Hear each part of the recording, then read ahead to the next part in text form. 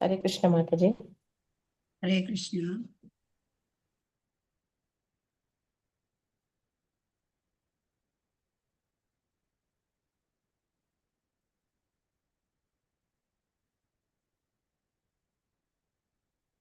हरे कृष्ण। ಹರೇ ಕೃಷ್ಣ ಮಾತಾಜಿ. ಹರೇ ಕೃಷ್ಣ. ಎಲ್ಲ ಭಕ್ತರಿಗೂ ಸ್ಕ್ರೀನ್ ಕಾಣ್ತಾ ಇದೆಯಾ?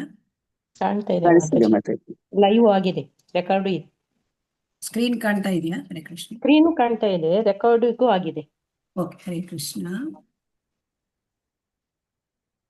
ಓಂ ಅಜ್ಞಾನತಿಮಿರಾಂಧಸ್ಯ ಜ್ಞಾನಾಂಜನಶಲಾಕಯ ಚಕ್ಷುರುನ್ಮೀಲಿತಂ ಯೇನ ತಸ್ಮೈ ಶ್ರೀ ಗುರವೇ ನಮಃ. ಶ್ರೀಚೈತನ್ಯಮನೋಭೀಷ್ಟಂ ಸ್ಥಾಪಿತಂ ಯೇನ ಭೂತಲೆ ಸ್ವಯಂ ರೂಪಃ ಕದಾ ಮಹ್ಯಂ ದದಾತಿ ಸ್ವಪದಾಂತಿಕಂ.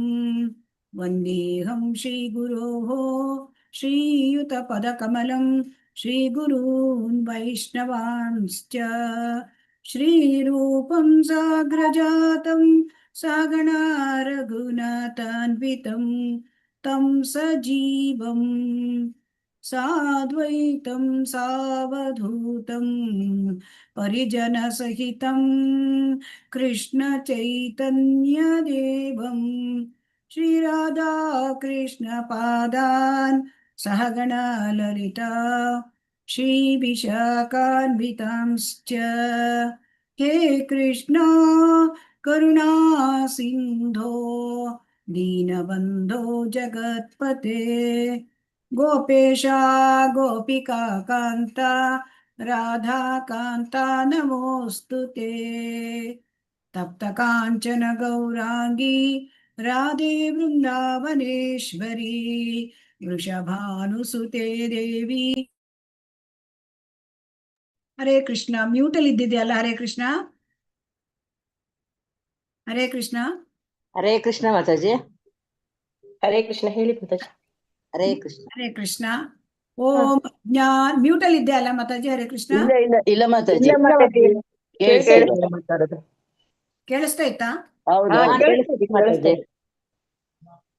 ಓಕೆ. ಎಲ್ಲ ಕೇಳಿಸಿದ್ಯಾ? ಹೌದು ಎಲ್ಲ ಹೌದು ಕೇಳಿಸ್ತಿದೆ ಮಾತಾಜಿ. ಮಾತಾಜಿ.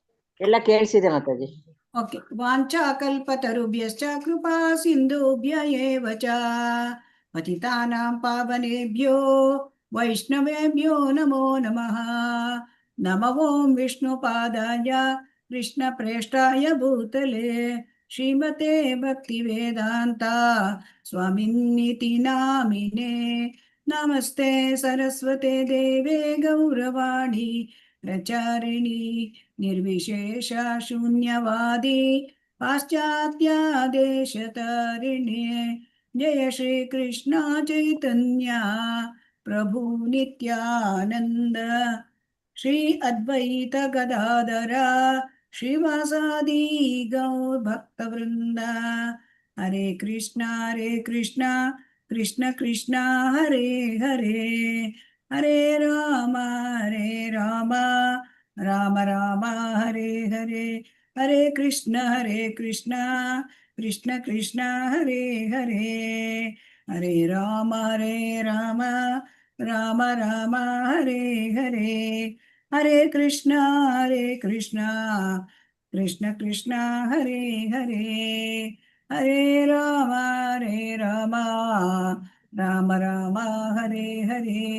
ಹರೇ ಕೃಷ್ಣ ಕೃಷ್ಣ ಕೃಷ್ಣ ಹರೇ ಹರೇ ಹರೇ ರಾಮ ರಾಮ ರಾಮ ಹರೇ ಹರೇ. ಹರೇ ಕೃಷ್ಣ ಕೃಷ್ಣ ಕೃಷ್ಣ ಹರೇ ಹರೇ ಹರೇ ರಾಮ ರಾಮ ರಾಮ ಹರೇ ಹರೇ. ಹರೇ ಕೃಷ್ಣ ಕೃಷ್ಣ ಕೃಷ್ಣ ಹರೇ ಹರೇ ಹರೇ ರಾಮ ರಾಮ ಹರೇ ಹರೇ. ಹರೇ ಕೃಷ್ಣ ಕೃಷ್ಣ ಕೃಷ್ಣ ಹರೇ ಹರೇ ಹರೇ ರಾಮ ರಾಮ ರಾಮ ಹರೇ ಹರೇ ಹರೇ ಕೃಷ್ಣ ಕೃಷ್ಣ ಕೃಷ್ಣ ಹರೇ ಹರೇ, ಹರೇ ರಾಮ ರಾಮ ರಾಮ ಹರೇ ಹರೇ, ಹರೇ ಕೃಷ್ಣ ಕೃಷ್ಣ ಕೃಷ್ಣ ಹರೇ ಹರೇ, ಹರೇ ರಾಮ ರಾಮ ರಾಮ ಹರೇ ಹರೇ.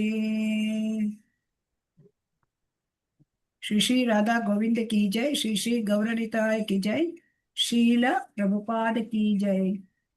जय हो विष्णुपाद परमहंस परिव्राजकाचार्य अष्टोत्तर शत हिज डिवाइन ग्रेस अभय चरणारविंद शील प्रभुपाद की जय. इस्कॉन फाउंडर बीबीटी फाउंडर शील प्रभुपाद की जय. जय हो विष्णुपाद परमहंस परिव्राजकाचार्य अष्टोत्तर शत हिज डिवाइन ग्रेस शील भक्ति सिद्धांत सरस्वती गोस्वामी महाराज की जय. अनंत कोटि वैष्णव वृंद की जय. नामाचार्य हरिदास की जय. प्रेम से बोलो श्री कृष्ण चैतन्य प्रभु नित्यानंद, श्री अद्वैत गदाधर श्रीवासादि गौर भक्त वृंद, श्री राधा कृष्ण गोप गोपीनाथ श्याम कुंड राधा कुंड गिरि गोवर्धन की जय. मथुरा वृंदावन धाम की जय. नवद्वीप मायापुर धाम की जय. द्वारका धाम की जय. जगन्नाथ क्षेत्र की जय. भक्ति देवी की जय. तुलसी देवी की जय. गंगा माई की जय. यमुना माई की जय. श्री हरिनाम संकीर्तना महामहोत्सव की जय. श्री राधा गोविंद मंगलारती महामहोत्सव की जय. निता सामवेद भक्तवृंद की जय. श्रील प्रभुपाद की जय. निताय गौर Premanand. All glories to all devotees, all glories to all devotees, all glories to all devotees, all glories to Guru Gauranga, all glories to Srila Prabhupada, Srila Prabhupada ki jai. Hare Krishna. Hare Krishna ಎಲ್ಲರಿಗೂ. ಹರೇ ಕೃಷ್ಣ ಮಾತಾಜಿ. ಕೃಷ್ಣ ಮಾತಾಜಿ, ಹರೇ ಕೃಷ್ಣ. ಹರೇ ಕೃಷ್ಣ. ಇವತ್ತಿನ ಭಕ್ತಿಶಾಸ್ತ್ರಿ ತರಗತಿಗೆ ನಮ್ಮೆಲ್ಲರಿಗೂ ಕೂಡ ಸ್ವಾಗತ ಸುಸ್ವಾಗತ. ಹರೇ ಕೃಷ್ಣ.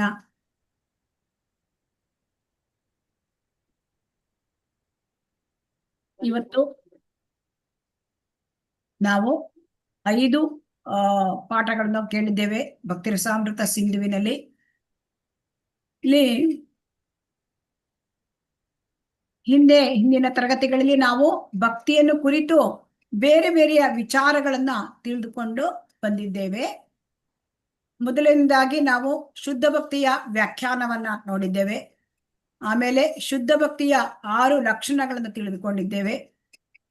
ಇದರ ನಂತರ ಭಕ್ತಿಯಲ್ಲಿ ಇರ್ತಕ್ಕಂಥ ಬೇರೆ ಬೇರೆ ಹಂತಗಳು, ಶ್ರದ್ಧಾ, ಸಾಧುಸಂಗ, ಭಜನ ಕ್ರಿಯಾ, ಅನರ್ಥ ನಿವೃತ್ತಿ, ನಿಷ್ಠಾ, ರುಚಿ, ಆಸಕ್ತಿ, ಭಾವ, ಪ್ರೇಮ, 9 ಹಂತಗಳನ್ನ ನಾವು ನೋಡಿದ್ದೇವೆ. ಇದನ್ನ 3 ವಿಭಾಗಗಳನ್ನಾಗಿ ಮಾಡಲಾಗಿದೆ. ಒಂದು ಸಾಧನ ಭಕ್ತಿ, ಎರಡನೆಯದು ಭಾವಭಕ್ತಿ, ಆಮೇಲೆ ಕೊನೆಯದಾಗಿ ಪ್ರೇಮ ಭಕ್ತಿ. ಮತ್ತೆ ಈ ಸಾಧನ ಭಕ್ತಿಯನ್ನ 2 ಭಾಗಗಳಾಗಿ ಮಾಡಿದ್ದಾರೆ. ವೈದಿ ಸಾಧನ ಭಕ್ತಿ ಮತ್ತು ರಾಗಾನುಗ ಸಾಧನ ಭಕ್ತಿ.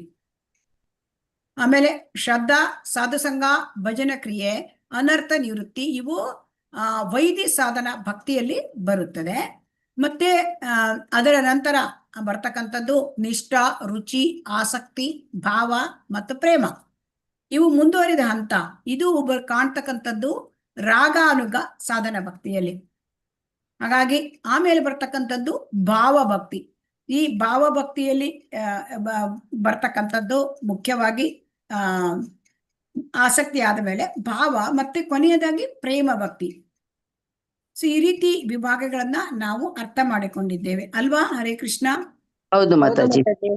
ಆಮೇಲೆ ನಾವು ನೋಡಿದ್ವಿ ಈ ಭಕ್ತಿ ಸೇವೆಯನ್ನು ಮಾಡ್ಲಿಕ್ಕೆ ಯಾರಿಗೆಲ್ಲ ಆಗುತ್ತದೆ, ಭಕ್ತಿ ಸೇವೆ ಅನ್ನುವಂಥದ್ದನ್ನ ಮಾಡ್ಬೇಕು ಅಂತಂದ್ರೆ ಅರ್ಹತೆ ಏನು, ಯಾವ ಅರ್ಹತೆಗಳು ಭಕ್ತಿ ಸೇವೆ ಮಾಡ್ಲಿಕ್ಕೆ ಬೇಕು, ಯಾವ ಅರ್ಹತೆ ಬೇಕಿಲ್ಲ, ಇದನ್ನು ಕೂಡ ನೋಡಿದ್ದೇವೆ.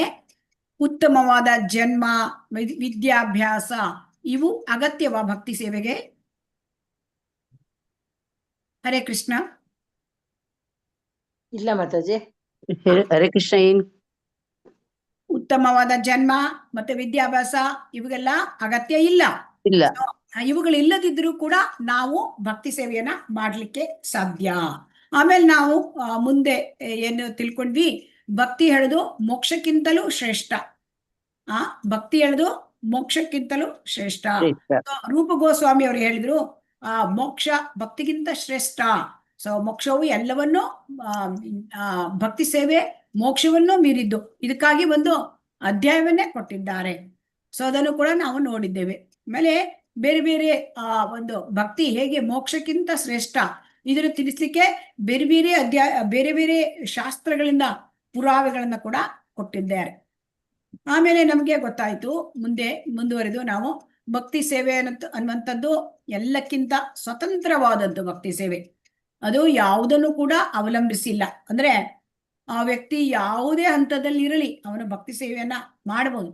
ಒಮ್ಮೆ ನಮಗೆ ಅನಿಸುತ್ತೆ ಅಲ್ವಾ, ನಾವು ಪಾಪ ಮಾಡಿದ್ದೇವೆ, ನಾವು ಜೀವನದಲ್ಲಿ ಬಹಳ ಕಷ್ಟದಲ್ಲಿದ್ದೇವೆ, ಆಮೇಲೆ ಈ ಕಷ್ಟ ಎಲ್ಲ ದೂರ ಆದ್ಮೇಲೆ ನಾನು ಭಕ್ತಿ ಬರ್ತೇನೆ, ಪಾಪ ಎಲ್ಲ ಕಳ್ಕೊಂಡು ಪ್ರಾಯಶ್ಚಿತ ಮಾಡ್ಕೊಂಡು ಭಕ್ತಿ ಬರ್ತೇನೆ ಅಂತ ಆಮೇಲೆ ಭಕ್ತಿ ಪ್ರಾರಂಭ ಮಾಡ್ತೇನೆ, ಹೀಗೆ ಹೇಳುವ ಜನ ಇದ್ದಾರೆ ಅಲ್ವಾ? ಇದ್ದಾರೆ ಮಾತಾಜಿ. ಆದರೆ ಇಂತಹ ಕಟ್ಟುಪಾಡು ಭಕ್ತಿ ಸೇವೆಗೆ ಇರೋದಿಲ್ಲ. ಅಂದ್ರೆ ನನ್ಗೆ ಹಿಂದೆ ಪಾಪ ಮಾಡಿದ್ದೇನೆ ಅದೆಲ್ಲ ಯಾವುದು ಕೂಡ ಭಕ್ತಿ ಸೇವೆಗೆ ಯಾವ ಕಟ್ಟುಪಾಡು ಇರೋದಿಲ್ಲ. ಆ ಭಕ್ತಿ ಸೇವೆಯನ್ನ ತಕ್ಷಣವೇ ಒಬ್ಬ ವ್ಯಕ್ತಿ ಪ್ರಾರಂಭ ಮಾಡ್ಲಿಕ್ಕೆ ಸಾಧ್ಯ. ಸೊ ಆದ್ದರಿಂದ ಈಗ ನಾವು 6ನೇ ಅಧ್ಯಾಯವನ್ನ ಇವತ್ತು ನಾವು ನೋಡ್ತಾ ಇದ್ದೇವೆ. 6, 7, 8 ಮತ್ತು 9ರ ಸ್ವಲ್ಪ ಭಾಗವನ್ನು ಕೂಡ ಇವತ್ತು ನೋಡ್ಲಿಕ್ಕೆ ಹೇಳಿದ್ದೇವೆ. ಸೊ ಹಾಗಾಗಿ ಇಲ್ಲಿ 6ನೇ ಅಧ್ಯಾಯದ ವಿಚಾರಗಳಲ್ಲಿ ನಾವು ನೋಡೋಣ.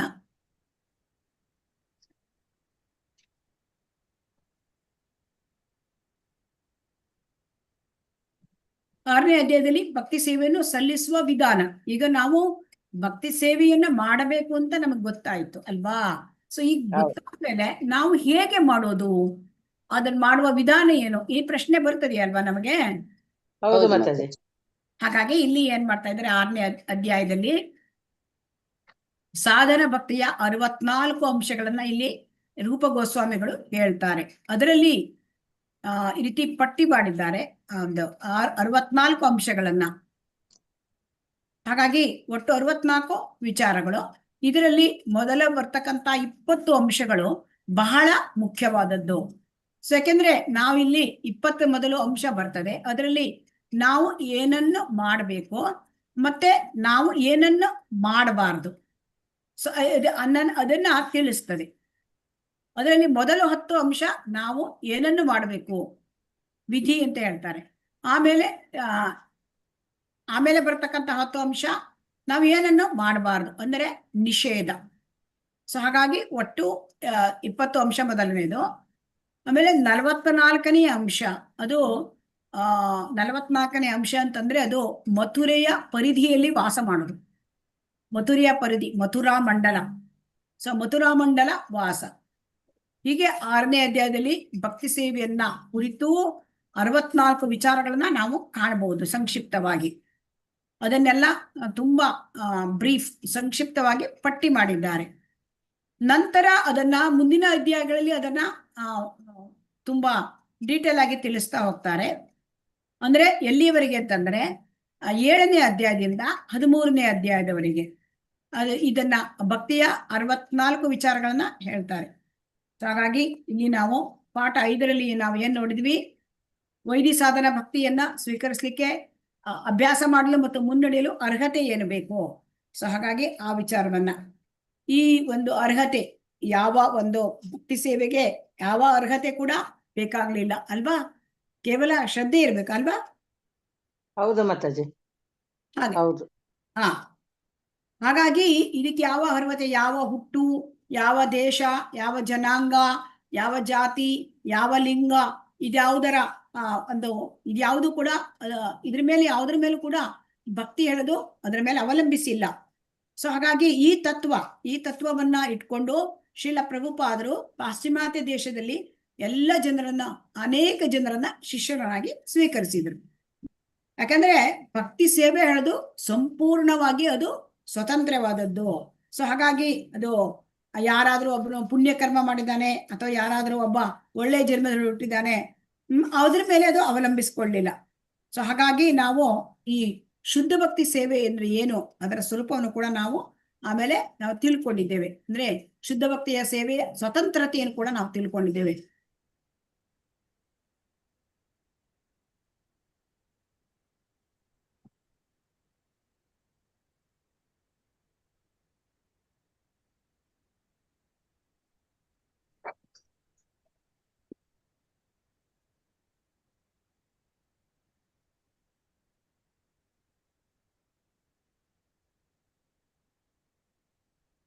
ಈಗ ಅಧ್ಯಾಯ 6 ಭಕ್ತಿ ಸೇವೆಯನ್ನು ಸಲ್ಲಿಸ್ತಕ್ಕಂಥ ವಿಧಾನಗಳು. ಭಕ್ತಿ ಸೇವೆ ನಮಗೆ ಹೇಗ್ ಮಾಡ್ಬೇಕಪ್ಪ ಅದನ್ನ ತಿಳಿಸ್ತಕ್ಕಂಥದ್ದು. ಇದರಲ್ಲಿ ನಾವೀಗ 6, 7, 8 ಮತ್ತು ಸ್ವಲ್ಪ ಭಾಗ 9 ಕೂಡ ನೋಡಲಿದ್ದೇವೆ.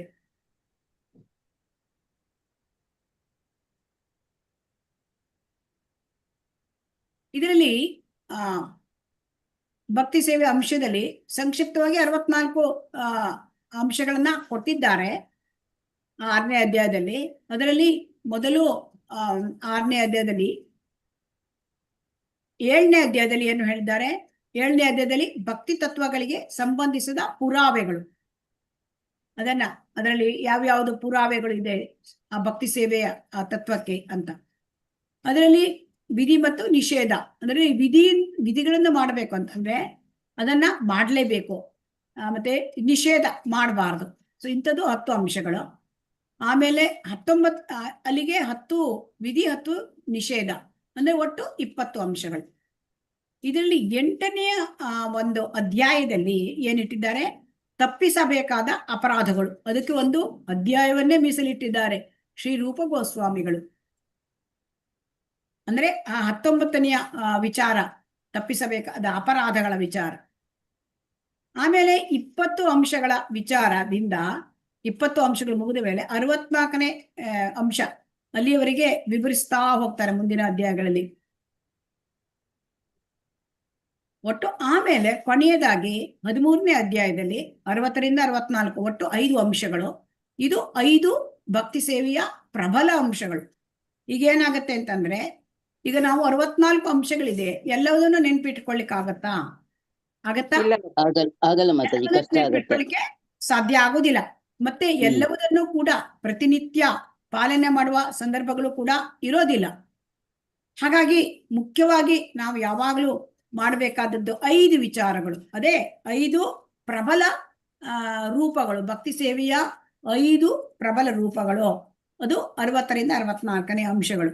ಹೀಗೆ ಸಾಧನ ಭಕ್ತಿಯನ್ನ 64 ಅಂಶಗಳಾಗಿ ವಿಭಾಗ ಮಾಡಿ ಅದನ್ನು ಮಾಡೋದು ಹೇಗೆ ಅಂತ ಹೇಳ್ತಾ ಇದ್ದಾರೆ. ಹಾಗಾಗಿ ಇಲ್ಲಿ ನಾವು ನೋಡ್ತಾ ಇದ್ದೇವೆ ಸಾಧನ ಭಕ್ತಿ 64 ಅಂಶಗಳು, ಅಂದ್ರೆ ಅಧ್ಯಾಯ 6ರಿಂದ 13. ಇದರಲ್ಲಿ ಸಾಧನ ಭಕ್ತಿ 64 ಅಂಶಗಳಲ್ಲಿ ಎರಡು ಭಾಗಗಳು. 1ರಿಂದ 20 ಪ್ರಾಥಮಿಕ, ಆಮೇಲೆ 21ರಿಂದ 44 ಹೆಚ್ಚುವರಿ ಅಂಶಗಳು. ಈಗ 1ರಿಂದ 20ರಲ್ಲಿ ಯಾವ ತರ ಅಂತಂದ್ರೆ 1ರಿಂದ 10 ಪ್ರವೃತ್ತಿ ಅಥವಾ ಅದು ವಿಧಿ, ಆಮೇಲೆ 11ರಿಂದ 20 ಅದು ನಿವೃತ್ತಿ, ಅಂದ್ರೆ ನಿಷೇಧ ಮಾಡಬೇಡ. ಆಮೇಲೆ 44 ಹೆಚ್ಚುವರಿ ಅಂಶಗಳು. ಉಳಿದಿದ್ದ 44ರಲ್ಲಿ 21ರಿಂದ 59 ಸಾಧನ ಭಕ್ತಿಯ ಅಂಶಗಳು. ಆಮೇಲೆ ಕೊನೆಯದಾಗಿ 60ರಿಂದ 64ನೇದು ಸಾಧನ ಭಕ್ತಿಯ 5 ಪ್ರಬಲ ಅಂಶಗಳು. ಅಂದ್ರೆ ಬಹಳ ಮುಖ್ಯವಾದ ಅಂಶಗಳು, 5 ಪ್ರಬಲ ಅಂಶಗಳು. ಹರೇ ಕೃಷ್ಣ. ಲಕ್ಷ್ಮೀ PM ಮಾತಾಜಿ ಓದಿ. ಹರೇ ಕೃಷ್ಣ. ಓದ್ತೀನಿ ಮಾತಾಜಿ. 20 ಅಂಶಗಳು ಎಲ್ಲವೂ ಬಹಳ ಮುಖ್ಯ. ಮೇಲೆ ಹೇಳಲಾಗಿರುವ 10 ತತ್ವಗಳ ಪಾಲನೆ ಮಾಡದೆ ವ್ಯಕ್ತಿಯು ತನ್ನನ್ನು ಸಾಧನಾ ಭಕ್ತಿ ಅಥವಾ ಅಭ್ಯಾಸಶೀಲ ಭಕ್ತಿ ಸೇವೆಯನ್ನು ಮಾಡುವ ನೆಲೆಗೆ ಏರಿಸಿಕೊಳ್ಳಲಾರನು. ಶ್ರೀಲ ರೂಪ ಗೋಸ್ವಾಮಿಯವರು ಒಟ್ಟು 20 ಅಂಶಗಳನ್ನು ಹೇಳುತ್ತಾರೆ ಮತ್ತು ಅವೆಲ್ಲವೂ ಮುಖ್ಯವಾದುವೆ. ಧನ್ಯವಾದಗಳು ಮಾತಾಜಿ. ಹರೇ ಕೃಷ್ಣ. ಹರೇ ಕೃಷ್ಣ. ಭಕ್ತಿ ರಸಾಮೃತ ಸಿಂಧು ಪುಟ 60. ಓಕೆ. ಹರೇ ಕೃಷ್ಣ. ಗೀತಾ ಎಂ ಮಾತಾಜಿ ಓದಿ. ಮಾತಾಜಿ ಓದಿ ಮಾತಾಜಿ. 20 ಅಂಶಗಳು ಎಲ್ಲವೂ ಬಹಳ ಮುಖ್ಯ. 20ರಲ್ಲಿ ಮೊದಲ 3 ಎಂದರೆ ಸದ್ಗುರುಗಳೊಬ್ಬರನ್ನು ಆಶ್ರಯಿಸುವುದು, ಅವರಿಂದ ದೀಕ್ಷೆ ಪಡೆಯುವುದು ಮತ್ತು ಗೌರವ ಹಾಗೂ ಪೂಜ್ಯ ಭಾವದಿಂದ ಅವರ ಸೇವೆ ಮಾಡುವುದು ಬಹು ಮುಖ್ಯವಾದ ವಿಚಾರಗಳು. ಹರೇ ಕೃಷ್ಣ ಮಾತಾಜಿ.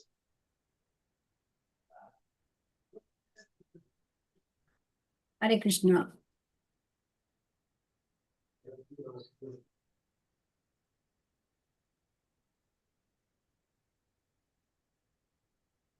ಸೊ ಹಾಗಾಗಿ ಇಲ್ಲಿ ಏನಂತಂದ್ರೆ ಈ 20 ಅಂಶಗಳಿದೆ. ಆ 10ರಲ್ಲಿ 10 ಅಂಶಗಳು ಮೊದಲದು ವಿಧಿ, ಆಮೇಲೆ ಆಮೇಲೆ ಬರ್ತಕ್ಕಂಥ 10 ಅಂಶಗಳು ನಿಷೇಧ. ಆ ಮೊದಲ 10 ಅಂಶದಲ್ಲಿ ಬರ್ತಕ್ಕಂಥದ್ದು ಈಗ ನೋಡಿ ಇಲ್ಲಿ ಹೇಳ್ತಾ ಇದ್ದಾರೆ. ಮನುಷ್ಯ ಒಬ್ಬ ವ್ಯಕ್ತಿ 10 ತತ್ವಗಳನ್ನ ಪಾಲನೆ ಮಾಡದೆ ಹೋದ್ರೆ ಸಾಧನ ಭಕ್ತಿ ಅಥವಾ ಅಭ್ಯಾಸವನ್ನ ನಾವು ಮಾಡುವ ನೆಲೆಗೆ ಏರಿಸ್ಕೊಳ್ಳಿಕ್ಕೆ ಸಾಧ್ಯ ಇಲ್ಲ. ಅಂದ್ರೆ ಮೊದಲ 10 ಬಹಳ ಮುಖ್ಯವಾದದ್ದು. ಅದನ್ನು ಮಾಡದೆ ಹೋದ್ರೆ ನಮಗೆ ಭಕ್ತಿಯ ನೆಲೆಗೆ ಬರ್ಲಿಕ್ಕಾಗಲ್ಲ. ಸೊ 20ನೇದು ಒಟ್ಟು 20 ಅಂಶಗಳು, ಮೊದಲ 20 ಅಂಶಗಳು ಬಹಳ ಮುಖ್ಯವಾದದ್ದು. ಅದರಲ್ಲಿಯೂ ಕೂಡ ಮೊದಲು 3 ಅಂಶಗಳು ಅದನ್ನ ನಾವು ತುಂಬಾ ಮುಖ್ಯವಾದದ್ದು. ಅಂದ್ರೆ 3 ಅಂಶ ಮೊದಲು ಅಂದ್ರೆ ಏನು? ಸದ್ಗುರುಗಳನ್ನ ಆಶ್ರಯಿಸುವುದು, ಸೊ ಗುರುಪಾದಾಶ್ರಯ, ಅವರಿಂದ ದೀಕ್ಷೆ ಪಡಿತಕ್ಕಂಥದ್ದು, ಮತ್ತು ಗುರುವಿನ ಸೇವೆ. ಗುರುಪಾದಾಶ್ರಯ, ಗುರುವಿನ ದೀಕ್ಷೆ ಮತ್ತು ಗುರುವಿನಿಗೆ ಸೇವೆ ಮಾಡ್ತಕ್ಕಂಥದ್ದು. ಸೊ ಇದು ಶ್ರದ್ಧಾಪೂರ್ವಕವಾಗಿ ಗುರುವಿನ ಆಜ್ಞೆಯನ್ನು ಪಾಲಿಸ್ತಕ್ಕಂಥದ್ದು. ಇದು ಭಕ್ತಿ ಸೇವೆಗೆ ಬಹಳ ಮುಖ್ಯವಾದದ್ದು. ಇದನ್ನ ನಮಗೆ ಏನ್ ಹೇಳ್ತಾರೆ? ಭಕ್ತಿ ಸೇವೆಯ ಪ್ರಾರಂಭ. ಸೊ ಈ ಭಕ್ತಿ ಸೇವೆ ಪ್ರಾರಂಭ ಆಗ್ಬೇಕು ಅಂತಂದ್ರೆ ನಾವು ಗುರುವಿನ ಆಶ್ರಯ ಮಾಡ್ಕೋಬೇಕು. ಸೊ ಹಾಗಾಗಿ ಅದನ್ನ ಹರಿಭಕ್ತಿ ವಿಲಾಸದಲ್ಲಿ ಕೂಡ ಹೇಳಿದ್ದಾರೆ. ಅಂದ್ರೆ ಆ ಹರಿಭಕ್ತಿ ವಿಲಾಸದಲ್ಲಿ ಎಲ್ಲದನ್ನು ಕೂಡ ತುಂಬಾ ವಿವರವಾಗಿ ಎಲ್ಲ ವಿಚಾರಗಳನ್ನು ಹೇಳ್ತಾರೆ. ಇದರಲ್ಲಿ ಮೊದಲು ಏನ್ ಹೇಳ್ತಾರೆ ಅಂತಂದ್ರೆ, ಒಂದು ತತ್ವ, ಮೊದಲನೇದೇನು? ಪ್ರಿನ್ಸಿಪಲ್ ತತ್ವ. ಯಾವುದು ತತ್ವ? ಆ ತತ್ವವನ್ನು ಇಟ್ಕೊಂಡು ಭಕ್ತಿಯನ್ನ ನಾವು ಮಾಡ್ತಕ್ಕಂಥದ್ದು. ಮತ್ತೆ ಅದರ ವಿವರಣೆಗಳು, ಡೀಟೇಲ್ಸ್, ಯಾವ ರೀತಿಯಾಗಿ ಆ ತತ್ವವನ್ನು ನಾವು ಸಾಧನೆ ಮಾಡಬೇಕು, ಈ 2 ವಿಚಾರಗಳಿಂದ ನಾವು ತಿಳ್ಕೊಳ್ಬೇಕು. ಮೊದಲೇನು? ತತ್ವ. ಆ ತತ್ವ ಇಟ್ಕೊಂಡು ಭಕ್ತಿ ಸಾಧನೆ. ಆಮೇಲೆ ಅದಾದ್ಮೇಲೆ ಆ ತತ್ವವನ್ನ ಹೇಗೆ ವಿವರಣೆಯಿಂದ ತಿಳ್ಕೊಳ್ಬೇಕು. ಈಗ ಶ್ರೀಲ ರೂಪ ಗೋಸ್ವಾಮಿಯವರು ಇಲ್ಲಿ ತತ್ವಗಳನ್ನು ಮಾತ್ರ ತಿಳಿಸ್ತಾ ಇದ್ದಾರೆ ಪಟ್ಟಿಯ ಮುಖಾಂತರ. ಇಲ್ಲಿ ಹೆಚ್ಚಿನ ವಿವರಣೆಗಳನ್ನು ಕೊಟ್ಟಿಲ್ಲ. ಹಾಗಾದ್ರೆ ನಾವು ಹೆಚ್ಚಿನ ವಿವರಣೆಗಳನ್ನು ಹೇಗೆ ತಿಳ್ಕೊಳ್ಳೋದು? ಹರೇ ಕೃಷ್ಣ. ಹರೇ ಕೃಷ್ಣ. ಹೆಚ್ಚಿನ ವಿವರಣೆಗಳನ್ನು ಹೇಗೆ ತಿಳ್ಕೊಳ್ಳೋದು? ಮುಂದಿನ ಅಧ್ಯಾಯಗಳಿಗೆ ಹೋಗುವ ಮೂಲಕ ತಿಳ್ಕೊಳ್ಳೋದು ಮಾತಾಜಿ. ಹೆಚ್ಚಿನ ವಿವರಣೆಗಳನ್ನ ನಾವು ಗುರುವಿನಿಂದ ತಿಳ್ಕೊಳ್ಬೇಕು, ಅಥವಾ ಭಕ್ತರ ಸಂಘದಲ್ಲಿ ತಿಳ್ಕೊಳ್ಬೇಕು, ಅರ್ಥ ಮಾಡ್ಕೊಳ್ಬೇಕು. ಆಯ್ತಾ? ಶ್ರೀ ರೂಪ ಗೋಸ್ವಾಮಿಯವರು ಈ ತರ ಇಲ್ಲಿ ಮೂಲ ತತ್ವಗಳನ್ನ ಮಾತ್ರ ತಿಳಿಸ್ಕೊಡ್ತಾರೆ. ವಿವರಗಳಿಗೆ ಅವರು ಕೈ ಹಾಕೋದಿಲ್ಲ. ಯಾಕೆ ಅಂತಂದ್ರೆ ಇಲ್ಲಿ ನಾವು ನೋಡ್ಬೋದು, ಶ್ರೀಲ ರೂಪ ಗೋಸ್ವಾಮಿಯವರು ವಿವರಗಳನ್ನ ಕೊಡ್ತಾ ಇಲ್ಲ, ಮೂಲ ಗೊತ್ತು ಇದನ್ನ ಕೊಡ್ತಾರೆ. ಯಾಕೆ ಅಂತಂದ್ರೆ ಈಗ ನೋಡಿ, ಒಬ್ಬ ಆಧ್ಯಾತ್ಮಿಕ ಗುರು ಅಂತ ಸ್ವಲ್ಪ ಜನ ಶಿಷ್ಯರು ಅವರನ್ನ ಶಿಷ್ಯತ್ವವನ್ನ ಸ್ವೀಕರಿಸಿದ್ರು ಅಂತ ಇಟ್ಕೊಂಡ್ರೆ, ಎಲ್ಲಾ ಶಿಷ್ಯರಿಗೂ ಗುರುವು ಒಂದೇ ರೀತಿಯಾದ ಒಂದು ನಿರ್ದೇಶನ ಕೊಡ್ತಾನ? ಎಲ್ಲರಿಗೂ ಒಂದೇ ನಿರ್ದೇಶನ ಕೊಡ್ತಾನ ಗುರುವು? ಇಲ್ಲ ಮಾತಾಜಿ, ಇಲ್ಲ. ಪ್ರತಿಯೊಬ್ಬರಿಗೂ ಬೇರೆ ಬೇರೆ.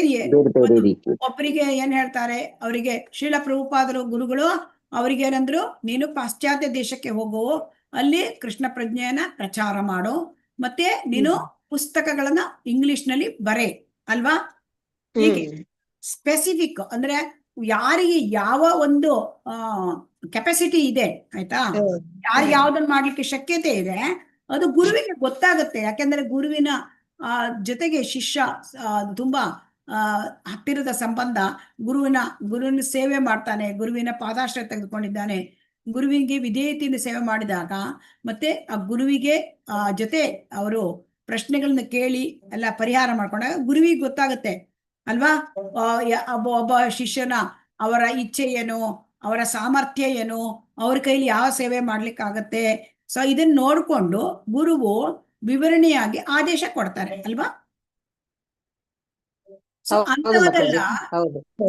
ಅಂತಹದೆಲ್ಲ ಒಬ್ಬ ಶಿಷ್ಯನಿಗೂ ಬೇರೆ ಬೇರೆ, ಅದನ್ನ ಇಲ್ಲಿ ವಿವರಣೆ ಕೊಡೋದಿಲ್ಲ ಇಂತಹ ಮಾಹಿತಿಯನ್ನ. ಸೊ ಹಾಗಾಗಿ ಇಲ್ಲಿ ಏನ್ ಹೇಳ್ತಾರೆ, ಮೂಲ ತತ್ವವನ್ನ ಮಾತ್ರ ನಾವು ಹೇಳ್ತೇವೆ. ಸೊ ನಮ್ಗೆ ಈಗ ನಾನು ಒಂದು 59, 60, 61 ಇದನ್ನ ನಿಮ್ಗೆ ಓದ್ಕೊಂಡು ಬನ್ನಿ ಅಂತ ವಿವರಾಗಿ ಓದ್ಕೊಂಡು ಬನ್ನಿ ಅಂತ ಹೇಳಿದ್ದೆ. ನೀವು ಬಂದಿದ್ದೀರಾ? ಹೌದು ಮಾತಾಜಿ, ಓದಿದೀವಿ. ಓದಿದೀವಿ. ಓದಿದ್ದೀರಾ? ಸೊ ಹಾಗಾಗಿ ಇಲ್ಲಿ ನೀವು ಎಷ್ಟು ಜನ ಇದ್ದೀರಿ? ವಿವರವಾಗಿ ಓದ್ಕೊಂಡು ಬಂದಿದ್ದೀರಿ ಅಲ್ವಾ ಆ ವಿಚಾರಗಳನ್ನ. ಹಾಗಾಗಿ ಈಗ ನನಗೆ ನಿಮ್ಮಲ್ಲಿ 10 ಜನ ಇದ್ದೀರಲ್ವಾ? 10ರಲ್ಲಿ ಇವತ್ತು ಬಂದಿರೋದು 8 ಜನ ಅಲ್ವಾ? ಹಾಗಾಗಿ 4 ಗ್ರೂಪ್ಗಳನ್ನ ನಾನು ಮಾಡ್ತೇನೆ. ನೀವು ಅದರಲ್ಲಿ ಡಿಸ್ಕಸ್ ಮಾಡಬೇಕು. ಗುಂಪಿನ ಚಟುವಟಿಕೆ ಇದೆ. ಅದು ವಿಷಯಗಳನ್ನ ನಿಮಗೆ ಓದ್ಲಿಕ್ಕೆ ಹೇಳಿದ್ದೇನೆ ನಾನು. ಸೊ ಪ್ರಮುಖ ವಿಷಯಗಳನ್ನ ಪ್ರತಿಯೊಂದು ಗ್ರೂಪಿನವರು ಕೂಡ ಸಂಕ್ಷಿಪ್ತವಾಗಿ ನೀವು ವಿವರಿಸಬೇಕು. ಇಲ್ಲಿ ಹೇಗೆ ಅಂತ ಕೇಳಿದ್ರೆ ನಿಮಗೆ ಗ್ರೂಪ್ ನೋಡಿ, ನಿಮ್ಮ ಒಂದು ಗ್ರೂಪ್ 1, ಗ್ರೂಪ್ 2, ಗ್ರೂಪ್ 3, ಗ್ರೂಪ್ 4 ನೀವು ಬರ್ಕೊಳ್ಳಿ. ಗ್ರೂಪ್ 1ಗೆ 1ರಿಂದ 4 ಬರುತ್ತೆ. ಗ್ರೂಪ್ 2ಕ್ಕೆ 5ರಿಂದ 9 ವಿಚಾರಗಳು. ಅಂದ್ರೆ ಅಲ್ಲಿ 20 ಅಂಶಗಳಿದೆಯಲ್ವಾ? ಅದರಲ್ಲಿ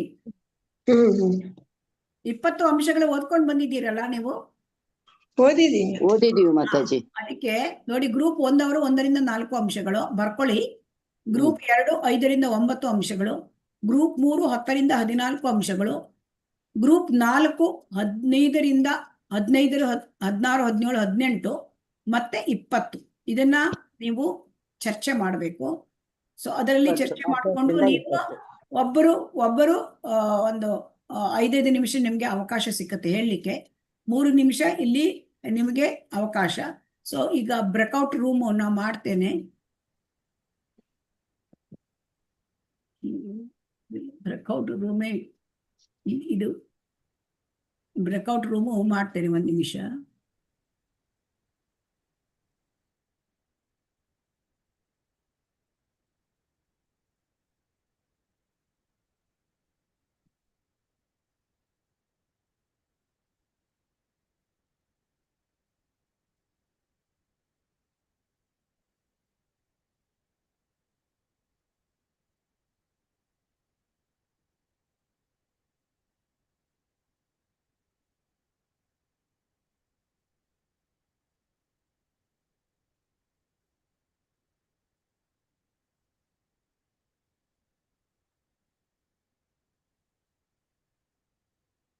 ಆಯ್ತು. ಹರೇ ಕೃಷ್ಣ. ಹರೇ ಕೃಷ್ಣ. ನಿಮ್ಗೆ ಬ್ರೇಕ್ಔಟ್ ರೂಮ್ ಓಪನ್ ಆಯ್ತಾ? ಹರೇ ಕೃಷ್ಣ. ಹರೇ ಕೃಷ್ಣ. ಬಂದಿದೆ Mataji. Group 1, group 2, group 3, group 3 ಅಂತ ಬಂದಿದೆ. ಇನ್ನೊಂದು 4 ಬಂದಿಲ್ಲ. 4 ಬಂದಿದೆ. 4ರಲ್ಲಿ ಹನುಮಂತ ಲಕ್ಕುಂಡಿ ನಾಟ್ ಜಾಯಿಂಟ್, ಲಲಿತಾ ಮಾತಾಜಿ ಎಲ್ಲ ನಾಟ್ ಜಾಯಿಂಟ್ ಇದ್ದವರು ಜಾಯಿನ್ ಆಗಬೇಕು. ಅದರಲ್ಲಿ ವಿ ಮಂಗಳ ನಾಟ್ ಜಾಯಿನ್ ಅಂತ ಇದೆ. ಅವರು ವಿ ಮಂಗಳ ಜಾಯಿನ್ ಆಗಬೇಕು. ಸುರೇಶ ಕಕಾಡಿಯಾ ಗ್ರೂಪ್ 2 ನಲ್ಲಿ ಇದ್ದಾರೆ, ಜಾಯಿನ್ ಆಗಬೇಕು. ಆಮೇಲೆ ಗ್ರೂಪ್ 3 ನಲ್ಲಿ ಲಕ್ಷ್ಮೀ PM ಮಾತಾಜಿ ಇದ್ದಾರೆ. ಹರೇ ಕೃಷ್ಣ. ಗ್ರೂಪ್ 4 ನಲ್ಲಿ ಹನುಮಂತ ಲಕ್ಕುಂಡಿ. ಓಕೆ. ಗ್ರೂಪ್ 4 ನಲ್ಲಿ ಲಲಿತಾ ಮಾತಾಜಿ ಇದ್ದಾರೆ. ಹರೇ ಕೃಷ್ಣ. ನೀವು ಜಾಯ್ನ್ ಆಗಿದ್ದೀರಲ್ಲ ಎಲ್ಲ, ಸ್ವಲ್ಪ 5 ನಿಮಿಷ ಸಮಯ ಇದೆ ನಿಮಗೆ. ಹರೇ ಕೃಷ್ಣ.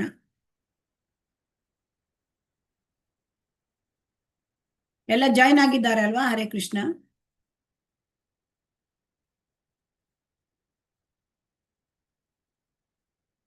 ಎಲ್ಲರೂ ಜಾಯಿನ್ ಆಗಿಲ್ಲಲ್ಲ ಮಾತಾಜಿ? ಎಲ್ಲರೂ ಜಾಯಿನ್ ಆಗಿಲ್ಲಲ್ಲ, ಇನ್ನು 5 ಮೆಂಬರ್ಸ್ ಇದ್ದಾರೆ ಹಂಗೆ. ಅವ್ರ ಜಾಯ್ನ್ ಆಗ್ಲಿಕ್ಕೆ ಹೇಳ್ಬೇಕು ಅವರಿಗೆ, ಯಾವ ಗ್ರೂಪ್ ಅಸೈನು.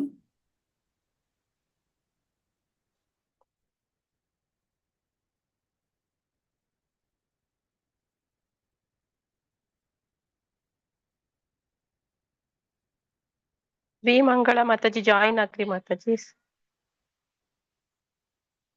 ಲಕ್ಷ್ಮಿ PM ಮಾತಾಜಿನೂ ಜಾಯಿನ್ ಆಗಿಲ್ಲ. ಜಾಯಿನ್ ಅಂತ ಬಂದಿಲ್ಲ ಅದ್ರದ್ದು. ಹಾ ಬಂದಿದೆ ನೋಡಿ ಅಂತೆ, ಒತ್ತಿದ್ರೆ ಬರುತ್ತೆ. ನೋಡ್ತಾ ಇದೀನಿ ಮಾತಾಡಿ. ಸುರೇಶ ಕಕ್ಕಡಿಯಾ ಜಾಯಿನ್ ಆಗಿಲ್ಲ.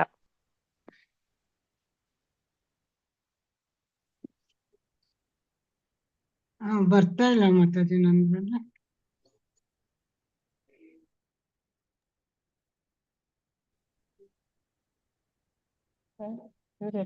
ಜಾಹ್ನವಿ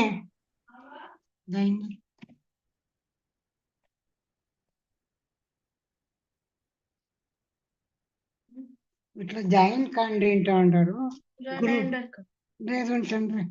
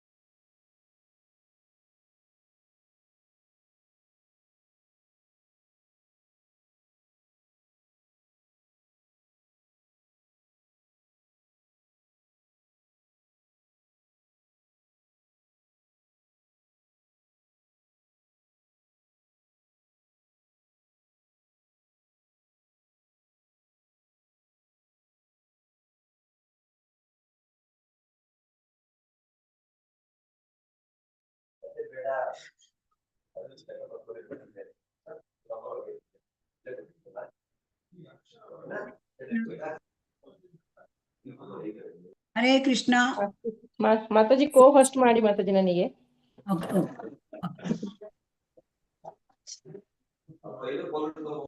ಹರೇ ಕೃಷ್ಣ. ಹರೇ ಕೃಷ್ಣ.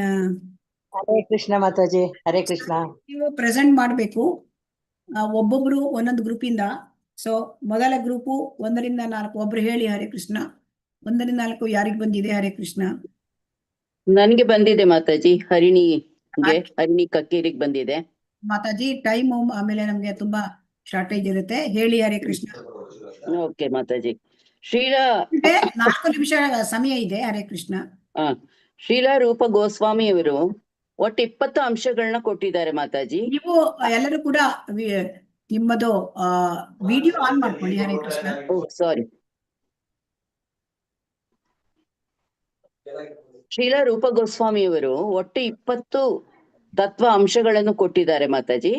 ಅದರೊಳಗೆ 10 ಮಾಡುವಂತಹದ್ದು ಪ್ರವೃತ್ತಿ. ನನಗೆ ಬೇಕಾಗಿರೋದು 4 ಅಂಶಗಳು. ನಿಮಗೆ ಹೌದು, 4 ಅಂಶಗಳು ಬರ್ತಾ ಇದ್ದೀನಿ ಮಾತಾಜಿ. ಅದರೊಳಗೆ ಮೊದಲ 3 ಬಹಳ ಮುಖ್ಯವಾದದ್ದೇನು ಅಂತಂದ್ರೆ, ಮೊದಲನೇದು ಸದ್ಗುರುಗಳೊಬ್ಬರ ಆಶ್ರಯವನ್ನು, ಅವರ ಪಾದಾಶ್ರಯವನ್ನು ಪಡೆಯಬೇಕು ನಾವು. ಅವರಿಂದ ದೀಕ್ಷೆ ಪಡಿಬೇಕು. 2ನೇದು. 3ನೇದು ಅವರ ಮಾರ್ಗದ ಭಕ್ತಿಪೂರ್ವಕ. ಮಾತಾಜಿ ನಮ್ಗೆ ಆ ಅಂಶಗಳನ್ನ ವಿವರಿಸಬೇಕು. ನೀವು ವಿವರಿಸ್ತಾ ಹೋಗ್ತೀನಿ ಮಾತಾಜಿ. ಹೆಸರಿಸುವುದಲ್ಲ, ಸಮಯ ಇರೋದಿಲ್ಲ. ಅದಕ್ಕೆ ಭಕ್ತಿ ಸೇವೆಯನ್ನ ನಾವು ಹೇಗ್ ಮಾಡ್ಬೇಕು ಅಂತ ಅನ್ನೋದನ್ನ ದೀಕ್ಷೆ ಪಡೆದ ಗುರುಗಳಿಂದ ನಾವು ಕೂಲಂಕುಷವಾಗಿ ತಿಳಿದುಕೊಂಡು ಅಭ್ಯಾಸ ಮಾಡ್ಬೇಕು ಮಾತಾಜಿ. ಆಮೇಲಿಂದ ಗುರುವಿಗೆ ನಾವು ಇವನ್ನೆಲ್ಲ ಕೇಳುವಾಗ ನಮ್ಗೆ ಕೆಲವು ಅನುಮಾನಗಳು ಬರ್ಬೋದು. ಆದ್ರೆ ಅನುಮಾನಗಳನ್ನು ಪರಿಹರಿಸ್ಕೊಳ್ಳಿಕ್ಕೆ ಗುರುವಿಗೆ ನಾವು ತುಂಬಾ ನಮ್ರತೆಯಿಂದ ಅವರನ್ನ ಕೇಳ್ಕೋಬೇಕು. ಅದರ ಅರ್ಥಗಳು ಏನು, ಹೇಗೆ ಅಂತ ಅನ್ಕೊಂಡು ಕೇಳ್ಕೊಂಡು ಅದನ್ನ ನಾವು ಶ್ರದ್ಧಾ ಮತ್ತೆ ಭಕ್ತಿ, ಇವೆರಡು, ಶ್ರದ್ಧಾ ಮತ್ತು ಭಕ್ತಿ ಪೂರ್ವಕವಾಗಿ ಗುರುವಿನ ಆಜ್ಞೆಯನ್ನು ಕೂಡ ನಾವು ಪಾಲಿಸ್ಬೇಕು. ನಮ್ರತೆಯಿಂದ ಇರಬೇಕು, ಅವರು ಸೇವೆ ಮಾಡ್ಬೇಕು, ಮತ್ತೆ ಅವರ ಆಜ್ಞೆಯನ್ನ ನಾವು ಶ್ರದ್ಧೆ ಮತ್ತು ಭಕ್ತಿ ಪೂರ್ವಕವಾಗಿ ನಾವು ಪಾಲಿಸ್ಬೇಕು ಮಾತಾಜಿ. ಆಮೇಲಿಂದ ಅವರ ಒಂದು ಮಾರ್ಗದಲ್ಲಿ ಈ ಬೋಧಕರು ಏನಿರ್ತಾರೆ, ಉದ್ಧಾಮ ಆಚಾರ್ಯರು, ಅವರ ಹೆಜ್ಜೆ ಗುರುತುಗಳನ್ನ ನಾವು ಅನುಸರಿಸ್ಬೇಕು. ಅವ್ರು ಹೇಗೆ ಹೇಳ್ತಾರೆ ಅದನ್ನ ನಾವು ಪಾಲಿಸ್ಕೊಂಡು ಹೋಗೋ ಅಂತಹದ್ದು ಬಹಳ ಮುಖ್ಯ. ಈ ಮೊದಲ 3 ತತ್ವಗಳು ಬಹಳ ಮುಖ್ಯ ಅಂತ ಇಲ್ಲಿ ಹೇಳಲಾಗತ್ತೆ ಮಾತಾಜಿ. ಹರೇ ಕೃಷ್ಣ. ಹರೇ ಕೃಷ್ಣ. ಹರೇ ಕೃಷ್ಣ. ಇಲ್ಲಿ ಮೊದಲ 4 1ರಿಂದ 4 ಅಂಶ. ಅದರಲ್ಲಿ ಗುರುಪಾದಾಶಯ, ಗುರುವಿನಿಂದ ದೀಕ್ಷೆ ಮತ್ತೆ ಗುರುವಿನ ಆಜ್ಞೆಗಳನ್ನ ಪಾಲಿಸುವುದು. 4ನೇದು ಸತೋವೃತ್ತಿ. ಈಗ ನೋಡೋಣ. ಗುರುಪಾದಾಶಯ, ಗುರುವನ್ನ ಪಡ್ಕೊಳ್ಬೇಕೆಂಬ ತೀಕ್ಷ್ಣವಾದ ಆಕಾಂಕ್ಷೆ ಒಬ್ಬ ವ್ಯಕ್ತಿಗೆ ಇರಬೇಕು. ಈ ಆಕಾಂಕ್ಷೆ ಯಾರಿಗೆ ಬಂತು ಆವಾಗ ಗುರುವನ್ನ ಕೃಷ್ಣನೇ ನಮ್ಮ ಬಳಿಗೆ ಕಳಿಸ್ಕೊಡ್ತಾನೆ. ಆಗ ನಮಗೆ ನಿಜವಾದ ಆಕಾಂಕ್ಷೆ ಇರಬೇಕು. ಕೃಷ್ಣನೇ ತಮ್ಮ ಪ್ರತಿನಿಧಿಯಾದ ಗುರುವನ್ನ ನಮ್ಮ ಬಳಿಗೆ ಕಳಿಸ್ಕೊಡ್ತಾನೆ. ಮತ್ತು ಪರಂಪರೆಯಲ್ಲಿ ಬಂದ ಗುರುವನ್ನ ನಾವು ಆರಿಸ್ಕೊಳ್ಬೇಕು. ಸೊ ಗುರುವಿನ ಪಾದಾಶಯ ಏಕೆ ಅಗತ್ಯ? ನಮ್ಗೆ ಯಾಕೆ ಗುರು ಬೇಕು? ಮತ್ತೆ ಯಾಕೆ ನಮ್ಗೆ ಎಂತ ಗುರುಗಳನ್ನ ನಾವು ಆರಿಸ್ಕೊಳ್ಬೇಕು? ಸೊ ಇದೆಲ್ಲ ಮುಖ್ಯವಾದದ್ದು. ಆಮೇಲೆ ಗುರುವಿನ ಪಾದಾಶ್ರಯ ಯಾಕೆ ಬೇಕು ಅಂದ್ರೆ, ಗುರುವಿನ ಪಾದಾಶ್ರಯ ಇಲ್ಲದೆ ಇದ್ರೆ ಕೃಷ್ಣನನ್ನ ಬಳಿಗೆ ಹೋಗ್ಲಿಕ್ಕೆ, ನೇರವಾಗಿ ಹೋಗ್ಲಿಕ್ಕೆ ಸಾಧ್ಯ ಇಲ್ಲ. ಈಗ ನಾವು ಹೇಗೆ ತಿಳ್ಕೊಳ್ಳೋದು ಇದನ್ನ? ಯಾಕೆಂತಂದ್ರೆ ನಾವೀಗ ನಾವು ಭೌತಿಕವಾಗಿ ನಾವು ತಿಳ್ಕೊಳ್ಳೋದು ಅಂತಂದ್ರೆ, ಭೌತಿಕದಲ್ಲಿ ನಾವೀಗ ಒಂದು ಪ್ರೈಮ್ ಮಿನಿಸ್ಟರ್, ಸೊ ಪ್ರಧಾನಮಂತ್ರಿ, ಅವರನ್ನ ನಾವು ನೇರವಾಗಿ ಕಾಣ್ಲಿಕ್ಕಾಗತ್ತಾ? ಇಲ್ಲ. ಪ್ರಧಾನಮಂತ್ರಿ ಹತ್ರ ಏನೋ ಕಾಣ್ಬೇಕು, ನಮ್ಗೆ ಸಿಕ್ಕುವುದೇ ಇಲ್ಲ. ಹಾಗೆ ಹೇಗೋ ಯಾರಾದ್ರೂ ಪ್ರಧಾನಮಂತ್ರಿ ಆಪ್ತ ಕಾರ್ಯದರ್ಶಿ ಪರಿಚಯ ಇದ್ರೆ ಹೇಗಾದ್ರೂ ಅವರ ಒತ್ತಡದ ಅವರದ್ದೆಲ್ಲ ಅಪಾಯಿಂಟ್ಮೆಂಟ್ಸ್ ಇರುತ್ತೆ, ಅದರ ಮಧ್ಯದಲ್ಲಿ ಏನಾದ್ರೂ ಮಾಡಿ ನಮಗೆ ತೋರಿಸ್ಕೊಡ್ತಾರೆ. ಹಾಗೆ ಕೂಡ ಗುರುವಿನ ನಮಗೆ ಭಗವಂತನನ್ನ ಕಾಣ್ಲಿಕ್ಕೆ ನಮಗೆ ಯೋಗ್ಯತೆ ಇರೋದಿಲ್ಲ. ಯಾಕೆಂತಂದ್ರೆ ನಮ್ಮಲ್ಲಿ ಅನೇಕ ಪಾಪಗಳಿರುತ್ತೆ ಅಲ್ವಾ? ನಾವು ಪರಿಶುದ್ಧ ಆಗಿರೋದಿಲ್ಲ ಭಗವಂತನ ಕಾಣ್ಲಿಕ್ಕೆ. ಯಾಕೆಂತಂದ್ರೆ ನಮಗೆ ಪರಿಶುದ್ಧಿ ಮಾಡಬೇಕು. ಅಶುದ್ಧ ಮಾಡೋರು ಗುರು. ಈಗ ಹೇಗೆ ಇದನ್ನ ಅರ್ಥ ಮಾಡ್ಕೊಳ್ಳೋದು? ಒಂದು ಮಗು ತುಂಬಾ ಹೊಲಸು ಮಾಡ್ಕೊಂಡಿರುತ್ತೆ, ಸಣ್ಣ ಚಿಕ್ಕ ಮಗು ಅಲ್ವಾ? ಒಂದು ಮಗು, ಆ ಹೊಲಸನ್ನ ತೆಗೆಯುವಂತ ಮಲಮೂತ್ರ ಇದೆಲ್ಲ ತೆಗೆಯೋರು ಯಾರು? ತಾಯಿ ತೆಗೆದು ತಂದೆ ಹತ್ರ ಕೊಡ್ತಾಳೆ ಮಗುವನ್ನ ಅಲ್ವಾ? ಅದೇ ತರ ಗುರುವು ಏನ್ ಮಾಡ್ತಾನೆ, ನಮ್ಮ ಈ ಒಂದು ಪಾಪಗಳನ್ನ ತೊಳಿತಾರೆ. ಹೇಗೆ ತೊಳಿತಾರೆ ಪಾಪಗಳನ್ನ ಅಂತಂದ್ರೆ, ಗುರುವು ನಮಗೆ ದೀಕ್ಷೆ ಕೊಟ್ಟಾಗ ಆ ದೀಕ್ಷಾ ಹೋಮದಲ್ಲಿ ಅನೇಕ ಹಿಂದಿನ ಪಾಪಗಳನ್ನು ತೊಳಿತಾರೆ. ಆಮೇಲೆ ಮುಂದೆ ಪಾಪಗಳು ಜರುಗದಂತೆ ನಮ್ಮನ್ನು ಮಾರ್ಗದರ್ಶನ ಮಾಡ್ಲಿಕ್ಕೆ, ನಮಗೆ ಭಕ್ತಿಯಲ್ಲಿ ಸೇವೆ ಮಾಡ್ಲಿಕ್ಕೆ ನಮಗೆ ಅವರು ಮಾರ್ಗದರ್ಶನ ಕೊಡ್ತಾರೆ. ಸೊ ಹಾಗಾಗಿ ಗುರುವು ನಮಗೆ ಈ ರೀತಿ ಮಾರ್ಗದರ್ಶನ ಕೊಡ್ತಾರೆ. ಅಂದ್ರೆ ಗುರು ಮತ್ತು ಕೃಷ್ಣ ಅವರ ಕೃಪೆಯಿಂದ ನಮಗೆ ಭಕ್ತಿ ಸಿಕ್ಕತ್ತೆ. ಈಗ ಗುರು ಹೇಳೋದು ಕೃಷ್ಣನ ಪ್ರತಿನಿಧಿ ಅಲ್ವಾ, ಕೃಷ್ಣನನ್ನ ಪ್ರತಿನಿಧಿಸುತ್ತಾರೆ. ಮತ್ತೆ ಗುರು ಯಾವ ತರ ಅಂದ್ರೆ ಕೃಷ್ಣನನ್ನ ಹೃದಯದಲ್ಲಿ, ಅವರು ಶುದ್ಧ ಭಕ್ತರು, ಅವ್ರು ಕೃಷ್ಣನನ್ನ ಹೃದಯದಲ್ಲಿ ಇಟ್ಕೊಂಡಿರ್ತಾರೆ. ಗುರು ಒಂದ್ ರೀತಿ ಪೋಸ್ಟ್ ಮ್ಯಾನ್ ತರ ಅಲ್ವಾ, ಅವರು ಭಗವಂತನಿಂದ ಗುರುವಿಗೆ ಆ ಉಪದೇಶಗಳು, ಇನ್ಸ್ಟ್ರಕ್ಷನ್ಸ್ ಬರತ್ತೆ. ಆ ಬಂದಿದ್ದನ್ನ ಅವರು ಯಥಾರೂಪವಾಗಿ ಆ ಸಂದೇಶಗಳನ್ನ ಅವರು ನಮಗೆ ಕೊಡಬಲ್ಲರು. ಯಾಕೆಂದ್ರೆ ಕೃಷ್ಣ ಏನ್ ಮಾಡ್ತಾನೆ, ಅವನನ್ನ ಕೃಷ್ಣನನ್ನ ಅವರು ಕಂಡಿದ್ದಾರೆ, ತತ್ವದರ್ಶಿ. ಸೊ ಅವರು ಗುರು ತತ್ವದರ್ಶಿ, ಅವರು ಭಗವಂತನನ್ನ ಕಂಡಿದ್ದಾರೆ, ಭಗವಂತನನ್ನ ಹೃದಯದಲ್ಲಿ ಇಟ್ಕೊಂಡಿದ್ದಾರೆ. ಸೊ ಹಾಗಾಗಿ ಅವರು ನಮಗೆ ಆ ಒಂದು ಭಗವಂತನನ್ನ ಕೊಡಬಲ್ಲರು. ಅಂತ ಗುರು ಹೇಗಿರ್ಬೇಕು ಅಂದ್ರೆ ಪರಂಪರೆಯಿಂದ ಬಂದಿರಬೇಕು. ಮತ್ತೆ ಆ ಪರಂಪರೆಯಿಂದ ಬಂದ ಗುರು ಅವರಿಗೆ ಅವರು 100% ಕೃಷ್ಣ ಪ್ರಜ್ಞೆಯಲ್ಲಿ ಇರ್ತಾರೆ, ಶುದ್ಧ ಭಕ್ತಿ ಸೇವೆ. ಮತ್ತೆ ಧರ್ಮ ಗ್ರಂಥಗಳನ್ನು ಅವರು ಸಂಪ್ರದಾಯದಿಂದ ಬಂದ ಗುರುವಿಂದ ಅವರು ಸ್ವೀಕರಿಸಿರ್ತಾರೆ. ಹಾಗಾಗಿ ಗುರು ಅಂತಂದ್ರೆ ಅವರು ಹೇಗೆ ಅಂತಂದ್ರೆ ಅವರು ಆ ತತ್ವ, ಆ ಧರ್ಮ ಗ್ರಂಥಗಳನ್ನ ಅವರು ಇದರಿಂದ ಪರಂಪರೆಯಿಂದ ಸ್ವೀಕಾರ ಮಾಡ್ತಾರೆ. ಆಮೇಲೆ ಅವರು ಬ್ರಹ್ಮನಿಷ್ಠ ಅಂತಂದ್ರೆ 100% ಕೃಷ್ಣ ಪ್ರಜ್ಞೆಯಲ್ಲಿ ಭಕ್ತಿ ಸೇವೆಯಲ್ಲಿ ತೊಡಗುವುದು. ಸೊ ಹಾಗಾಗಿ ಬ್ರಹ್ಮನಿಷ್ಠರಾಗಿರ್ತಾರೆ ಅವರು. ಮತ್ತೆ ಅವರು ವೇದಗಳನ್ನ, ಆ ವೇದದಿಂದ ಬಂದಿರ್ತಕ್ಕಂಥ ವೇದ ಸಾಹಿತ್ಯದಿಂದ ಬರ್ತಕ್ಕಂಥ ಅಂಶಗಳನ್ನ ಅವರು ಶ್ರುತಿ, ಅದನ್ನ ಯಾರಿಂದ ಪಡ್ಕೊಂಡಿರ್ತಾರೆ, ಅವರು ತಮ್ಮ ಪರಂಪರೆಯಿಂದ ಬಂದಿರತಕ್ಕಂಥ ಗುರುಗಳಿಂದ ಪಡ್ಕೊಂಡಿರ್ತಾರೆ. ಸೊ ಹಾಗಾಗಿ ನಾವು ದೀಕ್ಷೆಯನ್ನು ಮಾಡದೆ ನಾವು ಭಕ್ತಿ ಸೇವೆ ಮಾಡಿದ್ರೆ ಅದು ಭಕ್ತಿ ಸೇವಾ ಕಾರ್ಯಗಳು ಆಗಿರೋದಿಲ್ಲ. ಯಾಕೆಂತಂದ್ರೆ ಗುರುವು ನಮ್ಮನ್ನು ಪರಂಪರೆಗೆ ಸೇರಿಸ್ತಾರೆ.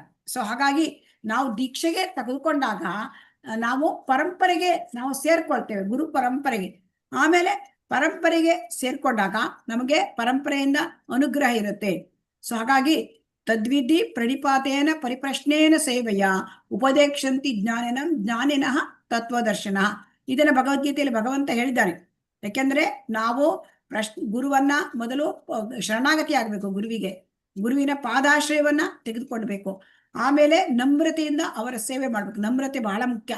ಸೊ ನಮ್ರತೆ ಸೇವೆ ಮಾಡಿದ ಮೇಲೆ ಆ ಗುರುವಿಗೆ ಅರ್ಥ ಆಗುತ್ತೆ, ಓಹೋ ಶಿಷ್ಯನಿಗೆ ಆಧ್ಯಾತ್ಮಿಕ ಹಂಬಲ ನಿಜವಾಗೂ ಇದೆ ಅಂತ ಅರ್ಥ ಆಗತ್ತೆ. ಆವಾಗ ಗುರುವಿನ ಹತ್ರ ಪ್ರಶ್ನೆ ಮಾಡ್ಬೇಕು.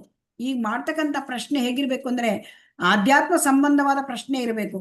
ಆಧ್ಯಾತ್ಮ ಸಾಕ್ಷಾತ್ಕಾರ ಮುಂದುವರಿಲಿಕ್ಕೆ ಅದು ಅಸಂಬದ್ಧ ಪ್ರಶ್ನೆಗಳನ್ನ ಕೇಳಬಾರ್ದು. ಆಮೇಲೆ ಕುರುಡು ನಂಬಿಕೆನೂ ಕೂಡ ಇಟ್ಕೋಬಾರ್ದು. ಪರಿಹಾರ, ನಮಗೆ ಸಮಸ್ಯೆಗಳು ಬಂದಾಗ, ಏನಾದ್ರೂ ಅನುಮಾನಗಳು ಬಂದಾಗ ಅದನ್ನ ನಾವು ಹಾಗೆ ಇಟ್ಕೋಬಾರ್ದು. ಅನುಮಾನಗಳನ್ನ ನಾವು ಇದನ್ನ ಪರಿಹರಿಸ್ಕೊಳ್ಬೇಕು. ಅದೇ ತರಹ ಆ ಗುರುವು ಆ ಶಿಷ್ಯನ ಅವನ ಎಷ್ಟು ಸಾಮರ್ಥ್ಯ ಇದೆ, ಅವನ ಗುಣ ಏನು ಶಿಷ್ಯನದು, ಇದನ್ನೆಲ್ಲ ಅವರು ಏನ್ ಮಾಡ್ತಾರೆ, ಕಂಡಿಡ್ಕೊಳ್ತಾರೆ, ಅವರಿಗೆ ಗೊತ್ತಾಗತ್ತೆ. ಸೊ ಆಮೇಲೆ ಪ್ರತ್ಯೇಕ ಶಿಷ್ಯನಿಗೆ ಪ್ರತ್ಯೇಕ ರೀತಿಯ ಒಂದು ಇನ್ಸ್ಟ್ರಕ್ಷನ್ಸ್, ಇದನ್ನ ಮಾಡು ಅಂತ ಆಜ್ಞೆ ಕೊಡ್ತಾರೆ. ಸೊ ಅದೊಂದೇ ಅಲ್ಲ, ಈಗ ಕೊನೆಯದಾಗಿ ನಮ್ಗೆ 4ನೇ ವಿಚಾರ. ಸೊ ಗುರುವಿನ ಪಾದಾಶ್ರಯ, ಗುರುವಿನಿಂದ ಶಿಕ್ಷೆ, ಗುರು ಸೇವೆ. ಅದಾದ್ಮೇಲೆ 4ನೇ ವಿಚಾರ ಅಂತಂದ್ರೆ ಸತೋವೃತ್ತಿ. ಈಗ ಸತೋವೃತ್ತಿ ಅಂದ್ರೆ ಏನು?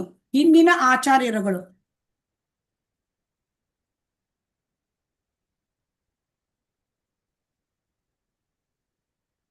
ಹರೇ ಕೃಷ್ಣ ಪ್ರಭು. ಕ್ಲಾಸ್ ನೀವು ಜಾಯ್ನ್ ಆಗ್ಬೇಕು, ಕ್ಲಾಸ್ ನಡೀತಾ ಇದೆ. ಯಾವ ಲಿಂಕ್? ನೀವು ರುಟೀನ್ ಲಿಂಕ್, ಭಾನುವಾರದ ಲಿಂಕ್ ಇದೆಯಲ್ಲ, ನಾವು ನೀವು ಗ್ರೂಪ್ ಅಲ್ಲಿ ನೋಡ್ಲಿಲ್ವಾ?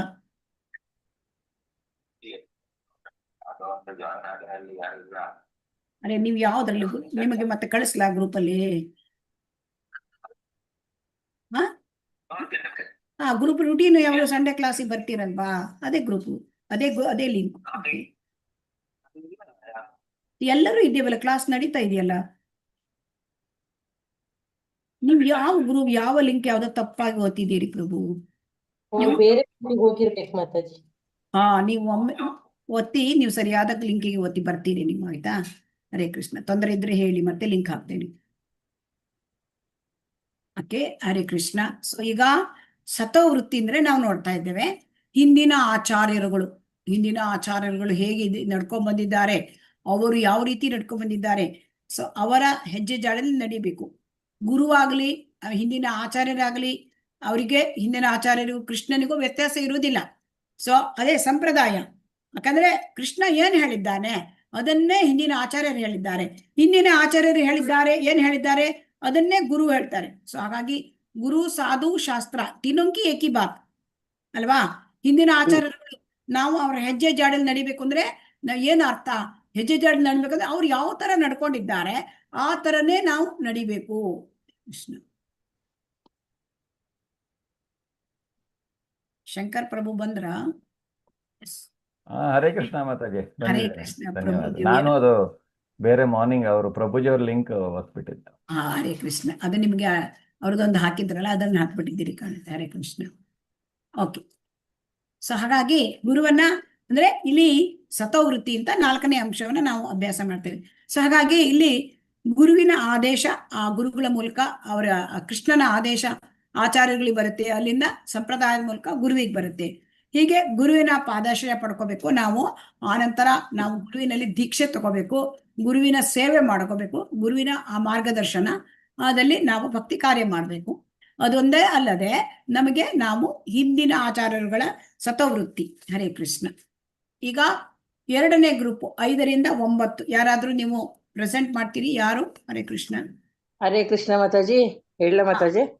ಹೇಳಿ ಮಾತಾಜಿ. 5ರಿಂದ 9. 5ರಿಂದ 9 ನನ್ನ ಗ್ರೂಪ್. ನೀವು ಮಾತಾಜಿ ಏನ್ ಹೇಳ್ಬೇಕು ಗೊತ್ತಾ, ಅದನ್ನು ಓದುವುದಲ್ಲ, ಅದರ ಬಗ್ಗೆ ಹೇಳಬೇಕು. ಹ್ಞೂ ಮಾತಾಜಿ. ಇಲ್ಲ ಮಾತಾಜಿ ಓದ್ತೀನಿ. ಓಕೆ ಹೇಳಿ. ಇದರಲ್ಲಿ ಕೃಷ್ಣ ಪ್ರಜ್ಞೆಯಲ್ಲಿ ಮುನ್ನಡೆ ಸಾಧಿಸೋದು ಹೇಗೆ ಅಂತ ಗುರುಗಳನ್ನ ಕೇಳಿ ತಿಳಿದುಕೊಳ್ಬೇಕು. ಸದ್ಧರ್ಮ ಪಕ್ಷ ಅಂತ ಕೃಷ್ಣ ಪ್ರಜ್ಞೆಯಲ್ಲಿ ನಾವು ಧಾರ್ಮಿಕ ತತ್ವಗಳನ್ನು ಗುರುಗಳಿಂದನೂ ನಾವು ಕೇಳಿ ತಿಳ್ಕೊಬೇಕು. ಶಾಸ್ತ್ರದ ಧರ್ಮಗಳ ಬಗ್ಗೆ ನಾವು ಜಿಜ್ಞಾಸೆ ಬಿಟ್ಟು ನಾವು ಕೃಷ್ಣನಿಗಾಗಿ ಏನು ಬೇಕು ಭೋಗ ತ್ಯಾಗನೂ ಮಾಡುವಂತದ್ದು. ಅವನ ತೃಪ್ತಿಗಾಗಿ ನಾವು ಕೆಲವನ್ನ ಬಿಡಬೇಕು, ಕೆಲವನ್ನ ಮಾಡಬೇಕು. ಅನುಕೂಲೇನ ಕೃಷ್ಣ ಪ್ರತಿಕೂಲೇನ ವರ್ಜ್ಯ ಅಂತ. ಮತ್ತೆ ದ್ವಾರಕಾ ನಿವಾಸಿಗಳು ಪವಿತ್ರ ಕ್ಷೇತ್ರದಲ್ಲಿ ನಾವು ವಾಸ ಮಾಡುವುದು. ನಾವು ದ್ವಾರಕಾ, ಮಾಯಾಪುರಿ, ಜಗನ್ನಾಥ, ವೃಂದಾವನ, ಮಧುರ ಮುಂತಾದ ತೀರ್ಥ ಕ್ಷೇತ್ರಗಳಿಗೆ ನಾವು ಅಲ್ಲಿ ಹೋಗಿ ವಾಸ ಮಾಡಬೇಕು. ಮತ್ತೆ ಪ್ರತಿದಿನ ನಾವು ಜಪ ತಪ್ಪದೆ ಮಾಡಬೇಕು. ನಾವು ಅಗತ್ಯವಾದಿಷ್ಟನ್ನು ಮಾತ್ರ ಸ್ವೀಕರಿಸ್ಬೇಕು, ಬೇಡದೇ ಇರೋದನ್ನ ನಾವು ಮುಟ್ಟಬಾರದು.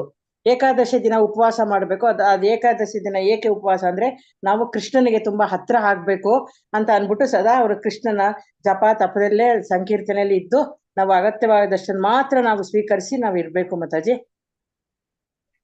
ಹರೇ ಕೃಷ್ಣ. ಆಯ್ತಾ? ಹರೇ ಕೃಷ್ಣ. ಹರೇ ಕೃಷ್ಣ ಮಾತಾಜಿ.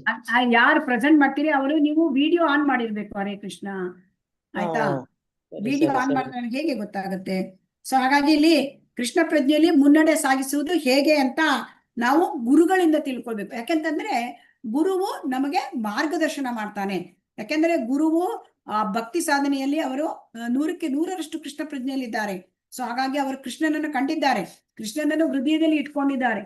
ಸೊ ಹಾಗಾಗಿ ನಮಗೆ ಯಾವ ರೀತಿ ಆ ಸೇವೆ ಮಾಡಬೇಕು, ಯಾವ ರೀತಿ ಮುನ್ನಡೆ, ಹೇಗೆ ನಾವು ಆ ಒಂದು ಕೃಷ್ಣ ಪ್ರಜ್ಞೆಯಲ್ಲಿ ನಾವು ಮುಂದುವರಿಯೋದು ಹೇಗೆ, ಇದನ್ನ ಗುರು ನಮಗೆ ತಿಳಿಸ್ಕೊಡ್ತಾರೆ. ಯಾವ ರೀತಿ ನಾವು ಮಾಡ್ಬೇಕು, ನಾವು ಶ್ರವಣ ಯಾವ ರೀತಿ ಮಾಡ್ಬೇಕು, ನಾವು ಕೀರ್ತನ ಯಾವ ರೀತಿ ಮಾಡ್ಬೇಕು, ನಾವು ಯಾವ ಸೇವೆ ಮಾಡ್ಬೇಕು ಅದನ್ನೆಲ್ಲ ತಿಳಿಸ್ಕೊಡ್ತಾರೆ. ಆಮೇಲೆ ಕೃಷ್ಣನ ತೃಪ್ತ್ಯರ್ಥವಾಗಿ ಪ್ರಾಪಂಚಿಕವಾಗಿದ್ದದನ್ನ ತ್ಯಾಗ ಮಾಡೋದು ಅಂತಂದ್ರೆ ಈಗ ಪ್ರಾಪಂಚಿಕ ಇಂದ್ರಿಯ ತೃಪ್ತಿ ನಮ್ಗೆ ಗೊತ್ತಿದೆ. ಅಂದ್ರೆ ಋಷಿಕೇಶ ಸೇವನಂ ಭಕ್ತಿ ಉಚ್ಯತೆ. ಸೊ ಅದರಲ್ಲಿ ಏನ್ ಹೇಳ್ತಾರೆ, ಸರ್ವೋಪಾಧಿ ವಿನಿರ್ಮುಕ್ತಂ ತತ್ಪರತ್ವೇನ ನಿರ್ಮಲಂ ಋಷಿಕೇಶ ಸೇವನಂ ಭಕ್ತಿ ಉಚ್ಯತೆ.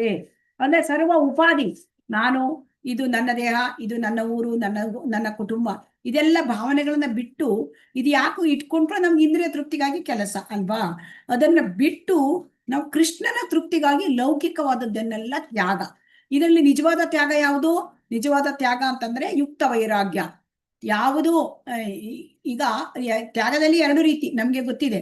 ಒಂದು ಪ್ರಾಪಂಚಿಕತೆಯ ಬುದ್ಧಿಯ ಹರಿಸಂಬಂಧಿ ವಸ್ತುನಃ ಮುಮುಕ್ಷಿ ಪರಿತ್ಯಾಗೋ ಫಲ್ಗು ಕತ್ಯತೆ. ಈ ಫಲ್ಗು ವೈರಾಗ್ಯ ಯಾರು ಮಾಡ್ತಾರೆ? ಮಾಯಾವಾದಿಗಳು, ನಿರಾಕಾರವಾದಿಗಳು. ಎಲ್ಲ ಲೌಕಿಕ ಅಂತ ಬಿಟ್ಟು ಎಲ್ಲವನ್ನು ಬಿಟ್ಟು ಬಿಡ್ತಾರೆ. ಅದು ನಿಜವಾದ ವೈರಾಗ್ಯ ಅಲ್ಲ. ಯಾಕೆಂದ್ರೆ ಅದು ಫಲ್ಗು, ಅದು ನಿಜವಾದ ವೈರಾಗ್ಯ. ಯಾಕೆಂದ್ರೆ ಒಳಗಡೆ ಪ್ರಾಪಂಚಿಕ ಆಸೆ ಉಳ್ಕೊಂಡ್ಬಿಡುತ್ತೆ.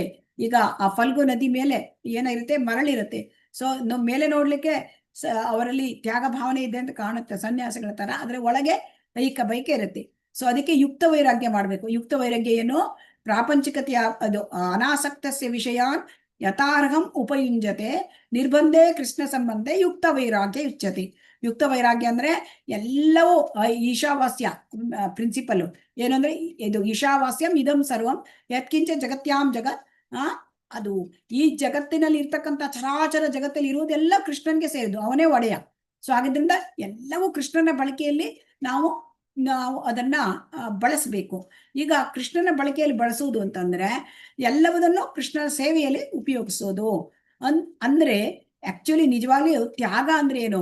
ಯಾವ್ದಾದ್ರು ನಾವು ನಮ್ಮದು ಅಂತಿದ್ರೆ ನಾವು ತ್ಯಾಗ ಮಾಡ್ಬೋದು. ಈಗ ನಮ್ಮದು ಅಂತ ಯಾವ್ದಾದ್ರು ಇದೆಯಾ ಪ್ರಪಂಚದಲ್ಲಿ? ಹರೇ ಕೃಷ್ಣ. ಇಲ್ಲ ಮಾತಾಜಿ, ನಮ್ಮದು ನಾವು, ಯಾಕಂದ್ರೆ ಒಡೆಯ ಕೃಷ್ಣ, ನಾವು ಒಡೆಯಲ್ಲ. ಸೊ ಆ ಭಾವನೆ ಬಂದ್ಮೇಲೆ ಭಕ್ತನಿಗೆ, ಶುದ್ಧ ಭಕ್ತನಿಗೆ ಈ ಭಾವನೆ ಇರ್ತದೆ.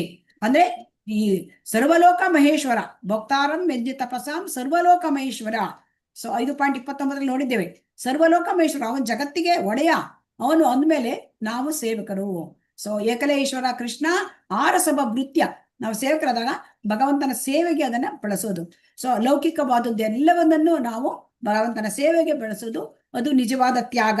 ಸೊ ಈ ಭಕ್ತಿ ಸೇವೆಯ ತತ್ವ ಇದನ್ನು ಒಪ್ಕೊಂಡಾಗ ನಮ್ಗೆ ಭಗವಂತನ ಸಾಮ್ರಾಜ್ಯ ಅದು ಸಿಕ್ಲಿಕ್ಕೆ ಸಾಧ್ಯ. ಸೊ ಅದನ್ನ ನಾವು ಈಗ ತಿಳ್ಕೊಂಡ್ವಿ. ಅದು 6ನೇ ವಿಚಾರ.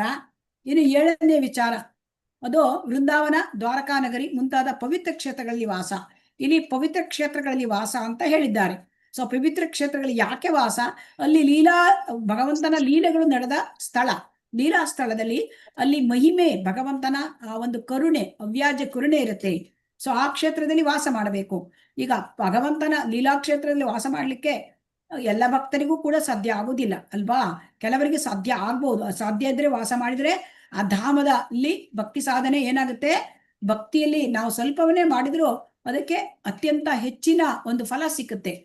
ಈಗ ಭಕ್ತಿ ಸೇವೆ ಎಷ್ಟು ಮಾಡ್ತೇವೆ ಅದಕ್ಕೆ ಹೆಚ್ಚಿನ ಪುಣ್ಯ ಧಾಮದಲ್ಲಿ ಹೆಚ್ಚಿರುತ್ತೆ. ಧಾಮದಲ್ಲಿ ನೀವು ವೃಂದಾವನಕ್ಕೆ ಹೋದಾಗ, ಮಾಯಾಪುರಕ್ಕೆ ಹೋದಾಗ ನೀವು ಅಂದ್ರೆ ಭಗವಂತನ ಒಂದು ಜಪವನ್ನ ಮಾಡಿದ್ರೆ ಅದಕ್ಕೆ ಎಷ್ಟು ಪಟ್ಟು ಹೆಚ್ಚಾಗತ್ತೆ ಅಲ್ವಾ? ಅದೇ ತರ ಅದಕ್ಕೆ ಅಲ್ಲಿ ಜಾಸ್ತಿ ಎಲ್ಲ ಭಕ್ತ ಕಾರ್ಯವನ್ನು ಮಾಡಿದಾಗ ಭಕ್ತಿ ಕಾರ್ಯಕ್ಕೆ ಮಹಿಮೆ, ಅಲ್ಲಿ ಆ ಧಾಮದಲ್ಲಿ ಭಗವಂತನ ಮಹಿಮೆ ಇರುತ್ತೆ, ಭಗವಂತನ ಕರುಣೆ ಅಲ್ಲಿ ಹೆಚ್ಚಿರುತ್ತೆ. ಸೊ ಆ ಅನುಗ್ರಹ ಹೆಚ್ಚಿರೋದ್ರಿಂದ ನಮಗೆ ಸಿಕ್ಕತ್ತೆ. ಆದ್ರೆ ಎಲ್ಲರಿಗೂ ಕೂಡ ಧಾಮಕ್ಕೆ ಹೋಗ್ಲಿಕ್ಕೆ ಆಗದಿದ್ರೆ, ಧಾಮ ಅಂದ್ರೆ ಇಲ್ಲಿ ಮುಖ್ಯವಾಗಿ ನಾವು ತಿಳ್ಕೊಳ್ಬೇಕು, ಎಲ್ಲಿ ಭಕ್ತಿ ಕಾರ್ಯಗಳು ನಡೆಯುತ್ತವೆಯೋ ಅದು ಧಾಮಕ್ಕೆ ಸಮಾನವಾಗುತ್ತೆ. ಭಕ್ತಿ ಕಾರ್ಯಗಳು ಎಲ್ಲಿ ನಡೀತದೆ ಅಂದ್ರೆ ಈಗ ದೇವಸ್ಥಾನಗಳಲ್ಲಿ ಹೆಚ್ಚಾಗಿ ಭಕ್ತಿ ಕಾರ್ಯಗಳು ನಡೀತಾ ಇರುತ್ತವೆ ಅಲ್ವಾ? ಹರೇ ಕೃಷ್ಣ. ಹೌದು ಮಾತಾಜಿ. ದೇವಸ್ಥಾನಗಳಲ್ಲಿ ನಾವು ಹೋಗಿ ಅಲ್ಲಿ ಸೇರ್ಕೋಬಹುದು, ಅಥವಾ ಅಲ್ಲಿ ನಾವು ಆದಷ್ಟು ದೇವಸ್ಥಾನಗಳನ್ನ ಭೇಟಿ ಕೊಟ್ಟು ಆ ಭಕ್ತಿ ಕಾರ್ಯಗಳಲ್ಲಿ ಭಾಗವಹಿಸಬಹುದು. ಅದು ಕೂಡ ತುಂಬಾ ಉತ್ತಮ. ಯಾರಿಗೆ ಆಗ್ಲಿಲ್ಲ ಧಾಮದಲ್ಲಿ ವಾಸ ಮಾಡ್ಲಿಕ್ಕೆ, ಇಲ್ಲ ನೆಕ್ಸ್ಟ್ ನಮಗೆ ನಮ್ಮ ಒಂದು ಮನೆಯನ್ನೇ ನಾವು ವೈಕುಂಠವಾಗಿ ಮಾಡ್ಕೊಳ್ಬೇಕು. ಹೇಗಂದ್ರೆ ನಮ್ಮ ಮನೆಯಲ್ಲಿ ನಾವು ಎಲ್ಲ ಭಕ್ತಿ ಕಾರ್ಯಗಳನ್ನ, ಭಕ್ತಿ ಜೀವನವನ್ನ ಮಾಡ್ಕೊಂಡ್ರೆ ನಮ್ಮ ಜೀವನ ಪವಿತ್ರ ಆಗ್ತದೆ. ಮನೆಯಲ್ಲೇ ಇದ್ದು ಸ್ಥಾನೇ ಸ್ಥಿತ, ಶ್ರೀ ಚೈತನ್ಯ ಮಹಾಪ್ರಭುಗಳು ಹೇಳಿದ್ದಾರೆ. ಏನ್ ಹೇಳಿದ್ದಾರೆ? ಸ್ಥಾನೇ ಸ್ಥಿತ. ಪವಿತ್ರ ಕ್ಷೇತ್ರ ಯಾತ್ರೆ ಮಾಡ್ಲೇಬೇಕು. ಅದು ಪವಿತ್ರ ಕ್ಷೇತ್ರದಲ್ಲಿ ವಾಸ, ಆದ್ರೆ ಸ್ಥಾನೇ ಸ್ಥಿತ ಆಗದಿದ್ರೆ ಮನೆಯನ್ನೇ ಪವಿತ್ರ ಮಾಡ್ಕೊಳ್ಳಿ. ಮನೆಯಲ್ಲೇ ವಾತಾವರಣ, ಭಕ್ತಿ ವಾತಾವರಣ, ಆಮೇಲೆ ಯಾವುದು ಮನೆಯಲ್ಲಿಯೇ ಕ್ಷೇತ್ರದ ವಾತಾವರಣ ನಾವು ಇಟ್ಕೋಬೇಕು. ಆದ್ರೆ ಇದು ತುಂಬಾ ತುಂಬಾ ತುಂಬಾ ತುಂಬಾ ನಾವು ಪ್ರಯತ್ನ ಮಾಡ್ಬೇಕು ಅಲ್ವಾ? ಸೊ ಹಾಗಾಗಿ ಹೆಚ್ಚಿನದಾಗಿ ಧಾಮದಲ್ಲಿ ವಾಸ ಅಂತ ಇಲ್ಲಿ ಹೇಳಿದ್ದಾರೆ, ಧಾಮವಾಸ. ಸೊ ಆಮೇಲೆ ಕೊನೆಯದಾಗಿ 8ನೇಯದು ಯಾವುದು? 9ನೇಯದು ಅಗತ್ಯವಿದ್ದಷ್ಟು ಮಾತ್ರ ಸ್ವೀಕರಿಸಬೇಕು.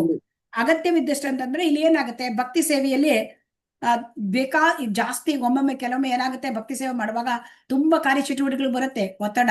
ಹಾಗೆ ಅದೆಲ್ಲವನ್ನು ಮಾಡ್ಕೊಂಡಾಗ ಪ್ರಭುಜಿ ನನಗಿವತ್ತು 16 ರೌಂಡ್ಸ್ ಮಾಡ್ಲಿಕ್ಕೆ ಆಗಲಿಲ್ಲ, ಅಷ್ಟು ಸೇವೆ ಆಗೋಯ್ತು ಅಂತ ಹೇಳ್ತೇವೆ. ಅಂದ್ರೆ ನಮ್ಮ ಹತ್ರ ಎಷ್ಟು ಆಗುತ್ತೋ ಅಷ್ಟು ಮಾಡ್ಬೇಕು, ಮತ್ತೆ ನಮ್ಮ ಇದನ್ನ ನಿತ್ಯದ ಸಾಧನೆಯನ್ನ ಬಿಡಬಾರ್ದು. ಸೊ ಇಲ್ಲಿ ಏನಾಗತ್ತೆ ಅಂತಂದ್ರೆ ನಮಗೆ ಎಷ್ಟಾಗುತ್ತೋ ಅಷ್ಟನ್ನ ನಾವು ಭಕ್ತಿ, ಇಲ್ಲಿ ಹೇಳ್ತಾರೆ ನೋಡಿ, ತನಗೆ ಎಷ್ಟು ಸುಲಭವಾಗಿ ಮಾಡಲು ಸಾಧ್ಯವೋ ಅಷ್ಟಕ್ಕಿಂತ ಹೆಚ್ಚಿನದನ್ನು ಹೇಳುವ ಭಕ್ತಿ ಸೇವಾ ನಿಯಮಗಳನ್ನ ಒಪ್ಪಿಕೊಳ್ಳಬಾರದು.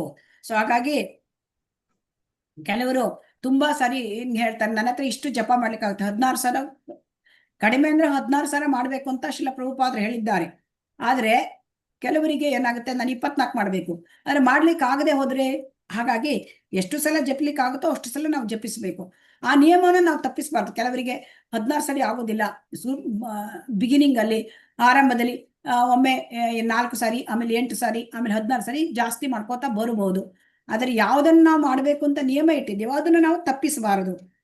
16 ಸುತ್ತು ನಿಯಮವಂತೂ ತಪ್ಪಿಸ್ಲೇಬಾರದು. ಅಂದ್ರೆ ನಮಗೆ ಎಷ್ಟು ಸಾಧ್ಯ ಆಗುತ್ತೋ ಅಷ್ಟು ಭಕ್ತಿ ಕಾರ್ಯವನ್ನ ನಾವು ಇಟ್ಕೋಬೇಕು. ಭಕ್ತಿ ಸೇವೆಯಲ್ಲಿ ಜಪವನ್ನ ಒಂದು ನಿರ್ಧಾರವಾಗಿ 16 ಅಂತೂ ಮಾಡ್ಲೇಬೇಕು ಅಂತ ಶ್ರೀಲ ಪ್ರಭುಪಾದರು ಹೇಳಿದ್ದಾರೆ.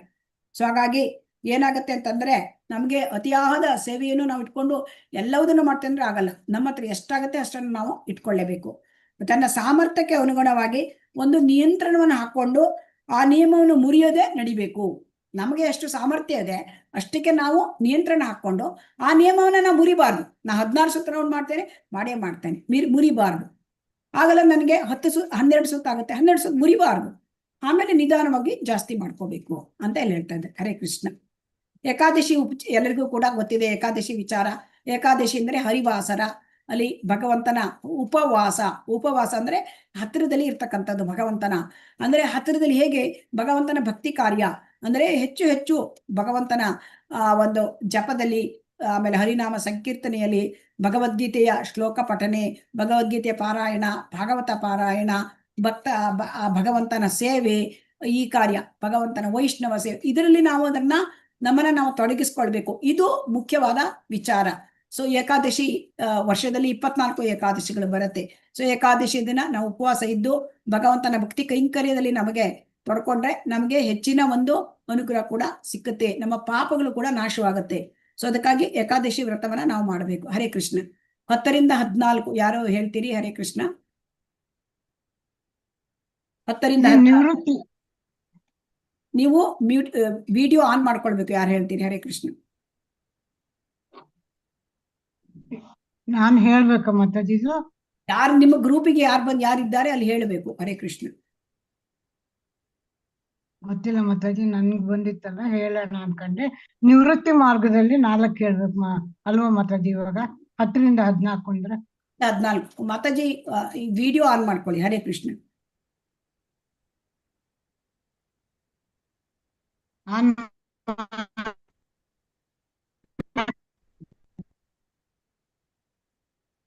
ಹರೇ ಕೃಷ್ಣ. ನಿಮ್ಮದೇನೋ ಪ್ರಾಬ್ಲಮ್ ಇದೆ ಕಾಣುತ್ತೆ, ಏನು ಶಬ್ದ ಕೇಳ್ತಾ ಇಲ್ಲ. ಹರೇ ಕೃಷ್ಣ. ಹೌದಾ?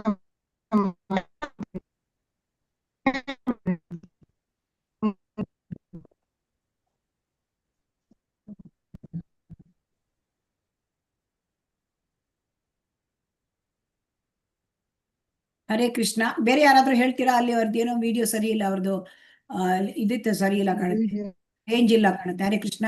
ಬೇರೆಯವ್ರು ಹೇಳಿ ಮುಂದೆ. 15, 18, 20 ಸಮಯದ ಅಭಾವ.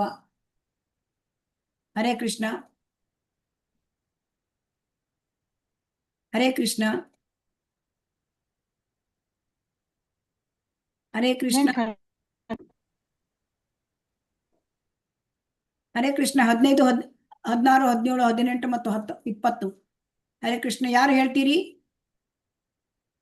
ಲಲಿತಾ ಮಾತಾಜಿ. ಹರೇ ಕೃಷ್ಣ ಮಾತಾಜಿ.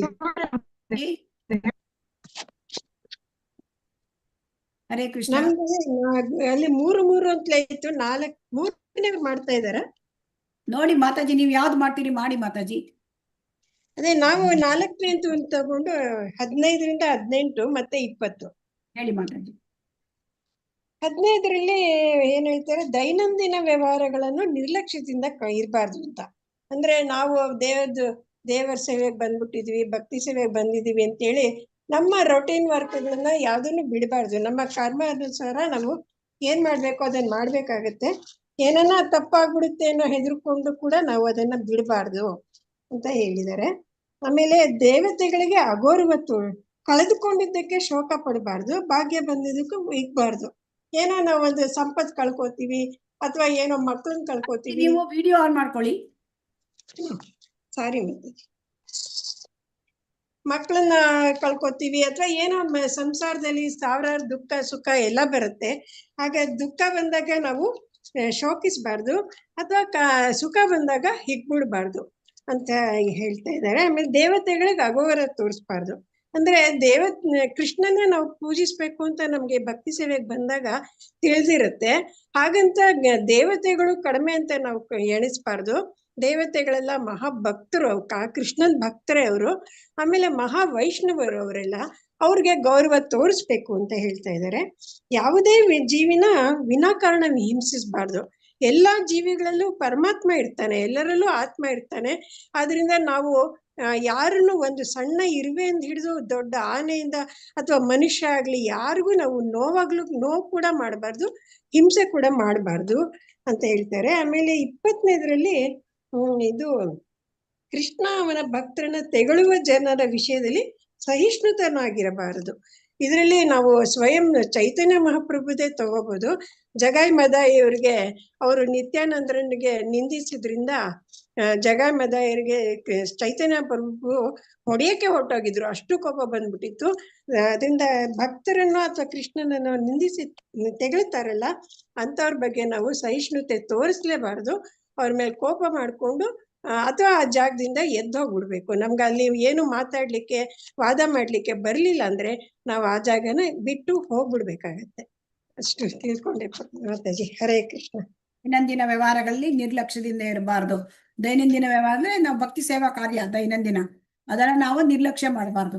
ಅಂತಂದ್ರೆ ನಾವು ಭಕ್ತಿ ಸೇವೆ, ಕೃಷ್ಣ ಪ್ರಜ್ಞೆ ಭಕ್ತಿ ಸೇವಾ ಕಾರ್ಯದಲ್ಲಿ ಬೆಳಗಾಗಿ ಎದ್ದು ನಾವು ಸ್ವಚ್ಛತೆಯಿಂದ ನಾವು ಭಗವಂತನ ಮಂಗಳಾರತಿಯನ್ನು ಅಟೆಂಡ್ ಮಾಡೋದು, ಆಮೇಲೆ ತಿಲಕ ಧಾರಣೆ ಮಾಡೋದು, ಭೋಗತೆ, ಆಮೇಲೆ ಭಗವಂತನ ಜಪವನ್ನ ಮಾಡ್ತಕ್ಕಂಥದ್ದು, ಹರಿನಾಮ ಜಪ ಮಾಡ್ತಕ್ಕಂಥದ್ದು ಬ್ರಾಹ್ಮಿ ಮುಹೂರ್ತದಲ್ಲಿ, ಆಮೇಲೆ ಭೋಗವನ್ನ ತಯಾರು ಮಾಡ್ತಕ್ಕಂಥದ್ದು, ಅದನ್ನ ಭಗವಂತನಿಗೆ ಭೋಗವನ್ನು ಅರ್ಪಿಸೋದು, ಪ್ರಸಾದ ಸೇವನೆ ಮಾಡೋದು, ಆಮೇಲೆ ನಮ್ಗೆ ಒಂದು ಭಕ್ತರ ಸಂಘದಲ್ಲಿ ಇರ್ತಕ್ಕಂಥದ್ದು, ಆಮೇಲೆ ವಾರಕ್ಕೊಮ್ಮೆ ಆದ್ರೂ ದೇವಾಲಯಕ್ಕೆ ಭೇಟಿ ಮಾಡೋದು, ಭಗವಂತನ ದೇವಾಲಯಕ್ಕೆ. ಆಮೇಲೆ ಭಕ್ತಿ ಸೇವೆ ಅಂದ್ರೆ ಪುಸ್ತಕ ವಿತರಣೆ ಯಾರಾದ್ರೂ ಮಾಡ್ತಾ ಇರ್ಬೋದು, ಅಥವಾ ಕೆಲವರು ಭಗವದ್ಗೀತೆ ತರಗತಿ, ಭಾಗವತ ತರಗತಿ, ಮತ್ತೆ ಅದನ್ನ ಕೇಳೋದು, ಮತ್ತೆ ಕೆಲವರು ತರಗತಿ ಭಗವದ್ಗೀತೆಯನ್ನು ನಡೆಸೋದು, ಅದೆಲ್ಲ ಸೇವೆ. ಸೊ ಅದನ್ನ ನಾವು ಒಂದು ಭಕ್ತರ ಸಂಘದಲ್ಲಿ ನಾವು ಇದನ್ನೆಲ್ಲ ನಾವು ತಪ್ಪಿಸಬಾರದು. ದಿನನಿತ್ಯದ ಕರ್ತವ್ಯ ನಮಗೆ ಭಗವಂತನ ಭಕ್ತಿ ಸೇವೆಯ ವಿಚಾರದಲ್ಲಿ ದೈನಂದಿನ ವ್ಯವಹಾರಗಳು ಅದನ್ನ ಅದನ್ನ ತಪ್ಪಿಸಬಾರ್ದು. ಆಮೇಲೆ ಕಳೆದು ಹೋದದಕ್ಕೆ ಶೋಕ ಪಡುವುದಲ್ಲಿ ಭಾಗ್ಯ ಬಂದಾಗ ಹಿಗ್ಗುವುದಾಗಲಿ ಇರಬಾರ್ದು. ಅಂದ್ರೆ ಇದನ್ನ ನಾವೇನು ಅಂದ್ರೆ ಸಮಚಿತ್ತತೆ, ಇದನ್ನ ಭಗವಂತ ನಮ್ಗೆ ಭಗವದ್ಗೀತೆಯ 12ನೇ ಅಧ್ಯಾಯದಲ್ಲಿ ಹೇಳ್ತಾನೆ. ಸಮಚಿತ್ತತೆ ಅಂದ್ರೆ ದುಃಖ ಬಂದಾಗ ಕುಗ್ಗದೆ, ಸುಖ ಬಂದಾಗ ಹಿಗ್ಗದೆ ಇರ್ತಕ್ಕಂಥವನು ಅವನು ಸಮಚಿತ್ತದಲ್ಲಿದ್ದಾನೆ. ಸೊ ಆ ಸಮಚಿತ್ತತೆ ಇದ್ರೆ ಭಕ್ತನಿಗೆ ಭಗವಂತನಿಗೆ ಅಂತಹ ಭಕ್ತ ತುಂಬಾ ಪ್ರೀತಿ ಅಂತ ಹೇಳ್ತಾರೆ. ಮತ್ತೆ ಇದನ್ನ ನಾವೇನೋ ಭಾಗವತ ಬಲ್ ಕೂಡ ನೋಡ್ತೇವೆ. ಬ್ರಹ್ಮ ಹೇಳ್ತಾನೆ ಏನಂತ ಪ್ರಾರ್ಥನೆಯಲ್ಲಿ, ತತ್ತೇನು ಕಂಪಾಂ ಸುಷಮೀಕ್ಷಮಾಣೋ ಗುಂಜಾನ ಏವಾತ್ಮಕೃತಂ ವಿಪಾಕಂ ಹೃದ್ವಾಗ್ ವಪುರ್ಭಿರ್ವಿದನನ್ ನಮಸ್ತೆ ಜೀವೇತಯೋ ಮುಕ್ತಿ ಪದೇ ಸದಾಯವಾಕ್. ಅಂದ್ರೆ ಭಕ್ತನ ಹೇಗಿರ್ತಾನೆ ಅಂತಂದ್ರೆ, ಯಾವುದೇ ಕಷ್ಟ ಬರ್ಲಿ ಭಕ್ತ ಏನ್ ಹೇಳ್ತಾನೆ, ಭಗವಂತನ ಒಂದು ಅನುಗ್ರಹ ಅಂತ ತಿಳ್ಕೊಳ್ತಾನೆ. ಈಗ ಕಷ್ಟವನ್ನ ಭಗವಂತನ ಅನುಗ್ರಹ ಅಂತ ಹೇಗೆ ತಿಳ್ಕೊಳ್ಳೋದು ಅಂದ್ರೆ, ಕಷ್ಟ ನನಗೆ ತುಂಬಾ ಬರ್ಬೇಕಾಗಿತ್ತು, ಭಗವಂತ ಸ್ವಲ್ಪದರಲ್ಲೇ ನಿವಾರಣೆ ಮಾಡ್ತಾನೆ. ದೊಡ್ಡ ಆಕ್ಸಿಡೆಂಟ್ ಆಯ್ತು, ಕಾಲೇ ಮುರಿಬೇಕಾಗಿತ್ತು, ಆದರೆ ಸ್ವಲ್ಪ ಗಾಯ ಆಗಿದೆ ಕಾಲಿಗೆ, ಅದೇ ತರಹ ಅದು ನನ್ನ ಕರ್ಮ, ಭಗವಂತ ಕಡಿಮೆ ಮಾಡಿದ್ದಾನೆ. ತತ್ತೇನು ಕಂಪ ಸುಷಮೀಕ್ಷಮಾಣ ಅಂದ್ರೆ, ಮತ್ತೆ ನಮ್ಗೆ ಒಂದು ಒಳ್ಳೇದಾದ್ರೆ, ಅಯ್ಯೋ ನಾನಿದ್ದು ಒಂದು ಮನೆ, ನಾವ್ ಏನೋ ಮನೆ ಕಟ್ಟಿದ್ವಿ, ಅದು ಭಗವಂತ ಕಟ್ಟಿದ್ದು, ಭಗವಂತ ಕೊಟ್ಟಿದ್ ಮನೆ, ನಾನ್ ಕಟ್ಟಿದ್ದಲ್ಲ, ನನಗೆ ಯಾವ ಅರ್ಹತೆನೂ ಇಲ್ಲ. ಹಾಗೆ ಸುಖ ಬಂದಾಗ ಹಿಗ್ಗೋದಿಲ್ಲ, ಅದು ಭಗವಂತನ ಅನುಗ್ರಹ ಅಂತ ತಿಳ್ಕೊಳ್ತಾನೆ. ಸೊ ಇದು ಭಕ್ತನ ಪರಿಸ್ಥಿತಿ. ಸೊ ಹಾಗಾಗಿ ಕಳೆದು ಹೋದದಕ್ಕೆ ಶೋಕ ಪಡೋದು, ಏನಾದ್ರೂ ನನಗೇನು ಲಾಸ್ ಆಯ್ತು ಜೀವನದಲ್ಲಿ, ಅದಕ್ಕೆ ಲಾಸ್ ಆಗಿದ್ದಕ್ಕೆ ಏನು ಶೋಕ ಪಡೋದಿಲ್ಲ. ಆಮೇಲೆ ಏನೋ ಭಾಗ್ಯ ಬಂತು, ಆ ಭಾಗ್ಯ ಬಂದದಕ್ಕೆ ನಾವು ಖುಷಿ ಪಡೋದು ಅಲ್ಲ. ಯಾಕೆಂತಂದ್ರೆ ಎಲ್ಲವೂ ನಮ್ಮ ಒಂದು ಜೀವನದಲ್ಲಿ ಭಗವಂತನ ಅನುಗ್ರಹದಿಂದ ಈ ತರ ಆಗತ್ತೆ. ಅದ ತಿಳ್ಕೊಂಡ್ರೆ ಯಾರು ತಿಳ್ಕೊಳ್ತಾರೆ ಮತ್ತು ಏನು ಕಷ್ಟಗಳು ಬರುತ್ತೆ ಅದನ್ನು ಸಹಿಸ್ಕೋತಾನೆ, ಸುಖ ಬಂದ್ರೆ ಹಿಗ್ಗೋದಿಲ್ಲ ಅಂತವನು ಭಗವಂತನ ಲೋಕಕ್ಕೆ ಹೋಗ್ಲಿಕ್ಕೆ ಯೋಗ್ಯತೆನಾಗ್ತಾನೆ. ಯಾಕಂದ್ರೆ ಅವನು ಶುದ್ಧ ಭಕ್ತನಾಗ್ಲಿಕ್ಕೆ ಯೋಗ್ಯ, ಅವನು ಭಕ್ತಿಯಲ್ಲಿ ಮುಂದುವರಿತಾರೆ. ಆದ್ರೆ ನಾವೇನ್ ಮಾಡ್ತೇವೆ, ಸುಖ ಬಂದ್ರೆ ನಾವು ಹಿಗ್ಬಿಡ್ತೇವೆ, ಕಷ್ಟ ಬಂದ್ರೆ ಕುಗ್ಬಿಡ್ತೇವೆ. ಇದು ನಮ್ಮ ಒಂದರ ವೀಕ್ನೆಸ್. ಸೊ ಅದನ್ನ ನಾವು ಭಕ್ತಿ ಮಾರ್ಗದಲ್ಲಿ ನಿಧಾನವಾಗಿ ಭಕ್ತರ ಸಂಘದಲ್ಲಿ ನಾವು ಇದನ್ನೆಲ್ಲ ಕಲ್ತ್ಕೊಳ್ಳಿಕ್ಕೆ ಸಾಧ್ಯ. ಭಕ್ತಿ ಕಾರ್ಯವನ್ನು ಮಾಡ್ತಾ ಇದೆಲ್ಲ ಭಾವನೆಗಳನ್ನ ಗುಣಗಳನ್ನ ಬೆಳೆಸ್ಕೊಳ್ಳಿಕ್ಕೆ ಸಾಧ್ಯ. ಆಮೇಲೆ ದೇವತೆಗಳಿಗೆ ಅಗೌರವ ತೋರಬಾರ್ದು. ಈಗ ದೇವತೆಗಳಿಗೆ ಅಗೌರವ ತೋರಬಾರ್ದು ಅಂತಂದ್ರೆ ಇಲ್ಲಿ ಏನಾಗುತ್ತೆ ಅಂತಂದ್ರೆ ದೇವತೆಗಳು ಅಂತಂದ್ರೆ ನಮ್ಗೆ ಏನಾಗುತ್ತೆ, ಆ ದೇವತೆಗಳಿಗೆ ಅಗೌರವ ತೋರೋದು ಅಂದ್ರೆ ನಮ್ಗೆ ನಾವು ಭಕ್ತಿಗೆ ಬಂದಿದ್ದೇವೆ, ಭಗವಂತ ಕೃಷ್ಣ ದೇವೋತ್ತಮ ಪರಮ ಪುರುಷ ಗೊತ್ತು. ಆದ್ರೆ ದೇವತೆಗಳು ಅವರು ಕೂಡ ಕೃಷ್ಣನ ಭಕ್ತರು ಮತ್ತು ಅವರು ಕೃಷ್ಣನನ್ನ ಅಂದ್ರೆ ತುಂಬಾ ಇದರಿಂದ ಸೇವೆ ಮಾಡ್ತಾರೆ. ಸೊ ಹಾಗಾಗಿ ಅವರಿಗೆ ಹೆಚ್ಚಿನ ಜವಾಬ್ದಾರಿ ಭಗವಂತ ಕೊಟ್ಟಿದ್ದಾನೆ. ಸೊ ಹಾಗಾಗಿ ನಾವು ಕೃಷ್ಣ ಪ್ರಜ್ಞೆಗೆ ಬಂದಿದ್ದೇವೆ, ಕೃಷ್ಣನನ್ನ ಪೂಜೆ ಮಾಡ್ತೇವೆ, ದೇವತೆಗಳಿಗೆ ಇಲ್ಲ. ಯಾಕೆಂತಂದ್ರೆ ಗೌರವವನ್ನ ನಾವು ಕೊಡ್ಲೇಬೇಕು. ಅವರು ವೈಷ್ಣವರು, ಅವರು ಕೂಡ ಭಕ್ತಿ ಸೇವೆಯಲ್ಲಿ ಇದ್ದಾರೆ. ಸೊ ಹಾಗಾಗಿ ವೈಷ್ಣವಾನಾಂ ಯಥಾಶಂಭು ಅಶುಭ. ಸೊ ಹಾಗಾಗಿ ಬ್ರಹ್ಮನು ಕೂಡ ಅತ್ಯಂತ ಒಳ್ಳೆಯ ವೈಷ್ಣವ. ಸೊ ಅದರಿಂದ ಅವರಿಗೆ ನಾವು ಗೌರವವನ್ನ ತೋರಿಸ್ಬೇಕು, ಅಗೌರವನ ಇರಬಾರ್ದು. ಯಾಕಂದ್ರೆ ಭಕ್ತಿ ಮಾರ್ಗದಲ್ಲಿ ಎಲ್ಲ ಜೀವಿಗಳಿಗೂ ನಾವು ಭಗವಂತನ ಮಕ್ಕಳು, ಎಲ್ಲ ಜೀವಿಗಳು ಕೂಡ. ಸೊ ಅದರಲ್ಲಿ ದೇವತೆಗಳು ತುಂಬಾ ಅಂದ್ರೆ ಅವರು ಜವಾಬ್ದಾರಿಯಿಂದ ಅವರು ಭಗವಂತನ ಸೇವೆ ಮಾಡ್ತಾ ಇರೋದ್ರಿಂದ ಅವರಿಗೆ ನಾವು ನಮ್ಮ ಗೌರವವನ್ನ ತೋರಿಸ್ಬೇಕು. ನಾವು ಅಗೌರವದಲ್ಲಿ ಇರಬಾರ್ದು. ಸೊ ಇದನ್ನ ನಾವು ಬಹಳ ಮುಖ್ಯ, ದೇವತೆಗಳಿಗೆ ಗೌರವವನ್ನ ತೋರಿಸ್ಬೇಕು. ಯಾಕೆಂತಂದ್ರೆ ಸಾಮಾನ್ಯ ಭಗವದ್ಗೀತೆ ಏನ್ ಹೇಳುತ್ತೆ, ದೇವತೆಗಳ ಆರಾಧನೆ ಮಾಡಬಾರ್ದು. ಸೊ ಇದು ಅವಿಧಿ ಪೂರ್ವಕ ಅಂತ ಹೇಳ್ತಾರೆ. ಸೊ ಅದಕ್ಕೆ ಭಗವಂತನನ್ನ ಆರಾಧನೆ ಮಾಡೋದು, ಆ ದೇವತೆಗಳ ಆರಾಧನೆ ಮಾಡೋದು ಅವಿಧಿ ಪೂರ್ವಕ, ಅಲ್ಲಿ ಸಿಕ್ಕೋದು ಐಹಿಕ. ಆದರೆ ನಾವೇನ್ ತಿಳ್ಕೊಳ್ಬೇಕು, ಅಗೌರವದಿಂದ ನೋಡ್ಬೇಕು ಅಂತ ಇಲ್ಲ. ಸೊ ಅವರಿಗೆ ಭಗವಂತನ ಭಕ್ತರೇ ಆಗಿದ್ರಿಂದ ಅವರಿಗೆ ಗೌರವ ಕೊಡ್ಬೇಕು. ಆದ್ರೆ ದೇವತೆಗಳಿಗೆ ನಾವು ಬೇಡುವುದೇನೆಂದ್ರೆ ನಿಮ್ಮಲ್ಲಿದ್ದ ಭಕ್ತಿಯನ್ನು ನಮ್ಗೆ ಸ್ವಲ್ಪ ಕೊಡಿ, ಯಾಕಂದ್ರೆ ಅವರಲ್ಲಿ ಭಕ್ತಿ ಹೆಚ್ಚಿರುತ್ತೆ. ಸೊ ಅದರಿಂದ ಆ ಸ್ಥಾನದಲ್ಲಿ ಇದ್ದಾರೆ ಅವರು, ಅದರಿಂದ ಅವರ ಹತ್ರ ನಾವು ಭಕ್ತಿಯನ್ನು ಕೇಳಬೇಕು. ಸೊ ಇದು ಬಹಳ ಮುಖ್ಯ. ಈಗ ನಮ್ಗೆ ಮುಂದಿನ ಒಂದು ಇದು ಯಾವುದೇ ವಿನಾಕಾರಣ ಜೀವಿಗಳನ್ನ ಹಿಂಸೆ ಮಾಡಬಾರ್ದು. ಯಾಕೆಂತಂದ್ರೆ ಎಲ್ಲಾ ಜೀವಿಗಳು ಕೂಡ ಬದುಕುವ ಹಕ್ಕಿದೆ, ಭಗವಂತನ ಮಕ್ಕಳೇ ಎಲ್ಲರೂ. ಸೊ ಹಾಗಾಗಿ ಹಿಂಸೆ ಮಾಡೋದಂದ್ರೆ ಮಾತಿನಿಂದ, ಆಮೇಲೆ ನಮ್ಮ ಕೃತಿಯಿಂದ, ಆಮೇಲೆ ನಮ್ಮ ಮನಸ್ಸಿನಿಂದ ಕೂಡ ಯಾರಿಗೂ ಕೂಡ ಹಿಂಸೆ ಕೊಡಬಾರ್ದು. ಅಹಿಂಸಾ ಅನ್ನೋದು ಆಕ್ಚುಲಿ ಅಂತಂದ್ರೆ ಇದೊಂದೇ ಅಹಿಂಸಾ ಅಲ್ಲ, ಅಂದ್ರೆ ಒಂದೇ ಜನ ಅಂದ್ರೆ ಒಂದು ಪ್ರಾಣಿಯನ್ನ ಕೊಂದು ತಿನ್ನುವುದು ಅತಿಯಾದ ಅಹಿಂಸಾ. ಸೊ ಅದನ್ನ ಬಿಟ್ಟು ನಾವು ಕೃಷ್ಣ ಪ್ರಜ್ಞೆಯನ್ನು ಕೊಡದೆ ಹೋದ್ರೆ ಜೀವಿಗೆ ಅದು ಕೂಡ ಹಿಂಸೆ ಆಗತ್ತೆ. ಸೊ ಅದರಿಂದ ವಿನಾಕಾರಣ ಹಿಂಸೆ ಮಾಡಬಾರ್ದು. ಯಾವುದೇ ಒಂದು ಕಾರಣ ಇಟ್ಕೊಂಡು ನಾವು ಹಿಂಸೆನ ಮಾಡ್ಲಿಕ್ಕೆ ಸಾಧ್ಯವಿಲ್ಲ. ಸೊ ಅದರಿಂದ ಅದನ್ನು ಕೂಡ ಇಲ್ಲಿ ಹೇಳಿದ್ದಾರೆ. ಇದೆಲ್ಲ ಮಾಡಬಾರ್ದ ಅಂದ್ರೆ ನಿಷೇಧಗಳು.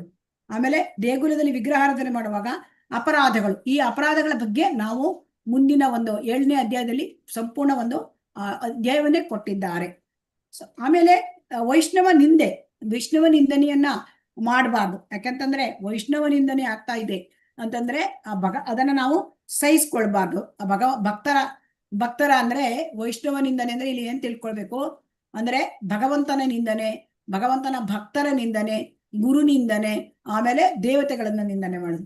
ಸೊ ಇದನ್ನ ನಾವು ಕೇಳಿಸ್ಕೊಳ್ಬಾರ್ದು.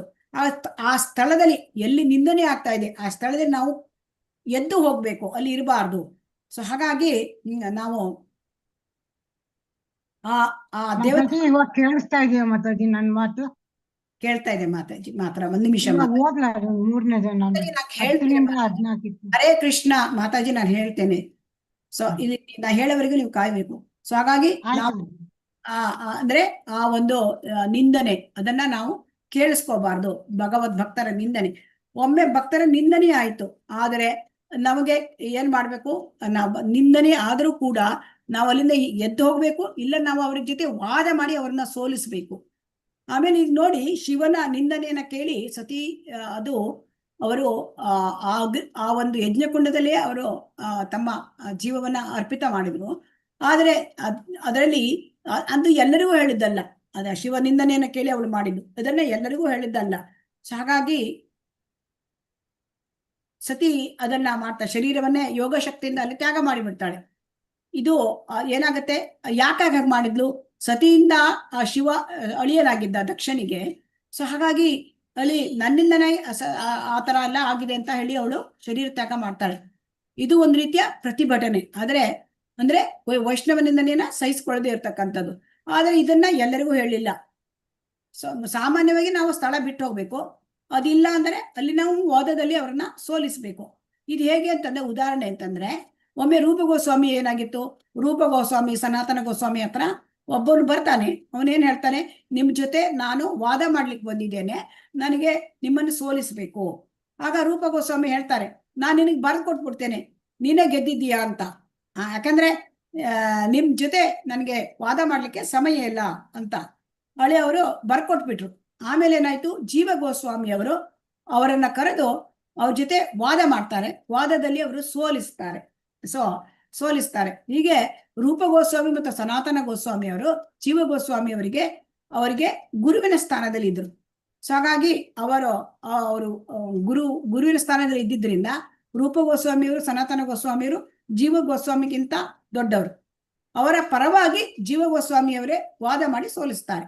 ಹಾಗಾಗಿ ದೇವತೆಗಳನ್ನ, ಗುರುಗಳನ್ನ, ಭಗವಂತನನ್ನ, ಭಗವದ್ ಭಕ್ತರನ್ನ ನಿಂದನೆ ಮಾಡುವಾಗ ನಾವು ಅದನ್ನ ಸಹಿಸ್ಕೊಳ್ಬಾರ್ದು. ಸೊ ಆ ಸ್ಥಳದಲ್ಲಿ ಇರಬಾರ್ದು.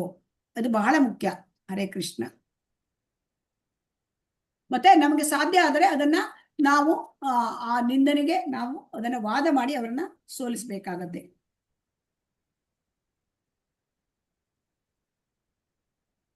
ಆಮೇಲೆ ಯಾವುದು ಮಾತಾಜಿ? 20ನೇದಲ್ವಾ ಸಹಿಷ್ಣು? ಇದಾಯ್ತು, 20 ಆಯ್ತು. ಹರೇ ಕೃಷ್ಣ. ಈಗ ಆಯ್ತು ಮಾತಾಜಿ ನಮ್ದು.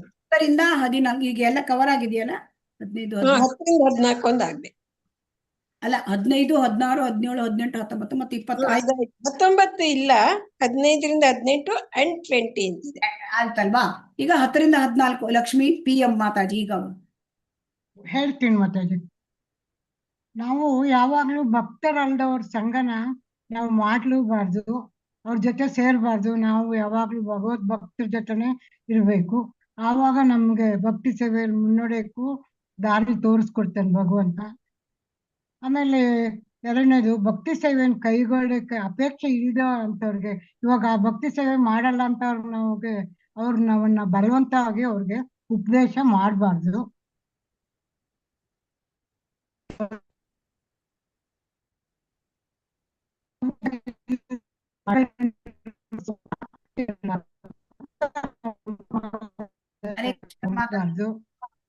ನೆಟ್ವರ್ಕ್ ಸರಿ ಇಲ್ಲ ಮಾತಾಜಿ. ಹರೇ ಕೃಷ್ಣ. ಇವಾಗ ಮಾತಾಜಿ ಏನೋ ಸರಿ ಆಯ್ತು. ಹರೇ ಕೃಷ್ಣ. ಓದ್ಬಿಡ್ತೀನಿ. 10 ಹಲವು ಪುಸ್ತಕಗಳನ್ನು ಓದಲು ವ್ಯಕ್ತಿಯು ಪ್ರಯತ್ನಿಸಬಾರದು. ಶ್ರೀಮದ್ ಭಾಗವತ ಮತ್ತು ಭಗವದ್ಗೀತೆಗಳಂತಹ ಗ್ರಂಥಗಳ ವಾಚನ ಮಾಡಿ ಉದರಂಬರಣ ಮಾಡಿಕೊಳ್ಳುವ ಆಸೆಯನ್ನು ಬೆಳೆಸಿಕೊಳ್ಳಬಾರದು. ಈ ಭಗವದ್ಗೀತೆ ಅಂತವೆಲ್ಲ ಪ್ರವಚನ ಮಾಡಿ ಹಣ ಸಂಪಾದನೆ ಮಾಡೋರು ಇರ್ತಾರೆ. ಆ ರೀತಿ ಎಲ್ಲ ಮಾಡಬಾರ್ದು ಅವರು. ಹರೇ ಕೃಷ್ಣ. ಹರೇ ಕೃಷ್ಣ ಮಾತಾಜಿ. ಆಯ್ತಲ್ವಾ ಮಾತಾಜಿ? ಹರೇ ಕೃಷ್ಣ. ಆಯ್ತು ಮಾತಾಜಿ. ಈಗ ನಾವು ಆಯ್ತು. ಹರೇ ಕೃಷ್ಣ. ಈಗ 15ನೇ ವಿಚಾರ. 15ನೇ ವಿಚಾರ ಅಂತಂದ್ರೆ ಯಾವ್ದದು? ದೈನಂದಿನ ವ್ಯವಹಾರಗಳಲ್ಲಿ ನಿರ್ಲಕ್ಷ್ಯದಿಂದ ಇರಬಾರದು. ಅದಾಯ್ತು ಮಾತಾಜಿ. 15ನೇ ವಿಚಾರ, ಅರ್ಚಾಮೂರ್ತಿಯನ್ನು ಮತ್ತು ಗುರುಗಳನ್ನು ಕೊಂಡೊಡನೆ ಬಾಗಿ ನಮಸ್ಕರಿಸುವುದನ್ನ ವ್ಯಕ್ತಿಯು ಕಲಿಯಬೇಕು ಅಲ್ವಾ? ಸೊ ಅದರಲ್ಲಿ ಅರ್ಚಾ ವಿಗ್ರಹಗಳಿಗೆ ವೈಯಕ್ತಿಕ ಸೇವೆ ಸಲ್ಲಿಸಬೇಕು. 15 ಅಲ್ಲ 10 ಅಲ್ಲ 10ರಿಂದ 14 ಮಾತಾಜಿ ಅವ್ರದ್ದು. ಅಂದ್ರೆ 10ನೇದು ವಿಚಾರ ಸಂಘ. 10ನೇದು ಸಂಘನ 10ನೇ ವಿಚಾರ ಯಾವುದು? 11ನೇ ಆಲ ಅಶ್ವತ್ಥದಂತ ಪವಿತ್ರ ವೃಕ್ಷಗಳನ್ನು ಪೂಜಿಸಬೇಕು. 10ನೇದಾ? ಆಲ ಅಥವಾ ಅಶ್ವತ್ಥ ವೃಕ್ಷ. ಇಲ್ಲಿ ಏನ್ ಹೇಳ್ತಾರೆ, ಕೃಷ್ಣ ಏನ್ ಹೇಳ್ತಾನೆ ಅಂದ್ರೆ, ಇಲ್ಲಿ ಅಶ್ವತ್ಥ ವೃಕ್ಷಕ್ಕೆ ಗೌರವ ಸಮರ್ಪಣೆ ಅಂತ ಅಲ್ವಾ ಕೃಷ್ಣ ಹೇಳ್ತಾನೆ. ಸೊ ಇಲ್ಲಿ ನಾವು ಭಗವದ್ಗೀತೆಯಲ್ಲಿ ನಾವು ಕೇಳಿದ್ದೇವೆ, ಎಲ್ಲ ವೃಕ್ಷಗಳಲ್ಲಿ ಕೂಡ ನಾನು ಅಶ್ವತ್ಥ ವೃಕ್ಷ ಅಂತ ಹೇಳಿದ್ದಾನೆ ಅಲ್ವಾ? ಹೌದು ಮತ್ತೆ. ಹಾಗಾಗಿ ಅಂದ್ರೆ ಇಲ್ಲಿ ಮುಖ್ಯವಾಗಿ ಅಶ್ವತ್ಥ ವೃಕ್ಷ, ಆಮಲಕ ಮತ್ತೆ ತುಳಸಿ ಗಿಡ ಇವುಗಳಿಗೆ ಬೇಕು. ಇದನ್ನ ಪುರಾಣದಲ್ಲಿ ಹೇಳ್ತಾರೆ ಅಲ್ವಾ? ಸೊ ಹಾಗಾಗಿ ಅಶ್ವತ್ಥ ವೃಕ್ಷಕ್ಕೆ ಪ್ರದಕ್ಷಿಣೆ ಮಾಡೋದು ಎಲ್ಲರಿಗೂ ಕೂಡ ಗೊತ್ತಿದ್ದೆ. ಅಶ್ವತ್ಥ ಪ್ರದಕ್ಷಿಣೆ ಮಾಡ್ತಾರೆ. ಅಶ್ವತ್ಥಕ್ಕೆ ಉಪನಯನವನ್ನು ಕೂಡ ಮಾಡ್ತಾರೆ ಅಲ್ವಾ? ಅಶ್ವತ್ಥೋಪನಯನ ಅಲ್ವಾ ಮಾಡ್ತಾರೆ. ಅಶ್ವತ್ಥ ವೃಕ್ಷ ತುಂಬಾ ಪವಿತ್ರವಾದದ್ದು.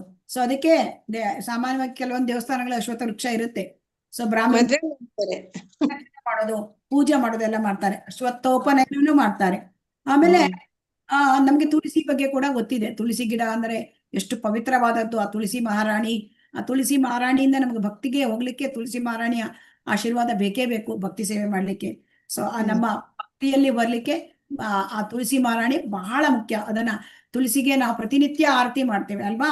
ಆರತಿ ಮಾಡಿ ಅದಕ್ಕೆ ನಮಸ್ಕಾರಗಳನ್ನು ಕೂಡ ಸಲ್ಲಿಸ್ತೇವೆ. ಯಾನಿ ಕಾನಿ ಜಪಾಪಾನಿ ಜನ್ಮಾಂತರ ಕೃತಾನಿ ಚ ತಾನಿ ತಾನಿ ವಿನುಷ್ಯಂತಿ ಪ್ರದಕ್ಷಿಣೆ ಪದೇ ಪದೇ. ಸೊ ಹಾಗೆ ಇದು ಅಲ್ಲಿ ಅಶ್ವತ್ಥ ವೃಕ್ಷದ ಬಗ್ಗೆ ಹೇಳಿದ್ದಲ್ವಾ? ಹರೇ ಕೃಷ್ಣ.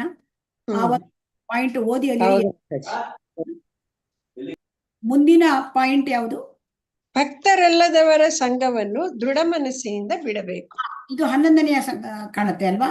ಸೊ ಈಗ ಅಭಕ್ತರ ಸಂಘ, ಅಭಕ್ತರ ಸಂಘ ಏನ್ ಹೇಳ್ತಾರೆ ಶ್ರೀ ಚೈತನ್ಯ ಮಹಾಪ್ರಭುಗಳು ಏನ್ ಹೇಳ್ತಾರೆ ನೋಡೋಣ. ಅಸತ್ಸಂಗ ತ್ಯಾಗ ಯಹಿ ವೈಷ್ಣವ ಆಚಾರ ಅಂದ್ರೆ ಚೈತನ್ಯ ಮಹಾಪ್ರಭುಗಳು ಹೇಳಿದ್ದಾರೆ. ಅಂದ್ರೆ ಅಸತ್ ಸಂಘ ತ್ಯಾಗ, ಅಸತ್ ಸಂಘ ಅಂತಂದ್ರೆ ಈ ಅಭಕ್ತರ ಸಂಘ. ಅಭಕ್ತರ ಸಂಘ ಅಂತಂದ್ರೆ ಭಕ್ತಿ ಮಾರ್ಗದಲ್ಲಿ ಇಲ್ಲ. ಸೊ ಅವರು ಐಹಿಕ ಭೋಗಾಸಕ್ತರಾಗಿರ್ತಾರೆ. ಅವರು ಭಗವಂತನ ವಿರೋಧಿಗಳು ಕೂಡ ಕೆಲವರಾಗಿರ್ತಾರೆ. ಸೊ ಹಾಗಾಗಿ ಅವರನ್ನ ಅವೈಷ್ಣವರು ಅಂತ ಕರೀತಾರೆ. ಅವೈಷ್ಣವರ ಸಂಘ ಮಾಡಬಾರ್ದು. ಯಾಕೆಂತಂದ್ರೆ ಅವೈಷ್ಣವರ ಸಂಘ ಮಾಡಿದ್ರೆ ನಮ್ಗೆ ಅವ್ರದ್ದೇ ಕೆಲವೊಂದು ವಿಚಾರಗಳು ನಮ್ಮ ತಲೆಗೆ ಬಂದ್ಬಿಡುತ್ತೆ. ಸೊ ಆ ಅಸತ್ಸಂಗ ತ್ಯಾಗ ಯಹಿ ವೈಷ್ಣವ ಆಚಾರ. ವೈಷ್ಣವರ ಆಚಾರ ಹೇಗಿರ್ಬೇಕು? ಸದಾಚಾರ. ಅಭಕ್ತರ ಸಂಘ ಇರಬಾರ್ದು, ಐಹಿಕರ ಸಂಘ ಇರಬಾರ್ದು. ಸೊ ಅಂದ್ರೆ ಯಾಕೆಂತಂದ್ರೆ ಭಕ್ತಿ ಸೇವೆಯಲ್ಲಿ ಅವರಿಗೆ ಅಪೇಕ್ಷೆ ಇಲ್ಲ.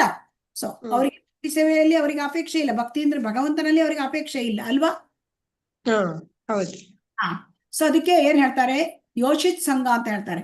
ಯೋಷಿತ್ ಸಂಘ ಅಂದ್ರೆ ಸ್ತ್ರೀ ಸಂಘ. ಅಂದ್ರೆ ಯಾರು ಅಭಕ್ತರು ಅದರಲ್ಲಿ ಅವೈಷ್ಣವರು ಅಂತಂದ್ರೆ ಅದರಲ್ಲಿ ಇದು ಬರ್ತಾರೆ. ಕೃಷ್ಣ ಅಭಕ್ತ, ಕೃಷ್ಣನಿಗೆ ಭಕ್ತಿ ಯಾರಿಗೆ ಇಲ್ಲ. ಆಮೇಲೆ ಯಾರು ಸ್ತ್ರೀ ಸಂಗಿ ಅಂತಂದ್ರೆ ಸ್ತ್ರೀಯರಲ್ಲಿ ಅತಿಯಾದ ವ್ಯಾಮೋಹ ಇದ್ದವರು. ಸೊ ಅವರನ್ನ ನಾವು ದೂರ ಇಡಬೇಕು. ಯೋಷಿತ್ ಸಂಗಿ ಇದ್ರೆ ಏನಾಗುತ್ತೆ ಅಂತಂದ್ರೆ ಭಕ್ತರ ಸಂಘದಲ್ಲಿದ್ದರೆ ನಾವು ಭಕ್ತಿ ಕಾರ್ಯದಲ್ಲಿ ತೊಡಗುತ್ತೇವೆ. ಯಾಕಂದ್ರೆ ಭಕ್ತ ಸಂಘದಲ್ಲಿದ್ದರೆ ಆ ಸಂಘದ ಮಹಿಮೆಯಿಂದ ನಮಗೆ ಭಕ್ತಿ ಕಾರ್ಯದಲ್ಲಿ ತೊಡಗಿಸುತ್ತದೆ. ನಮಗೆ ಭಕ್ತಿಯಲ್ಲಿ ಉನ್ನತಿ ಆಗ್ಲಿಕ್ಕೆ ಬರುತ್ತೆ. ಅಭಕ್ತರ ಸಹವಾಸದಲ್ಲಿ ಇದ್ದರೆ ನಮಗೆ ನಮ್ಮ ಭಕ್ತಿ ನಾಶವಾಗ್ಬಿಡುತ್ತೆ ಅಲ್ವಾ? ಯಾಕೆಂತಂದ್ರೆ ಅವರ ಐಹಿಕದ ಸಂಘ ಬಿಡಬೇಕು, ನಾವು ಭಕ್ತಿಯಲ್ಲಿ ಮುಂದುವರಿಬೇಕು ಅಂತಂದ್ರೆ. ಆ ಯೋಷಿತ್ ಸಂಗಿ ಯಾರು ಸ್ತ್ರೀ ಸಂಗಿ ಇದ್ದಾರೆ ಅವರದ್ದು ಸಂಘ ಮಾಡಿದ್ರೆ ನರಕ ದ್ವಾರಕ್ಕೆ ಹೋಗ್ಬಿಡ್ತಾರೆ ಅವ್ರು ನಮ್ಮನ್ನ ಆ ತರದ ಒಂದು ಪತನದ ಮಾರ್ಗದಲ್ಲಿ ನಾವು ಹೋಗ್ಬಿಡ್ತೇವೆ. ಆದ್ರಿಂದ ಅವೈಷ್ಣವ ಅವರ ಸಂಘ ನಾವು ಮಾಡಬಾರ್ದು. ಅಸತ್ ಸಂಘ ತ್ಯಾಗ ಯಹಿ ವೈಷ್ಣವ ಆಚಾರ. ಸೊ ಮುಂದಿನದು ಯಾವುದು ಮಾತಾಜಿ? ಮುಂದಿನ ಪಾಯಿಂಟ್ ಯಾವುದು?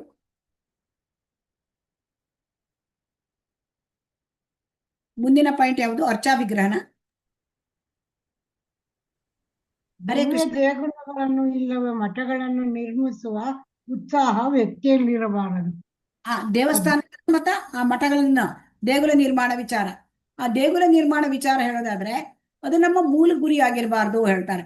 ಯಾಕೆಂತಂದ್ರೆ ತುಂಬಾ ದೊಡ್ಡ ದೊಡ್ಡ ದೇವಸ್ಥಾನಗಳ ಕಟ್ಟೋದು, ಆ ನಿರ್ಮಾಣ ಮಾಡೋದು ನಮ್ಮ ಗುರಿ ಆಗಿರ್ಬಾರ್ದು. ಅದು ಯಾಕಾಗತ್ತೆ ಅಂತಂದ್ರೆ ಅದಕ್ಕೆ ಬಹಳ ಸಮಯ ಬೇಕು, ಬಹಳ ಖರ್ಚು ಬೇಕು. ಸೊ ಅವಾಗ ಅದರಿಂದಾಗಿ ನಮ್ಗೇನಾಗ್ಬೋದು, ಸಾಧನೆ ಮತ್ತು ಬೇರೆ ಇತರ ಪ್ರಚಾರ ಕಾರ್ಯಗಳು ಅದಕ್ಕೆ ಇದು ಸಮಸ್ಯೆ ಆಗ್ಬಹುದು.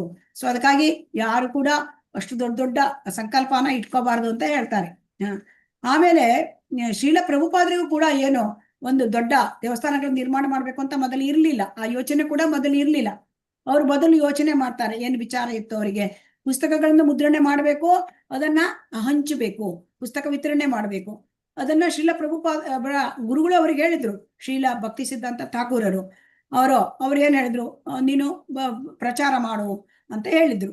ಶ್ರೀಲ ಭಕ್ತಿ ಸಿದ್ಧಾಂತ ಠಾಕೂರ್ ಏನ್ ಮಾಡಿದ್ರು, ಒಮ್ಮೆ ಅಂದ್ರೆ ಅವರಿಗೆ ದೊಡ್ಡ ದೊಡ್ಡ ದೇವಸ್ಥಾನವನ್ನ ಅವ್ರು ಕಟ್ಕೊಟ್ಟಿದ್ರು. ಅವರಿಗೆ ಯಾರೋ ಅವರ ಭಕ್ತರು ಒಬ್ಬರು, ಶ್ರೀಲ ಭಕ್ತಿ ಸಿದ್ಧಾಂತ ಒಬ್ಬ ಶ್ರೀಮಂತ ಭಕ್ತರು. ಆ ಭವ್ಯವಾದ ದೇವಸ್ಥಾನ ಅಲ್ಲಿ ಏನಾಗುತ್ತೆ ಅಂತಂದ್ರೆ, ಆ ದೊಡ್ಡ ದೇವಸ್ಥಾನದಲ್ಲಿ ಅಲ್ಲಿ ಬ್ರಹ್ಮಚಾರಿಗಳು ಇರ್ತಾರಲ್ಲ ಶ್ರೀಲ ಭಕ್ತಿ ಸಿದ್ಧಾಂತ ಠಾಕೂರ್ ಅವ್ರ ಜೊತೆ, ಅವರ ಬ್ರಹ್ಮಚಾರಿಗಳು ಅವ್ರ ನಡುವೆನೇ ಜಗಳ ಆಗೋಗುತ್ತೆ. ನಂಗೆ ಆ ರೂಮ್ ಬೇಕು, ನನಗೆ ಈ ರೂಮ್ ಬೇಕು. ಸೊ ಅವರ ನಡುವೆನೇ ಜಗಳ ಆಯ್ತು. ಆಮೇಲೆ ಅವ್ರು ಹೇಳ್ತಾರೆ, ಶ್ರೀಲ ಭಕ್ತಿ ಸಿದ್ಧಾಂತ ಸರಸ್ವತಿ ಗೋಸ್ವಾಮಿ, ಈ ದೇವಸ್ಥಾನ ಕಟ್ಟೋದಕ್ಕಿಂತ ನಾನು ಇನ್ನೊಂದಷ್ಟು ಪುಸ್ತಕ ವಿತರಣೆ ಮಾಡಿ ಮುದ್ರಿಸಿ ಅದನ್ನ ಹಂಚಬಹುದಾಗಿತ್ತು.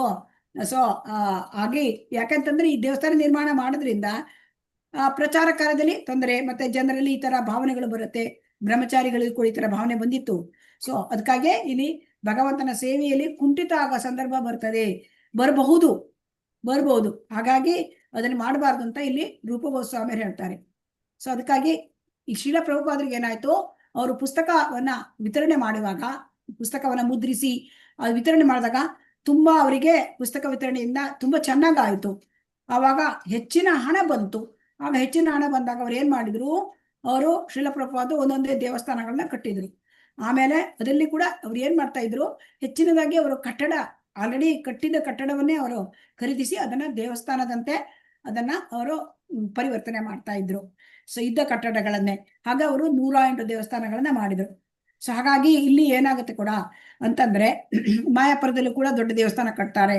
ಆಮೇಲೆ ದೆಹಲಿಯಲ್ಲಿ ಕಟ್ತಾರೆ, ಮುಂಬೈಯಲ್ಲಿ ಕಟ್ತಾರೆ. ಈಗ ದೇಗುಲಗಳ ನಿರ್ಮಾಣ ವಿಚಾರ ಅಂದ್ರೆ ದೇಗುಲಗಳ ನಿರ್ಮಾಣ ವಿಚಾರನ ಅಷ್ಟೊಂದು ಇಟ್ಕೋಬಾರ್ದು ಅಂತ ಇಲ್ಲಿ ಹೇಳ್ತಾ ಇದ್ದಾರೆ. ಹರೇ ಕೃಷ್ಣ. ಮುಂದೆ ಯಾವುದು ಮಾತಾಜಿ? 10 ಹಲವು ಪುಸ್ತಕಗಳನ್ನೋದಳು ವ್ಯಕ್ತಿಯು ಪ್ರಯತ್ನಿಸಬಾರದು. ಶ್ರೀಮದ್ ಭಾಗವತ ಮತ್ತು ಭಗವದ್ಗೀತೆಗಳಂತಹ ಗ್ರಂಥಗಳ ವಾಚನ ಮಾಡಿ ಉದರಂಬರಣ ಮಾಡಿಕೊಳ್ಳುವ ಆಸೆಯನ್ನು ಬೆಳೆಸಿಕೊಳ್ಳಬಾರದು. ಹಲವು 19 ಪುಸ್ತಕಗಳನ್ನ ಓದಬಾರ್ದು. ಯಾಕೆಂತಂದ್ರೆ ಶ್ರೀಲ ಪ್ರಭುಪಾದರು ನಮಗೆ ಮುಖ್ಯ ಪುಸ್ತಕಗಳನ್ನ ಕೊಟ್ಟಿದ್ದಾರೆ.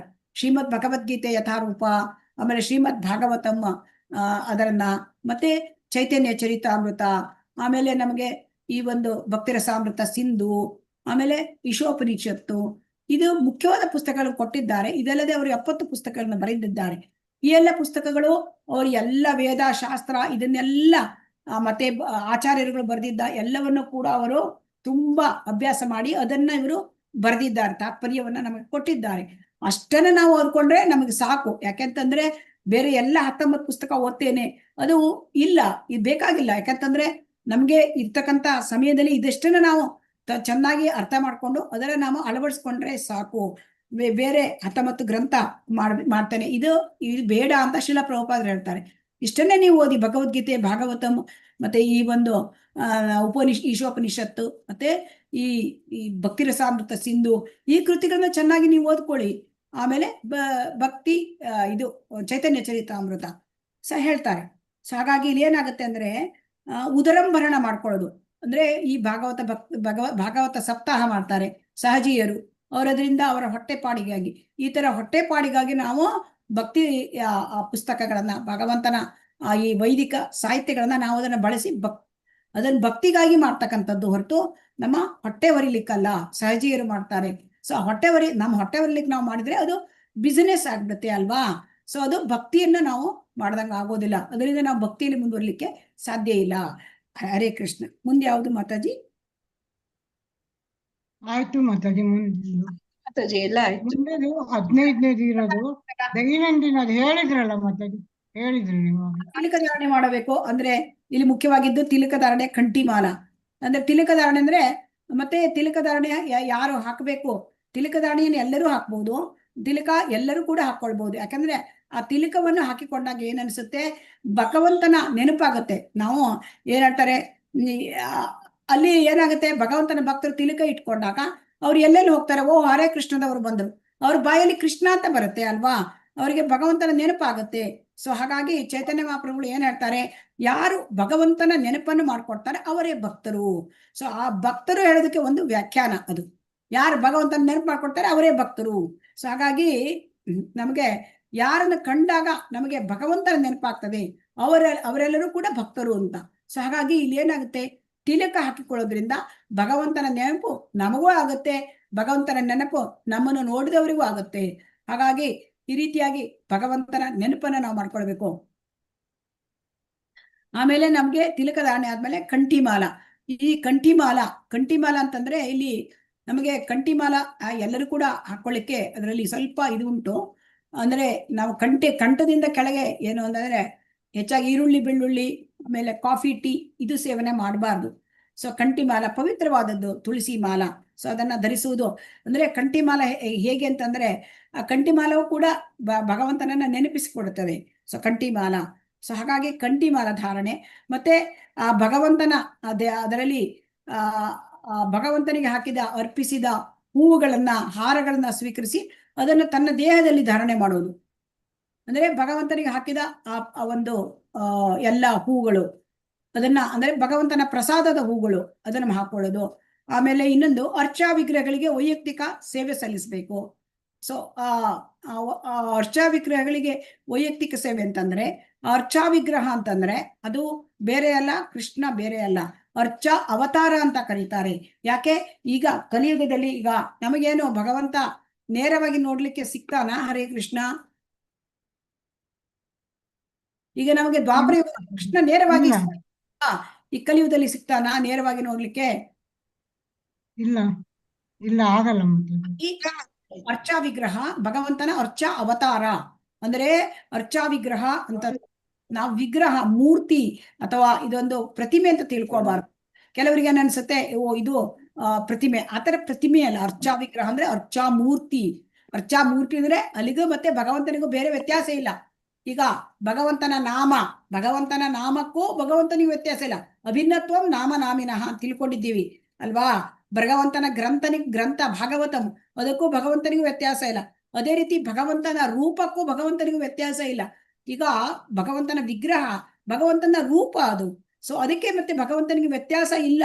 ಸೊ ಹಾಗಾಗಿ ಅರ್ಚಾ ವಿಗ್ರಹ ಅದು ಕಲ್ಲಿನದಿರ್ಬೋದು ಅಥವಾ ಅದು ಒಂದು ಒಂದು ಲೋಹದ್ದಿರ್ಬೋದು ಅಥವಾ ಅದು ಒಂದು ಮಣ್ಣಿನ ವಿಗ್ರಹ ಇರ್ಬೋದು ಅಥವಾ ಅದೊಂದು ಇದಾಗಿರ್ಬೋದು, ಫೋಟೋ ಇರ್ಬೋದು.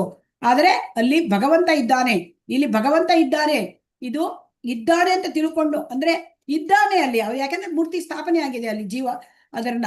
ಸೊ ಹಾಗಾಗಿ ಅಲ್ಲಿ ವೈಯಕ್ತಿಕ ಸೇವೆಯನ್ನ ಭಗವಂತನಿಗೆ ಸಲ್ಲಿಸಬೇಕು. ಅಂದ್ರೆ ಅರ್ಚಾ ವಿಗ್ರಹಗಳಿಗೆ ಅದನ್ನ ಅಲಂಕಾರ ಮಾಡೋದು, ಆಮೇಲೆ ಹೂವು ತುಳಸಿ ಅಲಂಕಾರ ಮಾಡೋದು, ಆಮೇಲೆ ವಸ್ತ್ರಗಳಿಂದ ಭಗವಂತನನ್ನ ಅಲಂಕಾರ ಮಾಡೋದು, ಆಮೇಲೆ ಭಗವಂತನಿಗೆ ಅರ್ಚನೆಯನ್ನು ಮಾಡೋದು, ಅಲ್ಲಿ ಮತ್ತೆ ದೇವರ ಕೋಣೆಯನ್ನ ಸ್ವಚ್ಛ ಮಾಡೋದು, ಮತ್ತೆ ಭಗವಂತನಿಗೆ ಅಲ್ಲಿ ನಾವು ಅದು ಪ್ರತಿನಿತ್ಯ ಮಂಗಳಾರತಿ, ದರ್ಶನಾರತಿ, ಹೀಗೆ ಭೋಗಾರತಿ, ಆಮೇಲೆ ಸಂಧ್ಯಾ ಆರತಿ, ಶಯನಾರತಿ ಈ ರೀತಿ ಎಲ್ಲ ಮಾಡ್ಕೊಂಡು ಭಗವಂತನಿಗೆ ಆಮೇಲೆ ಪ್ರಾರ್ಥನೆ ಮಾಡೋದು, ಹಾಡು ಹೇಳೋದು, ಆಮೇಲೆ ಹರಿನಾಮ ಸಂಕೀರ್ತನೆ ಮಾಡೋದು. ಸೊ ಇದು ಬಹಳ ಮುಖ್ಯ. ಯಾಕೆಂತಂದ್ರೆ ಅದು ಹೇಗೆ ಅಂತ ಕೇಳಿದ್ರೆ ನಮ್ಮ ಧ್ವನಿ ಸುಶ್ರಾವ್ಯವಾಗಿ ಹಾಡ್ಲಿಕ್ಕೆ ಎಲ್ಲರಿಗೂ ಬರ್ಲಿಕ್ಕಿಲ್ಲ. ಕೆಲವರಿಗೆ ಬರುತ್ತೆ, ಅದು ಭಗವಂತನ ಕೃಪೆ. ಆಯ್ತು, ಬರ್ಲಿಲ್ಲ, ಧ್ವನಿ ಸರಿ ಇಲ್ಲ, ಪರವಾಗಿಲ್ಲ, ಧ್ವನಿ ಹೇಗಿದ್ರು ಪರವಾಗಿಲ್ಲ, ಕೃಷ್ಣನಿಗೋಸ್ಕರ ಭಜನೆ ಮಾಡ್ಬೇಕು. ಯಾಕಂದ್ರೆ ನಮ್ಮ ಭಾವಗ್ರಾಹಿ ಜನಾರ್ದನ.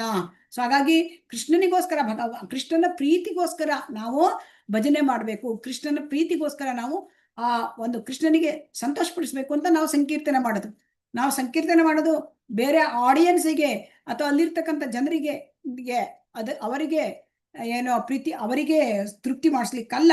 ನಾವು ಮಾಡ್ತಾ ಇರೋದು ಭಗವಂತನ ತೃಪ್ತಿಗೆ. ಸೊ ಹಾಗಾಗಿ ಭಗವಂತನ ತೃಪ್ತಿಗಾಗಿ ಸಂಕೀರ್ತನೆ ಮಾಡೋದು, ಭಗವಂತನ ತೃಪ್ತಿಗೆ ದೇವರ ದೈನ್ಯದಿಂದ ಭಗವಂತನನ್ನ ಪ್ರಾರ್ಥನೆ ಮಾಡೋದು, ಆಮೇಲೆ ನರ್ತನೆ ಮಾಡೋದು ಭಗವಂತನ ಎದುರಿಗೆ. ಸೊ ಆಮೇಲೆ ಎಲ್ಲ ಭಕ್ತರೊಡನೆ ಸಂಕೀರ್ತನೆ, ಹರಿನಾಮ ಸಂಕೀರ್ತನೆ ಮಾಡೋದು, ಆ ಮಂತ್ರಗಳನ್ನ ದೊಡ್ಡದಾಗಿ ಸ್ಪಷ್ಟವಾಗಿ ಉಚ್ಚಾರಣೆ ಮಾಡೋದು, ಭಗವಂತನನ್ನ ಸದಾ ಸ್ಮರಿಸ್ತಾ ಇರೋದು. ಸೊ ಇದೆಲ್ಲ ನಾವು ಮಾಡ್ತಕ್ಕಂಥ ಭಕ್ತಿ ಕಾರ್ಯಗಳು. ಹರೇ ಕೃಷ್ಣ. ಸೊ ಹಾಗಾಗಿ ಎಲ್ಲಿವರೆಗೆ ಆಯ್ತು ಹರೇ ಕೃಷ್ಣ? 20 ಅಂಶಗಳು ಮುಗೀತಲ್ವಾ? ಹರೇ ಕೃಷ್ಣ ಮಾತಾಜಿ. ಆಯ್ತು ಮಾತಾಜಿ. ಹರೇ ಕೃಷ್ಣ. ಮಟ್ಟಿಗೆ ಹೇಳಲಿಕ್ಕೆ ಪ್ರಯತ್ನ ಮಾಡಿದ್ದೇನೆ. ಹರೇ ಕೃಷ್ಣ. ಓದಿ ಕನ್ನಡ ಗೀತಾ ಮಾತಾಜಿ. ಹರೇ ಕೃಷ್ಣ ಮಾತಾಜಿ. 20 ಅಂಶಗಳು ಎಲ್ಲವೂ. ಹರೇ ಕೃಷ್ಣ. ಹರೇ ಕೃಷ್ಣ ಮಾತಾಜಿ. 20 ಅಂಶಗಳು ಎಲ್ಲವೂ ಬಹಳ ಮುಖ್ಯ. ನಮ್ಮೆಲ್ಲ ಇಂದ್ರಿಯಗಳನ್ನು ಭಗವಂತನ ಸೇವೆಯಲ್ಲಿ ತೊಡಗಿಸಬೇಕು ಎಂಬುದನ್ನು ಭಕ್ತಿ ಸೇವೆಯ ನಿಯಂತ್ರಕ ತತ್ವವು ವಿಧಿಸುತ್ತದೆ. ಖಚಿತವಾಗಿ ಹೇಗೆ ಇಂದ್ರಿಯಗಳನ್ನು ಭಗವತ್ ಸೇವೆಯಲ್ಲಿ ತೊಡಗಿಸುವುದು ಎಂಬುದನ್ನು ಮೇಲಿನ 64 ಅಂಶಗಳು ತಿಳಿಸಿಕೊಡುತ್ತವೆ. ಮೇಲಿನ ಅಂಶಗಳ ನೈಜತ್ವವನ್ನು ಬೆಂಬಲಿಸುವ ಸಲುವಾಗಿ ಶೀಲರೂಪ ಗೋಸ್ವಾಮಿಯವರು ಮುಂದೆ ಬೇರೆ ಬೇರೆ ಧರ್ಮಗ್ರಂಥಗಳಿಂದ ರುಜುವಾತು ನೀಡುತ್ತಾರೆ. ಭಕ್ತಿ ರಸಾಮೃತ ಸಿಂಧು ಪುಟ 63. ಹರೇ ಕೃಷ್ಣ ಮಾತಾಜಿ. ಹರೇ ಕೃಷ್ಣ. ನಮ್ಮ ಇಂದ್ರಿಯಗಳನ್ನ ಭಗವಂತನ ಸೇವೆ ತೊಡಗಿಸಬೇಕು. ಅದು ನಿಯಂತ್ರಕ ತತ್ವ ನಮಗೆ ವಿಧಿಸುತ್ತದೆ. ಏನೋ ಸರ್ವೋಪಾಧಿ ವಿನಿರ್ಮುಕ್ತಂ ತತ್ಪರತ್ವೇನ ನಿರ್ಮಲಂ ಋಷಿಕೇಶ ಸೇವನಂ ಭಕ್ತಿ ರುಚ್ಯತೆ. ಋಷಿಕೇನ ಅಂದ್ರೆ ಋಷಿಕ ಅಂದ್ರೆ ನಮ್ಮ ಇಂದ್ರಿಯಗಳು, ಋಷಿಕೇಶ ಅಂದ್ರೆ ಇಂದ್ರಿಯಗಳ ಒಡೆಯ ಕೃಷ್ಣ. ಸೊ ಇಂದ್ರಿಯಗಳ ಒಡೆಯ, ಸೊ ಒಡೆಯನ ಸೇವೆ ಯಾವಾಗಲೂ ಸೇವಕರು ಮಾಡಬೇಕು, ಅದು ತತ್ವ. ಸೊ ಹಾಗಾದ್ರೆ ಇದನ್ನ ಹೇಗೆ ನಾವು ಮಾಡೋದು? ನಮ್ಮ ಇಂದ್ರಿಯಗಳನ್ನ ಭಗವಂತನ ಇಂದ್ರಿಯಗಳಲ್ಲಿ ಅಲ್ಲಿ ನಮಗೆ ತೊಡಗಿಸಿದರೆ ಅದು ಭಕ್ತಿ ಸೇವೆ. ಇದು ನಮಗೆ ಅರ್ಥ ಆಗೋದು ಹೇಗೆ? ಅದನ್ನ ಮೇಲಿನ 64 ಅಂಶಗಳು ತಿಳಿಸಿಕೊಡುತ್ತವೆ. ಈಗ ನಮ್ಮ ಇಂದ್ರಿಯಗಳನ್ನ ಭಗವಂತನಲ್ಲಿ ಹೇಗೆ ತೊಡಗಿಸುದು ಅಂತ ಈ 64 ಅಂಶಗಳು ನಮಗೆ ತಿಳಿಸಿಕೊಡುತ್ತವೆ. ಸೊ ಹಾಗಾಗಿ ಶ್ರೀಲ ರೂಪ ಗೋಸ್ವಾಮಿಯವರು ಬೇರೆ ಬೇರೆ ಧರ್ಮ ಗ್ರಂಥಗಳಿಂದೆಲ್ಲ ಅದಕ್ಕೆ ಎಲ್ಲ ಸಾಕ್ಷಿ ಹೇಳಿ ರುಜುವಾತ್ ಅಂದ್ರೆ ಎಲ್ಲೆಲ್ಲಿ ಏನೇನು ಸ್ಪಷ್ಟನೆ ಕೊಟ್ಟಿದ್ದಾರೆ. ಹಾಗಾಗಿ ಇದನ್ನ ನಾವು ತಿಳ್ಕೊಳ್ಬೇಕು. ಹರೇ ಕೃಷ್ಣ. ತತ್ವ ಮತ್ತು ವಿವರ. ಹರೇ ಕೃಷ್ಣ. ಓದಿ ಮಾತಾಜಿ. ಯಾರು ನೆಕ್ಸ್ಟ್ ಯಾರಿದ್ದಾರೆ ಓದಿ. ಹರೇ ಕೃಷ್ಣ ಮಾತಾಜಿ. ಈ ಮಾತಿನ ಅರ್ಥ ಇದು. ಶ್ರೀಲ ರೂಪ ಗೋಸ್ವಾಮಿಯವರು ಇಲ್ಲಿ ಮೂಲ ತತ್ವಗಳನ್ನಷ್ಟೇ ಸೂಚಿಸುತ್ತಾರೆ, ವಿವರಗಳಿಗೆ ಅವರು ಕೈ ಹಾಕುವುದಿಲ್ಲ. ಉದಾಹರಣೆಗೆ ಆಧ್ಯಾತ್ಮಿಕ ಗುರು ಒಬ್ಬರನ್ನು ಅಂಗೀಕರಿಸಬೇಕು ಎಂಬುದು ಮೂಲತತ್ವ. ಆದರೆ ವ್ಯಕ್ತಿಯು ಗುರುಗಳ ಉಪದೇಶವನ್ನು ಯಾವ ಬಗೆಯಲ್ಲಿ ಪರಿಪಾಲಿಸುತ್ತಾನೆಂಬುದು ವಿವರದ ಭಾಗ. ಹರೇ ಕೃಷ್ಣ. ಹರೇ ಕೃಷ್ಣ. ನಾವು ಈಗಾಗಲೇ ನೋಡಿದ್ದೇವೆ ತತ್ವ ಅಂತಂದ್ರೆ ಅದು. ಹರೇ ಕೃಷ್ಣ.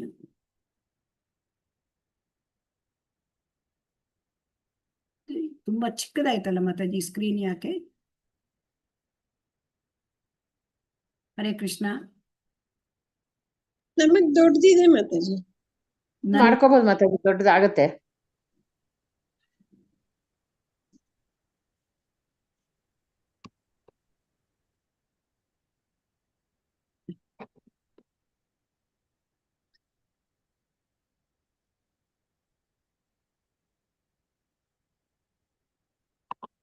ಈಗ ಇದನ್ನಲ್ವಾ ನಾವು ಮಾತಾಡ್ತಾ ಇರೋದು, ತತ್ವ ಅಲ್ವಾ? ಅಂದ್ರೆ ಇಲ್ಲಿ ಏನ್ ಹೇಳ್ತಾರೆ ಅಂತಂದ್ರೆ ಮೂಲ ತತ್ವಗಳನ್ನಷ್ಟೇ ನಮ್ಗೆ ಹೇಳ್ತಾರೆ, ಅದ್ರ ವಿವರಗಳಿಗೆ ಕೈ ಹಾಕೋದಿಲ್ಲ. ಇದನ್ನ ನಾವು ತಿಳ್ಕೊಂಡಿದ್ದೀವಿ, ಚರ್ಚೆ ಮಾಡಿದ್ದೇವೆ ಇವತ್ತು. ಅಂದ್ರೆ ಗುರುವನ್ನು ಅಂಗೀಕರಿಸ್ಬೇಕು ಅಂತ ಹೇಳ್ತಾರೆ, ಆದ್ರೆ ಗುರುವಿನ ಉಪದೇಶನ ಹೇಗೆ ಪರಿಪಾಲನೆ ಮಾಡಬೇಕು ಅದು ವಿವರ. ಅವರು ವಿವರಗಳಿಗೆ ಕೈ ಹಾಕೋದಿಲ್ಲ. ಯಾಕಂದ್ರೆ ವಿವರಗಳನ್ನ ನಾವು ಸಾಧು ಸಂಘದಲ್ಲಿ ನಾವು ಗುರುವಿನ ಹತ್ರನೇ ನಾವು ಕೇಳ್ಕೊಳ್ಬೇಕು ಅಲ್ವಾ? ಹರೇ ಕೃಷ್ಣ. ಹೌದು ಮಾತಾಜಿ, ಹೌದು ಮಾತಾಜಿ. ಕೃಷ್ಣ.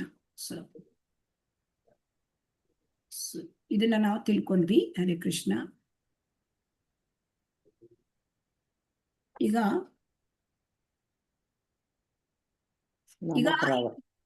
ಸೇವಾ ಅಪರಾಧ, ನಾಮ ಅಪರಾಧ ಅಂತ. ಈಗ ನಾಮ ಅಪರಾಧ ಮತ್ತೆ ಸೇವಾ ಅಪರಾಧ. ಈ ಸೇವಾ ಅಪರಾಧ ಇದರಿಂದ ಮುಂದೆ ಹೇಳ್ತಕ್ಕಂಥದ್ದು. ಸೇವಾ ಅಪರಾಧಕ್ಕೆ ನಾಮ ಅಪರಾಧಕ್ಕೆ ನಾವು 7ನೇ ಅಧ್ಯಾಯದಲ್ಲಿ ಹೇಳಿದ್ದಾರೆ. 7 ಅಲ್ಲ 8ನೇ ಅಧ್ಯಾಯ, 8 ಅಧ್ಯಾಯದಲ್ಲಿ ಸೇವಾ ಅಪರಾಧ ಮತ್ತು ತಪ್ಪಿಸಬೇಕಾದ 32 ಅಪರಾಧಗಳನ್ನ ಹೇಳಿದೆ. ಯಾರಾದ್ರೂ ಓದ್ಬೋದು. ಹರೇ ಕೃಷ್ಣ. ಇದರಲ್ಲಿ ಓಕೆ. ಹರೇ ಕೃಷ್ಣ.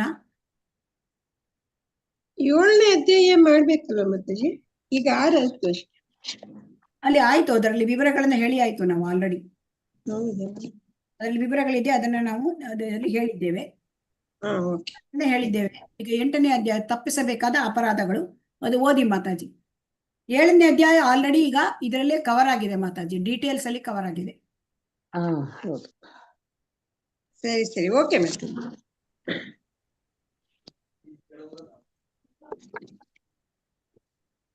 ಮಾತಾಜಿ ಸ್ಲೈಡ್ಸ್ ಪುಸ್ತಕದಲ್ಲಿರೋದಾ? ಪುಸ್ತಕದಲ್ಲಿ ತೆಗಿಬೇಕು, ಸ್ಲೈಡ್ಸ್ ಅಲ್ಲಿ ಇಲ್ಲ. ಅಧ್ಯಾಯ 8 ತಪ್ಪಿಸಬೇಕಾದ ಅಪರಾಧಗಳು, ಅದು ಓದ್ಬೇಕಾ ಮಾತಾಜಿ? ಹೌದು, ವಿಡಿಯೋ ಆನ್ ಮಾಡ್ಬೇಕಾಗತ್ತೆ. ಹರೇ ಕೃಷ್ಣ.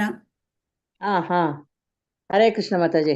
ಭಗವತ್ ಸೇವೆಯಲ್ಲಾಗುವ 32 ಅಪರಾಧಗಳನ್ನು ಪೂರಕ ವೈದಿಕ ಸಾಹಿತ್ಯ ಕೃತಿಗಳು ಪಟ್ಟಿ ಮಾಡಿ ಹೇಳುತ್ತವೆ. ಅಂತಹ ಅಪರಾಧಗಳ ವಿವರ ಹೀಗಿದೆ. 1, ರಥದಲ್ಲಾಗಲಿ ಇಲ್ಲವ ಪಲ್ಲಕ್ಕಿಯಲ್ಲಾಗಲಿ ಕುಳಿತು ದೇಗುಲವನ್ನು ಪ್ರವೇಶಿಸಬಾರದು ಅಥವಾ ಪಾದರಕ್ಷೆಗಳನ್ನು ಧರಿಸಬಾರದು. 2, ದೇವೋತ್ತಮ ಪರಮಪುರುಷನ ತೃಪ್ತಾರ್ಥವಾಗಿ ಮಾಡುವ ಜನ್ಮಾಷ್ಟಮಿ, ರಥಯಾತ್ರೆಗಳಂತಹ ಹಬ್ಬಗಳನ್ನು ತಪ್ಪದೇ ಆಚರಿಸಬೇಕು. 3 ಅರ್ಚಾ ವಿಗ್ರಹಗಳಿಗೆ ಬಾಗಿ ನಮಸ್ಕರಿಸುವುದನ್ನು ತಪ್ಪಿಸಬಾರದು.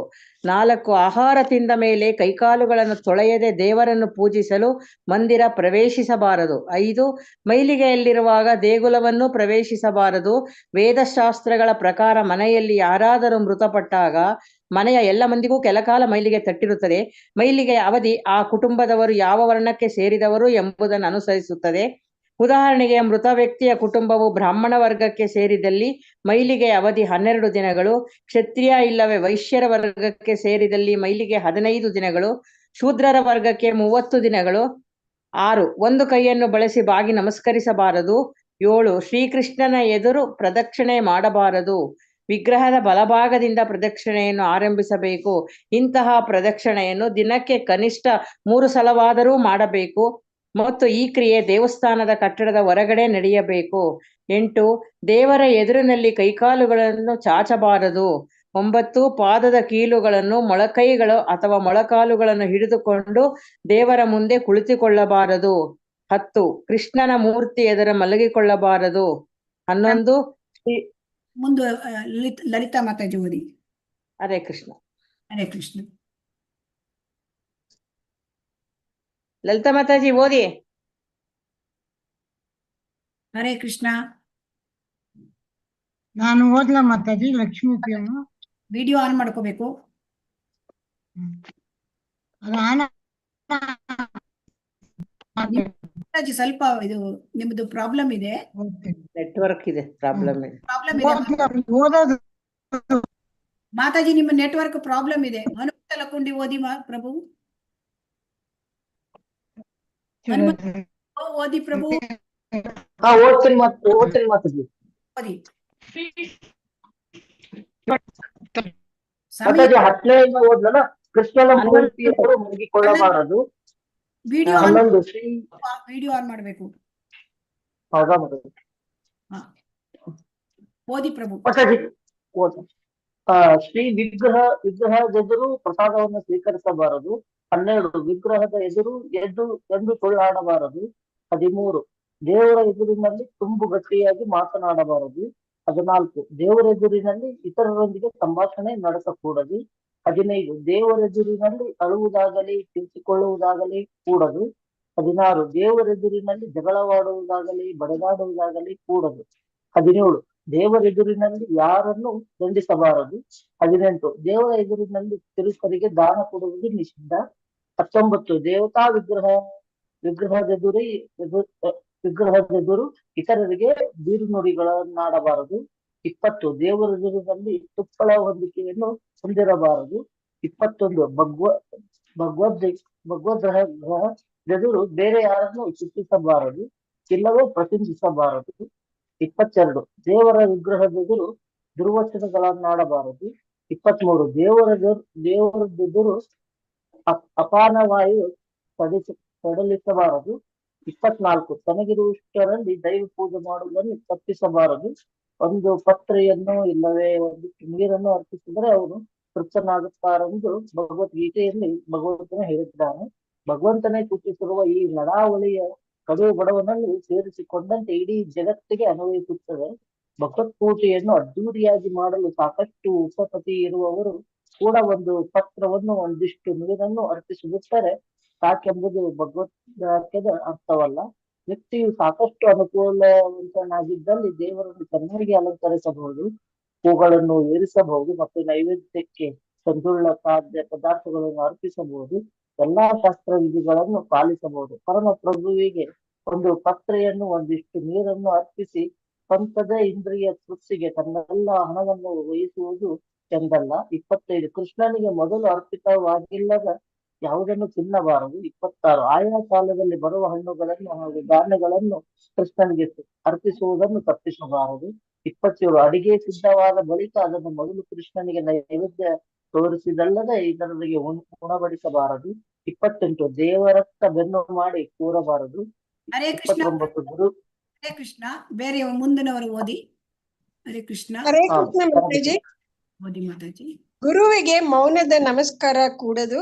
ಬೇರೆಯ ಮಾತುಗಳಲ್ಲಿ ಹೇಳುವುದಾದರೆ ಗುರುವಿಗೆ ನಮಸ್ಕರಿಸುವಾಗ ಪ್ರಾರ್ಥನಾ ವಾಕ್ಯಗಳನ್ನು ಗಟ್ಟಿಯಾಗಿ ಉಚ್ಚರಿಸಬೇಕು.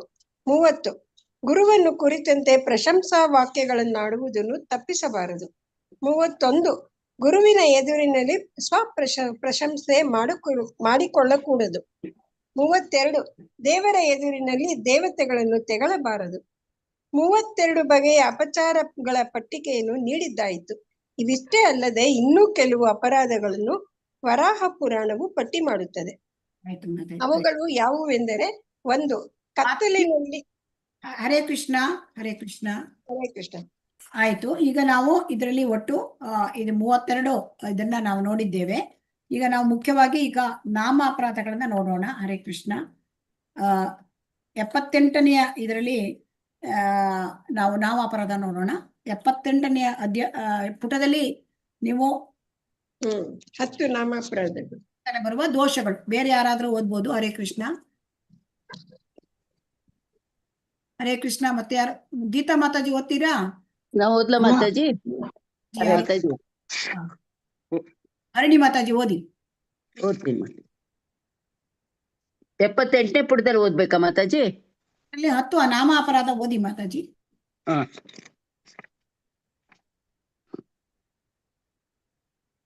ಹರೇ ಕೃಷ್ಣ. ಕೇಳ್ತಾ ಇಲ್ಲ?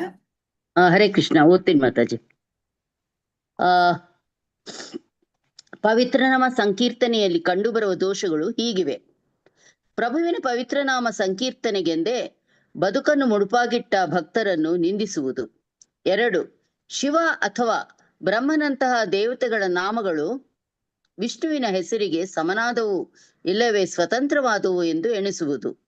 ದೇವತೆಯು ಪರಮಪುರುಷನಾದ ವಿಷ್ಣುವಿಗೆ ಸಮ ಎಂದು ನಾಸ್ತಿಕರ ವರ್ಗಕ್ಕೆ ಸೇರಿದ ಜನ ಕೆಲವೊಮ್ಮೆ ಭಾವಿಸುತ್ತಾರೆ. ಯಾವುದೇ ದೇವತೆಯಾಗಲಿ ಆ ದೇವತೆಯ ಮಹಿಮೆ ಎಷ್ಟೇ ಹಿರಿದಾಗಿರಲಿ ಎಂದಿಗೂ ದೇವೋತ್ತಮ ಪರಮಪುರುಷನಿಗೆ ಸಮನಲ್ಲವೆಂಬುದು ಭಕ್ತನಿಗೆ ತಿಳಿದಿರುತ್ತದೆ.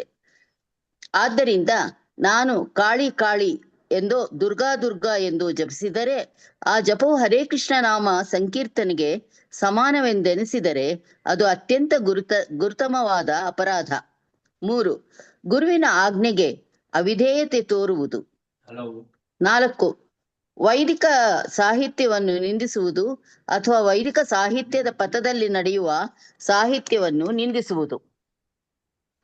5 ಹರೇ ಕೃಷ್ಣ ನಾಮ ಸಂಕೀರ್ತನೆಯ ಮಹಿಮೆಗಳನ್ನು ಮನೋಕಲ್ಪನೆ ಎಂದು ಎಣಿಸುವುದು.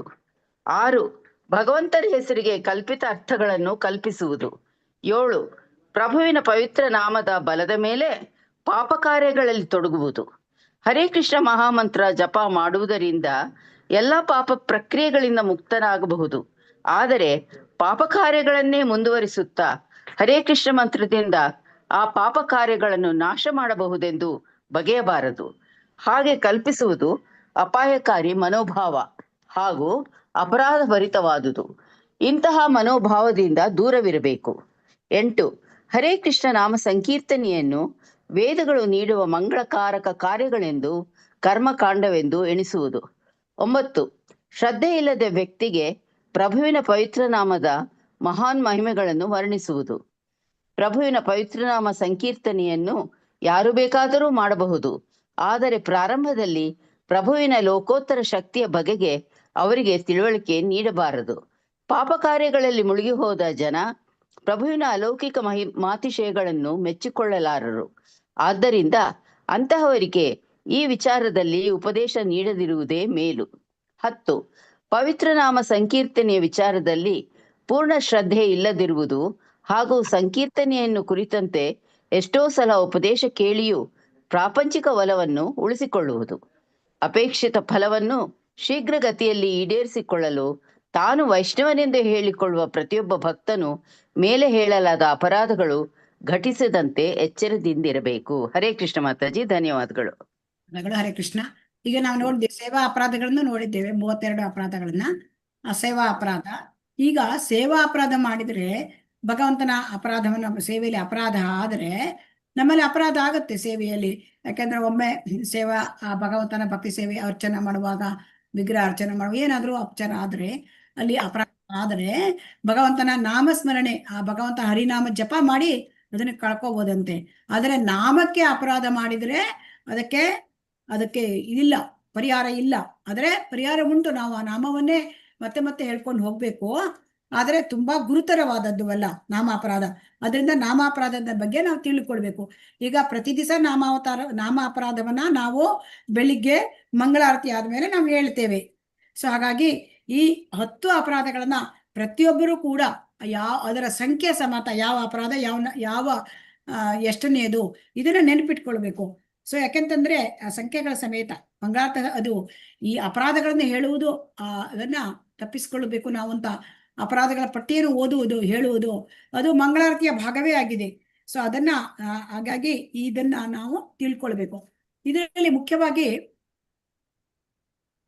ಈ ಅಪರಾಧಗಳನ್ನ ನಾವು ಮಾಡಿದರೆ ನಮ್ಮ ಭಕ್ತಿ ಏನಾಗುತ್ತೆ, ನಾಶವಾಗಿ ಬಿಡುತ್ತೆ. ಸೊ ಹಾಗಾಗಿ ನಾವು ಈ ಅಪರಾಧಗಳನ್ನ ನಾವು ಜಪ ಮಾಡುವಾಗ ಮಾಡೋದಿಲ್ಲ. ನಾವು ಏನ್ ಮಾಡ್ತೇವೆ ಅಂತಂದ್ರೆ ಈಗ ನೋಡಿ, ಜಪ ಮಾಡುವಾಗ ನಾವು ಅದಕ್ಕಿಂತ ಮುಂಚೆನೆ ನಾವು ಅದಕ್ಕಿಂತ ಬೇರೆ ಸಮಯದಲ್ಲಿ ನಾವು ಮಾಡ್ತೇವೆ ನೋಡಿ. ಮೊದಲ ಅಪರಾಧ ಭಕ್ತರನ್ನು ನಿಂದಿಸುವುದು ಅಂತ ಹೇಳ್ತೇವೆ. ಈಗ ಜಪ ಮಾಡುವಾಗ ನಾವು ಭಕ್ತರನ್ನು ನಿಂದಿಸ್ತೇವಾ? ಹರೇ ಕೃಷ್ಣ ಇಲ್ಲ ಅಲ್ವಾ? ಭಕ್ತರ ನಿಂದನೆ ಆಗುತ್ತೆ. ಅಂದರೆ ನಮ್ಮ ಜಪ ಅನ್ನುವಂಥದ್ದು ದಿನದ 2 ಗಂಟೆ ಕಾಲ ನಡೆಯುವಂಥದ್ದಲ್ಲ. ಜಪ ಅಂತದ್ದು ಇಡೀ ದಿನವೇ ಜಪವೇ. ಯಾಕೆಂದ್ರೆ ಜಪಕ್ಕೆ ಬೇಕಾದ ಸಿದ್ಧತೆ ಅದನ್ನ ನಾವು ಮಾಡ್ತಾನೆ ಇರ್ತೇವೆ ಪ್ರತಿ ಸಮಯದಲ್ಲೂ.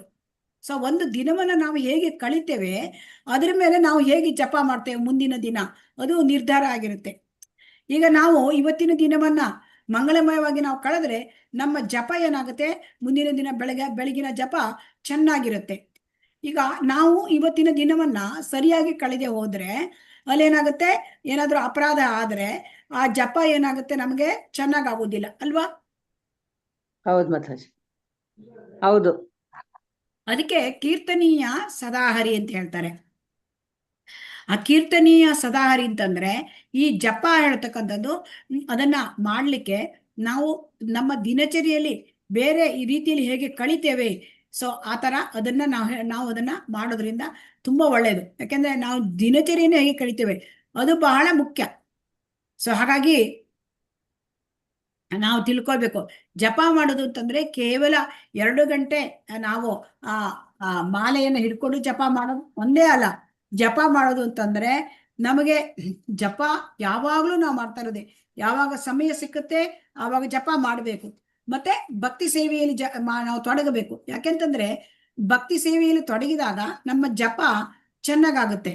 ಮತ್ತೆ ಜಪ ಚೆನ್ನಾಗಿದ್ರೆ ಭಕ್ತಿ ಸೇವೆ ನಮ್ಗೆ ಚೆನ್ನಾಗಾಗುತ್ತೆ. ಅವು ಎರಡೂ ಕೂಡ ಒಂದಕ್ಕೊಂದು ಅದು ಪೂರಕ ಆಗಿರುತ್ತೆ. ಸೊ ಹಾಗಾಗಿ ಪ್ರತಿ ಕ್ಷಣದಲ್ಲೂ ಕೂಡ ನಾವು ಅಪರಾಧಗಳನ್ನ ಮಾಡದ ರೀತಿ ನಾವು ಈ ದೂರ ಇರಬೇಕು. ಈ 10 ಅಪರಾಧಗಳನ್ನ ನಾವು ಸಂಕ್ಷಿಪ್ತವಾಗಿ ನೆನಪಿಟ್ಕೊಳ್ಬೇಕು. ಯಾಕೆಂತಂದ್ರೆ ಈಗ ತುಂಬಾ ನಾವು ವಿವರವಾಗಿ ಓದಿದ್ದೇವೆ. ಇದು ಹೇಗೆ ನೆನಪಿಟ್ಕೊಳ್ಳೋದು? ಒಂದು ಅಪರಾಧ ಅಂದ್ರೆ ಭಕ್ತರನ್ನು ನಿಂದಿಸಬಾರದು. 2ನೇದು ಅಪರಾಧ ಅಂದ್ರೆ ದೇವತೆಗಳನ್ನ ಭಗವಂತನ ಸಮಾನ ಎಂದು ಎಣಿಸಬಾರದು, 2ನೇ ಅಪರಾಧದ್ದು. ಆಮೇಲೆ 3ನೇದು ಭಗವಂತನ ಮೂರನೇದು ಗುರುಗಳ ಆಜ್ಞೆಯನ್ನ ಉಲ್ಲಂಘಿಸಬಾರದು. ಆಮೇಲೆ 4ನೇದು ವೇದ ಸಾಹಿತ್ಯಗಳನ್ನ ನಿಂದಿಸಬಾರದು. 5ನೇದು ಭಗವಂತನ ಪವಿತ್ರ ನಾಮವನ್ನ ನಾವು ಕೇವಲ ಕಲ್ಪನೆ ಅಂತ ಭಾವಿಸಬಾರ್ದು. ಆಮೇಲೆ 6ನೇದು ಆ ಪವಿತ್ರ ನಾಮಗಳಿಗೆ ನಮ್ಮ ಸ್ವಂತ ವ್ಯಾಖ್ಯಾನವನ್ನ ನಾವು ಕೊಡಬಾರ್ದು. 7ನೇದು ಭಗವಂತನ ನಾಮ ಹರಿನಾಮ ಸಂಕೀರ್ತನೆ ಮಾಡ್ತಾ ಇದ್ದೇನೆ, ಜಪ ಮಾಡ್ತಾ ಇದ್ದೇನೆ ಅಂತ ಹೇಳಿ ಆ ನಾಮದ ಬಲದಿಂದ ನಾವು ಅಪರಾಧ ಮಾಡಬಾರ್ದು. ಯಾಕೆಂದ್ರೆ ನಾಮದ ಬಲದಿಂದ, ಯಾಕೆಂತಂದ್ರೆ ನಾವು ಪಾಪಗಳನ್ನ ಎಷ್ಟು ಮಾಡ್ತೇವೋ ಎಷ್ಟು ಎಲ್ಲವನ್ನ ನಾಶ ಮಾಡುವ ಶಕ್ತಿ ಅದಕ್ಕಿದೆ, ಹರಿನಾಮಕ್ಕಿದೆ. ಈ ಹರಿನಾಮಕ್ಕೆ ನಾಶ ಮಾಡಲಾರದಷ್ಟು ಪಾಪ ಮಾಡ್ಲಿಕ್ಕೆ ಸಾಧ್ಯವೇ ಇಲ್ಲಂತೆ. ಆದ್ರೆ ನಾವು ಹರಿನಾಮ ಜಪ ಮಾಡ್ತೇವೆ ಅಂತ ಹೇಳ್ಕೊಂಡು ಆ ಜಪದ ಮೇಲೆ ಆಧಾರದ ಮೇಲೆ ನಾವು ಪಾಪಗಳನ್ನ ಮಾಡಬಾರ್ದು. ಯಾಕೆಂದ್ರೆ ನಾವು ಈ ಜಪ ಮಾಡ್ತೇವೆ, ಆ ಜಪ ಇವತ್ತು ಬೆಳಿಗ್ಗೆ ಮಾಡಿದ್ದೇನೆ, ಸಂಜೆ ಮಧ್ಯಾಹ್ನ ಏನಾದ್ರೂ ಅಪರಾಧ ಮಾಡೋದು, ಅದು ಹಾಗಲ್ಲ. ಹಾಗೆ ಮಾಡಿದ್ರೆ ಅದು ಅಪರಾಧ ಆಗೋಗುತ್ತೆ, 7ನೇ ಅಪರಾಧ. ಸೊ ಹಾಗಾಗಿ ಹರೇ ಕೃಷ್ಣ ಮಹಾಮಂತ್ರ ಅಂದ್ರೆ ಒಂದು ರೀತಿ ಕಿಡಿ ಇದ್ದಾಗ. ಆ ಕಿಡಿ ಏನ್ ಮಾಡುತ್ತೆ, ಆ ಪಾಪದ ರಾಶಿಯನ್ನೇ ಸುಟ್ಟು ಹಾಕ್ಬಿಡುತ್ತೆ. ಸೊ ಹಾಗಾಗಿ ಪಾಪ ರಾಶಿ ಅಂದ್ರೆ ಒಂದು ದೊಡ್ಡ ಹುಲ್ಲಿನ ರಾಶಿ ಇದ್ದಾಗೆ. ಅದಕ್ಕೊಂದು ಸಣ್ಣ ಕಿಡಿ ಇದ್ರೆ ಆ ಹುಲ್ಲು ಇಡೀ ರಾಶಿ ಸುಟ್ಟೋಗುತ್ತೆ ಅಲ್ವಾ? ಅದೇ ತರಹ ಅಲ್ವಾ? ಕೇಳುತ್ತಾ ನಾ ಹೇಳ್ತಾ ಇರೋದು? ಹೌದು. ಅದೇ ತರಹ ಈ ಪಾಪದ ರಾಶಿಯನ್ನ ಇದು ಹರೇ ಕೃಷ್ಣ ಮಹಾಮಂತ್ರ ಅಷ್ಟು ಶಕ್ತಿಯುತವಾದದ್ದು, ಅದ ಸುಟ್ಟು ಭಸ್ಮ ಮಾಡುತ್ತೆ. ಆದರೆ ಆ ಹರೇ ಕೃಷ್ಣ ಮಹಾಮಂತ್ರದ ಆಧಾರದ ಮೇಲೆ ನಾವು ಪಾಪವನ್ನ ಮಾಡಬಾರ್ದು. ಅದು ಮಾಡಿದ್ರೆ ಅದು ಅಪರಾಧ ಆಗ್ಬಿಡುತ್ತೆ. ಸೊ ಈ ರೀತಿಯಾಗಿ ಮಾಡಿದ್ರೆ ನಮ್ಮ ಆಧ್ಯಾತ್ಮಿಕದಲ್ಲಿ ನಾವು ಮುಂದುವರ್ಲಿಕ್ಕೆ ಆಗುದಿಲ್ಲ, ಅಪರಾಧ ಮಾಡಬಾರ್ದು. ಆಮೇಲೆ ಇನ್ನೊಂದು ಅಂತಂದ್ರೆ, ಸೊ ಹಾಗಾಗಿ ಇಲ್ಲಿ ನಾವು ಹರೇ ಕೃಷ್ಣ ಮಹಾಮಂತ್ರದಲ್ಲಿ ನಾವು ಅಪರಾಧದ ಇದು ಏನ್ ಹೇಳ್ತಾ ಇದ್ದೇವೆ ನಾವೀಗ, ಅಪರಾಧವನ್ನ ಆ ನಾಮದ ಬರದ ಮೇಲೆ ನಾವು ಅಪರಾಧ ಮಾಡಬಾರ್ದು. ಯಾಕೆಂತಂದ್ರೆ ಇದು ಮಹಾಮಂತ್ರ.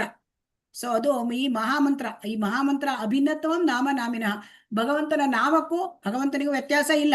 ನಾಮ ಚಿಂತಾಮಣಿ ಕೃಷ್ಣ ಚೈತನ್ಯ ರಸ ವಿಗ್ರಹ ಅಭಿನ್ನತ್ವಂ ನಾಮ ನಾಮಿನಃ.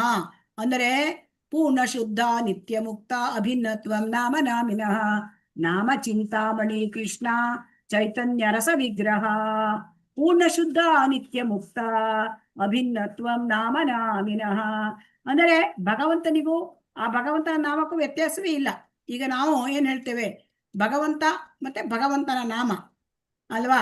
ಭಗವಂತ ಹೇಳೋದು ಅಬ್ಸಲ್ಯೂಟ್, ಭಗವಂತನ ನಾಮ ಹೇಳೋದು ರಿಲೇಟಿವ್. ಆದ್ರೆ ಇಲ್ಲಿ ಅಬ್ಸಲ್ಯೂಟಿವ್ ರಿಲೇಟಿವ್ ವ್ಯತ್ಯಾಸ ಇಲ್ಲ. ಈಗ ನೋಡಿ, ನೀರು ನೀರು ಅಂತ ಹೇಳಿದ್ರೆ, ನೀರನ್ನ ಬಾಯಲ್ಲಿ ನೀರು ನೀರು ಹೇಳಿದ್ರೆ ನಮ್ಮ ಬಾಯಾರಿಕೆ ಹೋಗುತ್ತಾ? ಇಲ್ಲ ಇಲ್ಲ, ನೀರನ್ನು ಕುಡಿದ್ರೆ ಮಾತ್ರ ಹೋಗುತ್ತೆ. ಆದ್ರೆ ಇಲ್ಲಿ ಹರೇ ಕೃಷ್ಣ ಕೃಷ್ಣ ಕೃಷ್ಣ ಅಂದ್ರೆ ಅವಕ್ಕೆ ವ್ಯತ್ಯಾಸ ಇಲ್ಲ. ಕೃಷ್ಣನ ನಾಮಕ್ಕೆ ವ್ಯತ್ಯಾಸ ಇಲ್ಲ. ಯಾಕೆಂದ್ರೆ ಆ ನಾಮದಲ್ಲಿ ಕೃಷ್ಣ ಇದ್ದಾನೆ. ಸೊ ಕೃಷ್ಣ ಅಂತ ಹೇಳಿದು ಕೃಷ್ಣನ ನಾಮ, ಕೃಷ್ಣನ ರೂಪ, ಸೊ ಕೃಷ್ಣನ ಗುಣ, ಕೃಷ್ಣನ ಲೀಲೆ, ಮತ್ತೆ ಕೃಷ್ಣನಿಗೆ ವ್ಯತ್ಯಾಸ ಇಲ್ಲ. ಸೊ ಹಾಗಾಗಿ ಭಗವಂತನಿಗೂ ಆ ಭಗವಂತನ ಸಂಬಂಧಪಟ್ಟ ವಸ್ತುಗಳಿಗೂ ವ್ಯತ್ಯಾಸ ಇಲ್ಲ. ಸೊ ಹಾಗಾಗಿ ನಾವು ಆ ಭಗವಂತನ ನಾಮವನ್ನು ತೆಗೆದುಕೊಂಡು ಅದರ ಒಂದು ಬಲದ ಮೇಲೆ ನಾವು ಅಪರಾಧ ಮಾಡಿದರೆ ಅದಕ್ಕೆ ನಮ್ಗೆ ಇದಿಲ್ಲ, ಅದು ಒಂದು ದೊಡ್ಡ ಅಪರಾಧ ಆಗ್ಬಿಡುತ್ತೆ. ಆ ನಾಮದ ಬಲದ ಮೇಲೆ ನಾವು ಪಾಪ ಮಾಡಿದರೆ. ಸೊ ಹಾಗಾಗಿ ಭಗವಂತನಿಗೆ ಅಪರಾಧ ಮಾಡಿದ್ರೆ ನಾಮದಿಂದ ನಾವು ಮಾಡ್ಕೋಬಹುದು. ಆದ್ರೆ ನೋಡಿ, ಭಗವಂತನಿಗೆ ನಾವು ಅಪರಾಧ ಆಗೋಗುತ್ತೆ ನಮ್ಮ ಕೈಯಿಂದ. ನಾವು ಬೆಳಿಗ್ಗೆ ನಾವು ಊದುಬತ್ತಿ ಹಚ್ಚುತ್ತೇವೆ, ಬೆಳಗ್ತೇವೆ, ಯಾವುದೋ ಏನಾದ್ರೂ ತಪ್ಪಾಗ್ಬಿಡುತ್ತೆ, ನೈವೇದ್ಯ ಮಾಡ್ತೇವೆ, ಯಾವ್ದಾದ್ರೂ ಒಂದು ಅಪರಾಧ ಆಗ್ಬಿಡುತ್ತೆ. ಸೊ ಆದ್ರೆ ಮನಸ್ಸು ಏಕಾಗ್ರತೆ ಇಲ್ಲ, ಪ್ರಸಾದ ಮಾಡುವಾಗ ಯಾವ್ದಾದ್ರು ಒಂದು ಅಪರಾಧ. ಈ ಯಾವ ಅಪರಾಧ ಮಾಡಿದ್ರು ಹರಿನಾಮ ಸಂಕೀರ್ತನ ಮಾಡಿದ್ರಿಂದ ಅಪರಾಧಗಳೆಲ್ಲ ಹೋಗ್ಬಿಡುತ್ತೆ. ಆದರೆ ಆ ಹರಿನಾಮ ಸಂಕೀರ್ತನದ ಮೇಲೆ ನಾವು ಪಾಪ ಮಾಡಬಾರ್ದು. ಅದು 7ನೇ ಅಪರಾಧ. ಆಮೇಲೆ 8ನೇ ಅಪರಾಧ ಕರ್ಮಕಾಂಡ. ಈ ಕರ್ಮಕಾಂಡ ಅಂತಂದ್ರೆ ಪ್ರಾಯಶ್ಚಿತ್ತ ವಿಧಿ. ನಾವು ಈ ಹರಿನಾಮ ಸಂಕೀರ್ತನೆ ಜಪವನ್ನ ನಾವು ಪ್ರಾಯಶ್ಚಿತ್ತ ಅಂತ ತಿಳ್ಕೋಬಾರ್ದು. ಸೊ ಅದು ಕರ್ಮಕಾಂಡ ಅಂತ ತಿಳ್ಕೋಬಾರ್ದು. ಸೊ ಹಾಗಾಗಿ ಇಲ್ಲಿ ಏನು ಅಂತಂದ್ರೆ, ಮತ್ತಿನ್ನೊಂದು ಅಂತಂದ್ರೆ, ನಾನು 16 ಜಪ ಮಾಡ್ತಾ ಇದ್ದೇನೆ, ನೀನು ಕೃಷ್ಣ ನನ್ಗೆ ನಿನ್ನ ಲೋಕಕ್ಕೆ ಕರ್ಕೊಂಡು ಹೋಗು, ಹೀಗಂತ ಡಿಮ್ಯಾಂಡ್ ಮಾಡ್ಲಿಕ್ಕಾಗತ್ತಾ? ತಾಕೀತ್ ಮಾಡ್ಲಿಕ್ಕಾಗತ್ತಾ? ಇಲ್ಲ ಇಲ್ಲ ಇಲ್ಲ ಮಾತಾಜಿ. ಯಾಕಂದ್ರೆ ಅದು ಕೃಷ್ಣನಿಗೆ ಬಿಟ್ಟಿದ್ದು. ಕೃಷ್ಣ ನಮ್ಮ ಮೇಲೆ ಅನುಗ್ರಹ ತೋರ್ಬೋದು, ತೋರ್ದೇನು ಇರ್ಬೋದು. ಸೊ ಹಾಗಾಗಿ ಕೃಷ್ಣ ಪ್ರೀತಿಯಿಂದ ನಮ್ಮನ್ನ ಕರ್ಕೊಂಡು ಹೋಗ್ಬೋದು, ನಾವು ಯಾವ ತರ ಜಪ ಮಾಡ್ತೇವೆ ನಮ್ಮ ಜಪದ ಶುದ್ಧತೆ ಮೇಲೆ. ಸೊ ಹಾಗಾಗಿ ಕರ್ಮಕಾಂಡ ಅಂದ್ರೆ ವ್ಯವಹಾರ. ಈಗ ನಾನು ಯಜ್ಞ ಮಾಡ್ತೇನೆ, ನನಗೆ ಫಲ ಬೇಕು. ಸೊ ಆಮೇಲೆ ಏನ್ ಹೇಳ್ತಾರೆ, ಕೃಷ್ಣ ಭಾಗವತದಲ್ಲಿ ಕೂಡ ನೋಡಿದ್ದೇವೆ, ಇಂದ್ರನ ಪೂಜೆ ಮಾಡಿ ಇಂದ್ರನಿಗೆ ಯಜ್ಞ ಮಾಡು, ಮಳೆ ಬರ್ತದೆ ಅಂತ ಜನ ತಿಳ್ಕೊಂಡಿದ್ರು. ಆ ಕೃಷ್ಣ ಏನ್ ಹೇಳ್ತಾನೆ, ಕರ್ಮ ಮೀಮಾಂಸೆ ಹೇಳ್ತಾನೆ. ಏನಂತ, ನಿನಗೆ ಕೃಷ್ಣ ಹೇಳ್ತಾನೆ, ಇಂದ್ರನಿಗೆ ಮಳೆ ಕೊಡುದು ಇಂದ್ರನ ಕೆಲಸ, ಅದು ಅವ್ನು ಮಾಡ್ತಾನೆ ಅಲ್ವಾ? ಸೊ ಅದಕ್ಕೆ ಅವ್ರು ಹೇಳ್ತಾರೆ, ಇಂದ್ರನ ಪೂಜೆ ಮಾಡೋದ್ ಬೇಡ, ನೀವು ಏನ್ ಮಾಡ್ಬೇಕು, ಗೋವರ್ಧನ ಪೂಜೆ ಮಾಡ್ಬೇಕು ಅಲ್ವಾ? ಸೊ ಹೀಗೆ ಎಷ್ಟೋ ವಿಚಾರಗಳು. ಅಂದ್ರೆ ಏನ್ ಹೇಳ್ತಾರೆ ಅಂದ್ರೆ, ಇಲ್ಲಿ ನಾವು ಕರ್ಮಕಾಂಡ ಅಂತ ಹರೇ ಕೃಷ್ಣ ಮಂತ್ರವನ್ನ ನಾವು ತಿಳ್ಕೊಬಾರ್ದು. ಸೊ ಅದನ್ನ ಕರ್ಮಕಾಂಡ ಅಂತ ತಿಳ್ಕೊಳ್ಳೋದು ಅದು 8ನೇ ಅಪರಾಧ ಆಗತ್ತೆ. ಸೊ 9ನೇ ಅಪರಾಧ ಅಂತಂದ್ರೆ, ಯಾರಿಗೆ ಆಸಕ್ತಿ ಇಲ್ವೋ ಅವರಿಗೆ ನಾವು ಏನ್ ಮಾಡ್ಬಾರ್ದು, ನಾಮದ ಮಹಿಮೆಯನ್ನ ಹೇಳ್ಬಾರ್ದು. ಆಮೇಲೆ 10ನೇದು, ನಾವು ಎಷ್ಟೇ ಜಪದ ಬಗ್ಗೆ ಹರೇ ಕೃಷ್ಣ ಮಹಾಮಂತ್ರದ ಬಗ್ಗೆ ತಿಳ್ಕೊಂಡ್ರು ಭೌತಿಕವಾದ ಆಶೆ ಇಟ್ಕೊಂಡ್ಬಿಡೋದು ಅಲ್ವಾ? ಎಷ್ಟು ನಾವು ಆಧ್ಯಾತ್ಮಿಕ ವಿಚಾರ ತಿಳ್ಕೊಳ್ತೇವೆ, ಆದರೆ ಭೌತಿಕ ಆಶೆ ಹೋಗುದೇ ಇಲ್ಲ. ಹೋಗ್ತದೆಯಾ? ಇಲ್ಲ ಮಾತಾಜಿ, ಇಲ್ಲ. ಅದು ಅಪರಾಧವಾಗ್ಬಿಡುತ್ತೆ. ಅದು ಎಷ್ಟನೇ ಅಪರಾಧ? 10ನೇ ಅಪರಾಧ. 10ನೇ ಅಪರಾಧ. ಸೊ ಹಾಗಾಗಿ ನಾವು ಈ ರೀತಿ ಭೌತಿಕ ಇಚ್ಛೆಗಳು ಇಟ್ಕೊಂಡ್ರೆ 10ನೇ ಅಪರಾಧ. ಸೊ ಅದರಿಂದ ಇದು ಬಹಳ ತುಂಬಾ ಕಷ್ಟ ಅಲ್ವಾ ಭೌತಿಕ ಇಚ್ಛೆಯಿಂದ. ಅದಕ್ಕೆ ನಮ್ಮ ಅಪರಾಧ ಆಗ್ಬಾರ್ದು ಅಂದ್ರೆ ಭೌತಿಕ ಇಚ್ಛೆ ಇಡಬಾರ್ದು. 10ನೇ ಅಪರಾಧ. ಸೊ ಹಾಗಾಗಿ ಆಮೇಲೆ ಅದನ್ನ ನಾವೇನ್ ಜಪ ಮಾಡ್ತೇವೆ ಅದನ್ನ ಸರಿಯಾಗಿ ಕಿವಿಯಲ್ಲಿ ಕೇಳಿಸ್ಕೊಳ್ಬೇಕು ಅಲ್ವಾ. ಕೇಳಿಸ್ಕೊಳ್ಳೋದನ್ನೇ ಅಟೆಂಟಿವ್ ಚಾಂಟಿಂಗ್ ಇರಬೇಕು. ಅಂದ್ರೆ ಅಟೆಂಟಿವ್ ಚಾಂಟಿಂಗ್ ಅಂದ್ರೆ ನಾವೇನು ಬಾಯಲ್ಲಿ ಹೇಳ್ತೇವೆ ಅದನ್ನ ಕಿವಿಯಲ್ಲಿ ಕೇಳ್ಕೊಳ್ಬೇಕು. ಸೊ ಇದು ಅಪರಾಧಗಳು. ಸೊ ಇಲ್ಲಿ ನಾವು ಭಗವಂತನ ಸೇವೆಯಲ್ಲಿ 32 ಅಪರಾಧ ನೋಡಿದ್ವಿ. ಮತ್ತೆ ನಾವೀಗ 10 ಅಪರಾಧಗಳು ಏನ್ ನೋಡಿದ್ವಿ? ನಾಮ ಅಪರಾಧಗಳನ್ನ ನಾವು ನೋಡಿದ್ವಿ. ಅಪರಾಧಗಳು ಆಗದಂಗೆ ನಾವು ನೋಡ್ಕೋಬೇಕು. ಹರೇ ಕೃಷ್ಣ. ಗೀತಾ ಮಾತಾಜಿ ಓದಿ. ಹರೇ ಕೃಷ್ಣ ಮಾತಾಜಿ. ಇಲ್ಲಿ ಕೃಷ್ಣನು ವೈಯಕ್ತಿಕವಾಗಿ ಪ್ರಸ್ತುತ. ಆದ್ದರಿಂದ ನಮ್ಮ ಕರ್ತವ್ಯವೆಂದರೆ ನಾವು ದೇವರನ್ನು ಕಲ್ಲು ಲೋಕದಿಂದ. ಹರೇ ಕೃಷ್ಣ ಮಾತಾಜಿ. 1 ನಿಮಿಷ. ಹರೇ ಕೃಷ್ಣ ಅಂದಾಗ ಸ್ವಲ್ಪ ನಿಲ್ಲಿಸ್ಬೇಕಾಗುತ್ತೆ. ಅಟೆಂಡೆನ್ಸ್ ಹಾಕಿದ್ರೆ ಅಟೆಂಡೆನ್ಸ್ ಲಿಂಕ್ ಹಾಕಿದ್ದಾರೆ. ಮಾತಾಜಿ ಅಟೆಂಡೆನ್ಸ್ ಫಿಲ್ ಮಾಡ್ಕೋಬೇಕು. ಹರೇ ಕೃಷ್ಣ. ಓದಿ ಮಾತಾಜಿ. ಇಲ್ಲಿ ಕೃಷ್ಣ ವೈಯಕ್ತಿಕವಾಗಿ ಪ್ರಸ್ತುತ. ಆದ್ದರಿಂದ ಭಕ್ತಿಯ ರಸದಲ್ಲಿ 1 ನಿಮಿಷ ಮಾತಾಜಿ ಏನೋ ಇದಾಯ್ತು. ಹಾ ಹೇಳಿ. ಇದಾದ್ಮೇಲೆ ಮಾತಾಜಿ ಓದಿ ಮಾತಾಜಿ. ಇದಾದ್ಮೇಲೆ ಇಲ್ಲಿ ಕೃಷ್ಣನು ವೈಯಕ್ತಿಕವಾಗಿ ಪ್ರಸ್ತುತ. 1 ನಿಮಿಷ, ನನ್ಗೆ ಕನ್ಫ್ಯೂಷನ್ ಆಗ್ತಾ ಇದೆ ಮಾತಾಜಿ. ಇದು ಸರಿ ಇದೆಯಾ? ಇದೆ ಮಾತಾಜಿ, ಸರಿ ಇದೆ ಮಾತಾಜಿ. ಸರಿ ಇದೆ. ಈ ಸ್ಲೈಡ್ ಇದೆ. ಓದಿ ಮಾತಾಜಿ. ಇಲ್ಲಿ ಕೃಷ್ಣನು ವೈಯಕ್ತಿಕವಾಗಿ ಪ್ರಸ್ತುತ. ಆದ್ದರಿಂದ ನಮ್ಮ ಕರ್ತವ್ಯವೆಂದರೆ ನಾವು ದೇವರನ್ನು ಕಲ್ಲು ಅಥವಾ ಲೋಹದಿಂದ ಮಾಡಿದ ವಸ್ತು ಎಂದು ಭಾವಿಸಬಾರದು. ಇಲ್ಲಿ ಕೃಷ್ಣನು ವೈಯಕ್ತಿಕವಾಗಿ ಪ್ರಸ್ತುತ ಎಂದು ನಾವು ಯಾವಾಗಲೂ ಯೋಚಿಸಬೇಕು. ಅದು ಭಕ್ತಿ ಮತ್ತು ನಾವು ಅವನನ್ನು ಹಾಗೆ ಪೂಜಿಸಬೇಕು. ನಾವು ಗೌರವವನ್ನು ನೀಡಬೇಕು. ಇಲ್ಲಿ ಕೃಷ್ಣನಿದ್ದಾನೆ, ನಾವು ಯಾವುದೇ ತಪ್ಪು ಮಾಡಲು ಸಾಧ್ಯವಿಲ್ಲ. ಹರೇ ಕೃಷ್ಣ ಮಾತಾಜಿ. ಲಲಿತಾ ಮಾತಾಜಿ ಓದಿ. ಆದ್ದರಿಂದ ಭಕ್ತಿಯ ರಸದಲ್ಲಿ ಅಪರಾಧಗಳ ಪಟ್ಟಿ ಇದೆ. ನೀವು ಇದನ್ನು ಚರ್ಚಿಸುತ್ತೀರಾ? ನಾವು ಈ ಅಪರಾಧಗಳನ್ನು ತಪ್ಪಿಸಬೇಕು. ಆದರೆ ಇಲ್ಲಿ ಕಲ್ಲಿನ ಪ್ರತಿಮೆ ಇದೆ. ನಾನು ಈ ಅಪರಾಧ ಮಾಡುತ್ತಿರುವುದನ್ನು ಅವನು ನೋಡಲು ಹೋಗುವುದಿಲ್ಲ. ಆಗ ಅದು ತುಂಬಾ ಒಳ್ಳೆಯದಲ್ಲ. ನಾವು ಯಾವಾಗಲೂ ಇಲ್ಲಿ ಕೃಷ್ಣ ವೈಯಕ್ತಿಕವಾಗಿ ಇದ್ದಾರೆ ಎಂದು ಭಾವಿಸಬೇಕು. ಹರೇ ಕೃಷ್ಣ ಮಾತಾಜಿ. ಹರೇ ಕೃಷ್ಣ.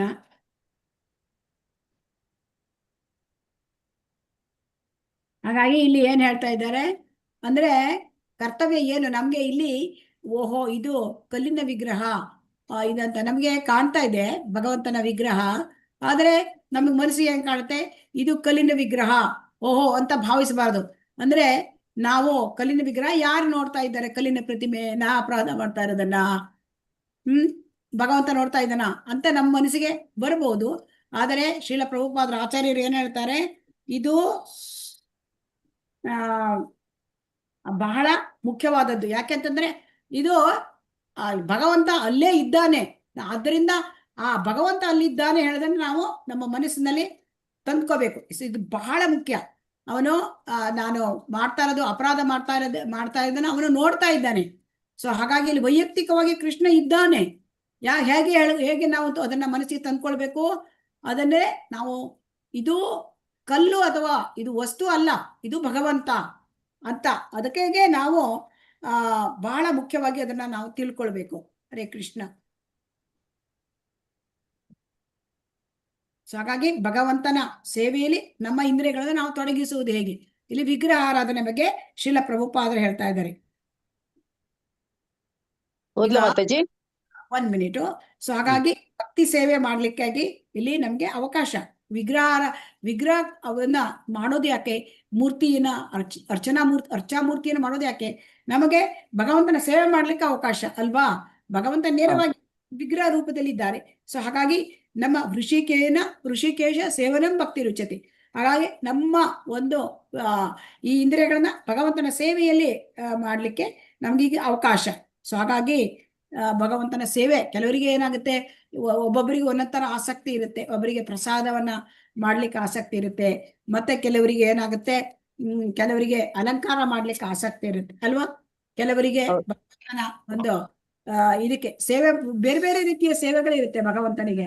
ಅಲಂಕಾರ ಮಾಡ್ಲಿಕ್ಕೆ ಇಷ್ಟ, ಕೆಲವರಿಗೆ ಭಗವಂತನ ಮುಂದೆ ರಂಗೋಲಿ ಆಗ್ಲಿಕ್ಕೆ ಇಷ್ಟ, ಮತ್ತೆ ಕೆಲವರಿಗೆ ಭಗವಂತನ ಕುರಿತ ಗ್ರಂಥಗಳ ಅಧ್ಯಯನ ಮಾಡ್ಲಿಕ್ಕೆ, ಭಗವಂತನ ಆ ಗ್ರಂಥಗಳನ್ನ ಬೇರೆಯವರು ಹೇಳಲಿಕ್ಕೆ ಅವರಿಗೆ ಇಷ್ಟ.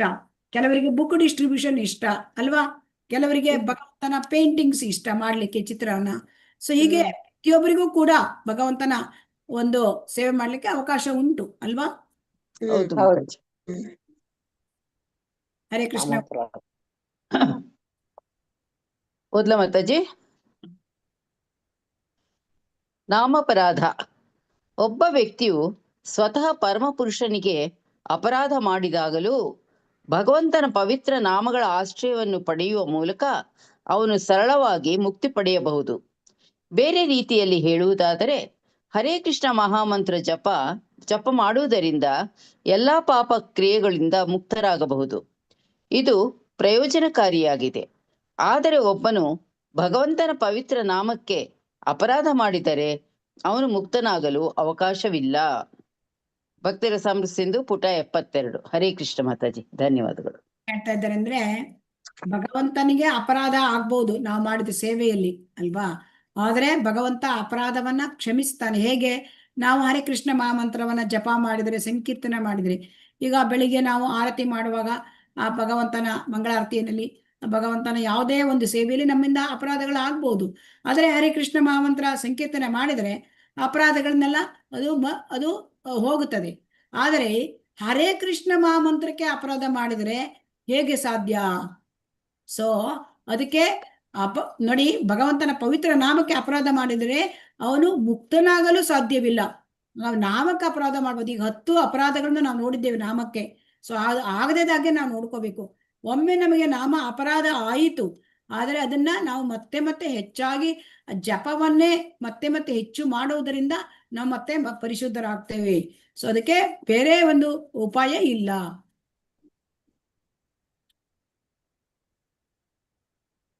ಸೊ ಈ ಪಾಠದಲ್ಲಿ ಸಾಧನ ಮತ್ತು ವಿಭಾಗಗಳ 64 ಅಂಶಗಳನ್ನು ಅವಲೋಕಿಸಲಾಗಿದೆ.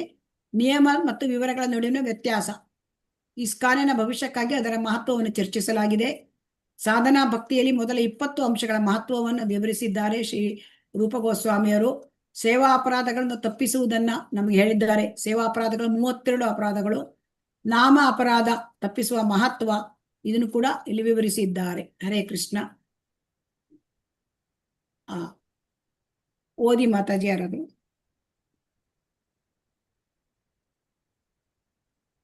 ಹರೇ ಕೃಷ್ಣ. ಕಟ್ಟುನಿಟ್ಟಾಗಿ ನಿಯಂತ್ರಕ ತತ್ವಗಳನ್ನು ಹೋಯ್ತು ಮಾತಾಜಿ.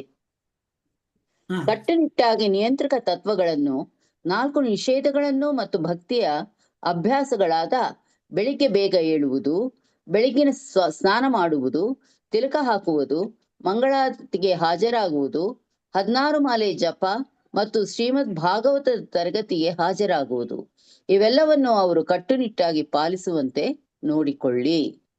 ಹರೇ ಕೃಷ್ಣ ಮಾತಾಜಿ, ಧನ್ಯವಾದಗಳು.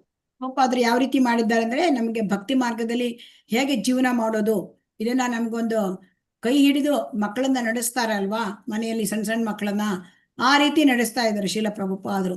ಎಲ್ಲವನ್ನು ಡೀಟೇಲ್ ಆಗಿ ಕೊಟ್ಬಿಟ್ಟಿದ್ದಾರೆ. ಅಂದ್ರೆ ನಮ್ಮ ಧ್ಯೇಯ ಏನು?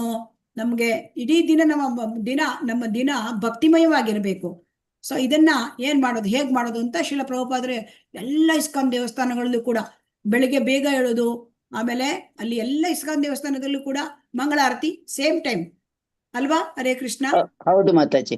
4 ಮಂಗಳಾರತಿ ಬೇಗ ಬೇಗ ಸ್ನಾನ ಮತ್ತೆ ಎಲ್ಲಾ ದೇವಸ್ಥಾನವನ್ನ ಸ್ವಚ್ಛ ಮಾಡಿ ದೇವರ ಗುಡಿಯನ್ನ ಮಾಡಿ ಅಲಂಕಾರ ಮಾಡಿ ಅಲ್ಲಿ ಬೆಳಿಗ್ಗೆ 4 ಮಂಗಳಾರತಿ, ಆಮೇಲೆ ತಿಲಕ ಹಾಕೊಳ್ಳೋದು, ಆಮೇಲೆ ಮಂಗಳಾರತಿಗೆ ಹಾಜರಾಗ್ಬೇಕು.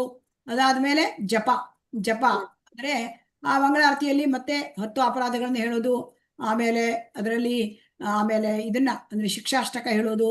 ಅದಾದ ಮೇಲೆ ನಮಗೆ ಇದು ಮಂಗಳಾರತಿ ಆದ್ಮೇಲೆ ಇವರದ್ದು ನರಸಿಂಹಾರತಿ ಆದ್ಮೇಲೆ ತುಳಸಿ ಆರತಿ, ಶಿಕ್ಷಾಷ್ಟಕ, ಆಮೇಲೆ ಶಿಕ್ಷಾಷ್ಟಕ ಆದ್ಮೇಲೆ 10 ಅಪರಾಧಗಳು, ಆಮೇಲೆ 16 ಮಾಲೆ ಜಪ ಅಂತದ್ದು.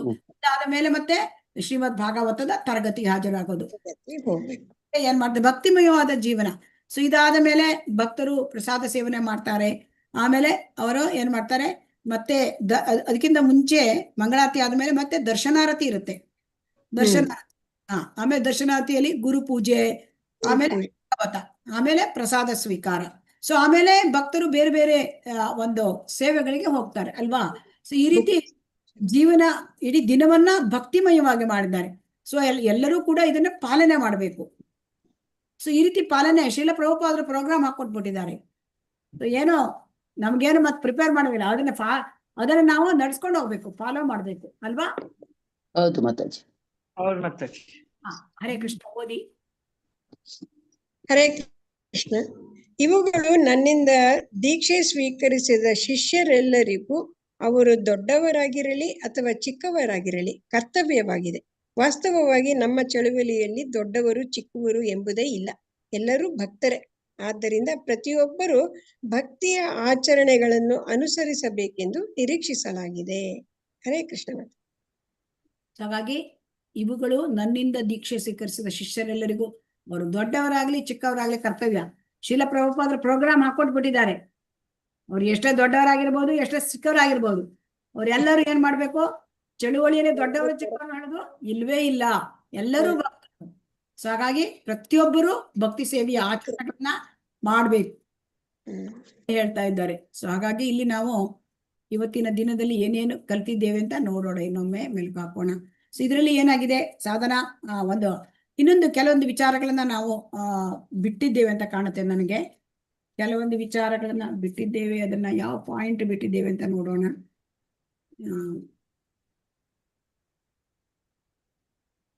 ನಾವು ಅಯೋಗ್ಯ ಶಿಷ್ಯರ ಅಸ್ವೀಕಾರ ಮಾಡೋದು, ಅದು ಕೂಡ ನಾವು ಬಿಟ್ಟಿದ್ದೇವೆ ಒಂದು ಪಾಯಿಂಟ್. ಅದರಲ್ಲಿ ಅಂದ್ರೆ ಅಯೋಗ್ಯ ಶಿಷ್ಯರನ್ನ ಸ್ವೀಕಾರ ಮಾಡಬಾರ್ದು ಅಂತ.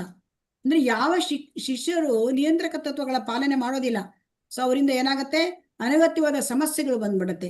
ಸೊ ಇಂತಹ ಶಿಷ್ಯನ ಜವಾಬ್ದಾರಿಯನ್ನು ಗುರುಗಳು ತೆಗೆದುಕೊಳ್ಳೋದ್ರಿಂದ ಯೋಗ್ಯತೆ ಇಲ್ಲದಂತಹ ಅವರಿಗೆ ಶಿಷ್ಯರನ್ನ ಇಟ್ಕೋಬಾರ್ದು ಅಂತ ಇಲ್ಲಿ ಹೇಳಿದ್ದಾರೆ. ಅಯೋಗ್ಯ ಶಿಷ್ಯರ ಅಸ್ವೀಕಾರ. ಸೊ ಅದನ್ನ ನಾವೊಂದು ಬಿಟ್ಟಿದ್ದೇವೆ. ಮತ್ತೆ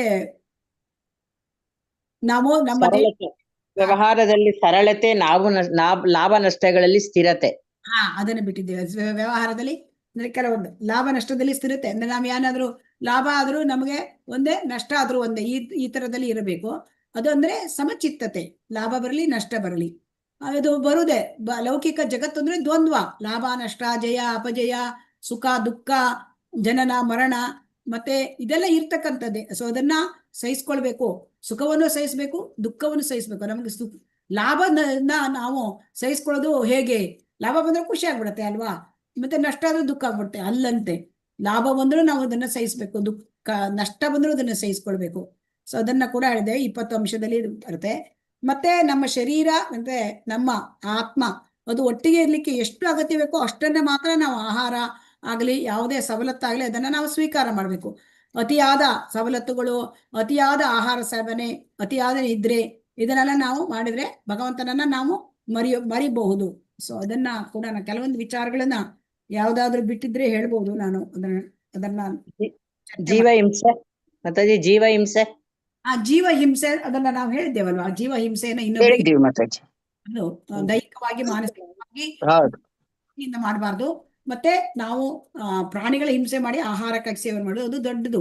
ಅದು ಹೆಚ್ಚಾಗಿ ಈಗ ನೋಡಿ, ಈಗ ಕಟುಕಾರ ಇದನ್ನ ಮಾಡ್ತಾರಲ್ವಾ, ಅದು ಕಸಾಯಿ ಖಾನೆ ಅದನ್ನ ಮಾಡ್ಲಿಕ್ಕಿಲ್ಲ. ಯಾಕಂದ್ರೆ ಜೀವ ಹಿಂಸೆ ಮಾಡ್ಲಿಕ್ಕಿಲ್ಲ.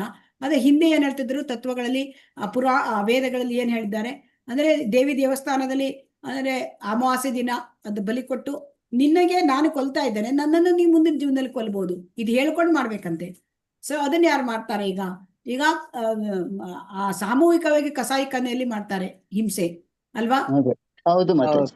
ಅದು ತುಂಬಾ ಅವರಿಗೆ ಅನುಭವಿಸ್ಲಿಕ್ಕಿದೆ, ಉಂಟು ಪಾಪದ ಕಾರ್ಯಗಳು. ಸೊ ಆಮೇಲೆ ಕೃಷ್ಣ ಪ್ರಜ್ಞೆ ಕೊಡದೆ ಹೋದ್ರೆ ಅದು ಕೂಡ ಹಿಂಸೆಯಂತೆ. ಇದು ಭಗವದ್ಗೀತೆಯಲ್ಲಿ ಇದೆ. ಹರೇ ಕೃಷ್ಣ. ಮತ್ತೆ ದೇಗುಲದಲ್ಲಿ ವಿಗ್ರಹಾರಾಧನೆ ಮಾಡುವಾಗ ಅಥವಾ ಭಗವನ್ ನಾಮ ಸಂಕೀರ್ತನೆಯಲ್ಲಾಗುವ ಅಪರಾಧಗಳನ್ನು ಎಚ್ಚರ ವಹಿಸಿ ತಡೆಯಬೇಕು. ಅದನ್ನೇ ಹೇಳಿದೆವಲ್ಲ ನಾವೀಗ, ಸೇವಾಪರಾಧ ಮಾಡಿದ್ರೆ ನಮಗೆ ಅಂತ ನಾಮ ಸಂಕೀರ್ತನೆ ಮಾಡಿದ್ರೆ ಅದು ಪರಿಹಾರ ಆಗತ್ತೆ. ಆದರೆ ನಾಮ ಅಪರಾಧ ಮಾಡಿದ್ರೆ ಬಹಳ ಕಷ್ಟ. ಅದಕ್ಕಾಗಿ ತುಂಬಾ ಸೇವಾಪರಾಧನೂ ಮಾಡಬಾರ್ದು, ನಾಮಾಪರಾಧನೂ ಮಾಡಬಾರ್ದು. ಆದ್ರೆ ಸೇವಾಪರಾಧ ಮಾಡಿದ್ರೆ ಆ ಸಂಕೀರ್ತನೆ ಜಪ ಮಾಡೋದ್ರಿಂದ ಅದು ಭಗವಂತ ಕ್ಷಮಿಸ್ತಾನೆ. ಆದರೆ ಭಗವಂತ ನಾಮಕ್ಕೆ ಅಪರಾಧ ಮಾಡಬಾರ್ದು ಅಂತ ಮುಖ್ಯವಾದದ್ದು. ಓಕೆ ಮಾತಾಜಿ.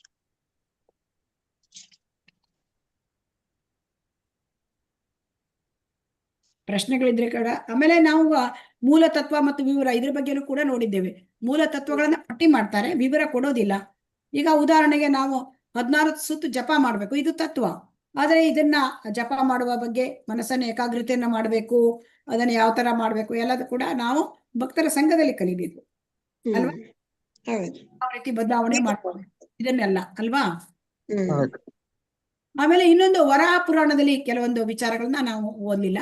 ವರಾಹ ಪುರಾಣ 29 ವಿಚಾರ ಹೇಳಿದ್ದಾರೆ. ಸೊ ಹಾಗಾಗಿ ನಾವು 77ನೇ ಪುಟದಲ್ಲಿ 2ನೇ ಪ್ಯಾರಾಗ್ರಾಫ್ ಅಲ್ಲಿ ನಾವು ನೋಡಿದಾದ್ರೆ ಭಕ್ತಿ ಸೇವೆಗೆ ಅಡ್ಡಿಯಾಗಿ ನಿಲ್ಲುವ ವಿಘ್ನಗಳನ್ನು ನಿವಾರಿಸುವ ಗಣಪತಿಯ ಪೂಜೆಯನ್ನು ವ್ಯಕ್ತಿ ಪ್ರಾರಂಭಿಸಬೇಕು ಅಂತ ಹಾಕಿದ್ದಾರೆ ಅಲ್ವಾ?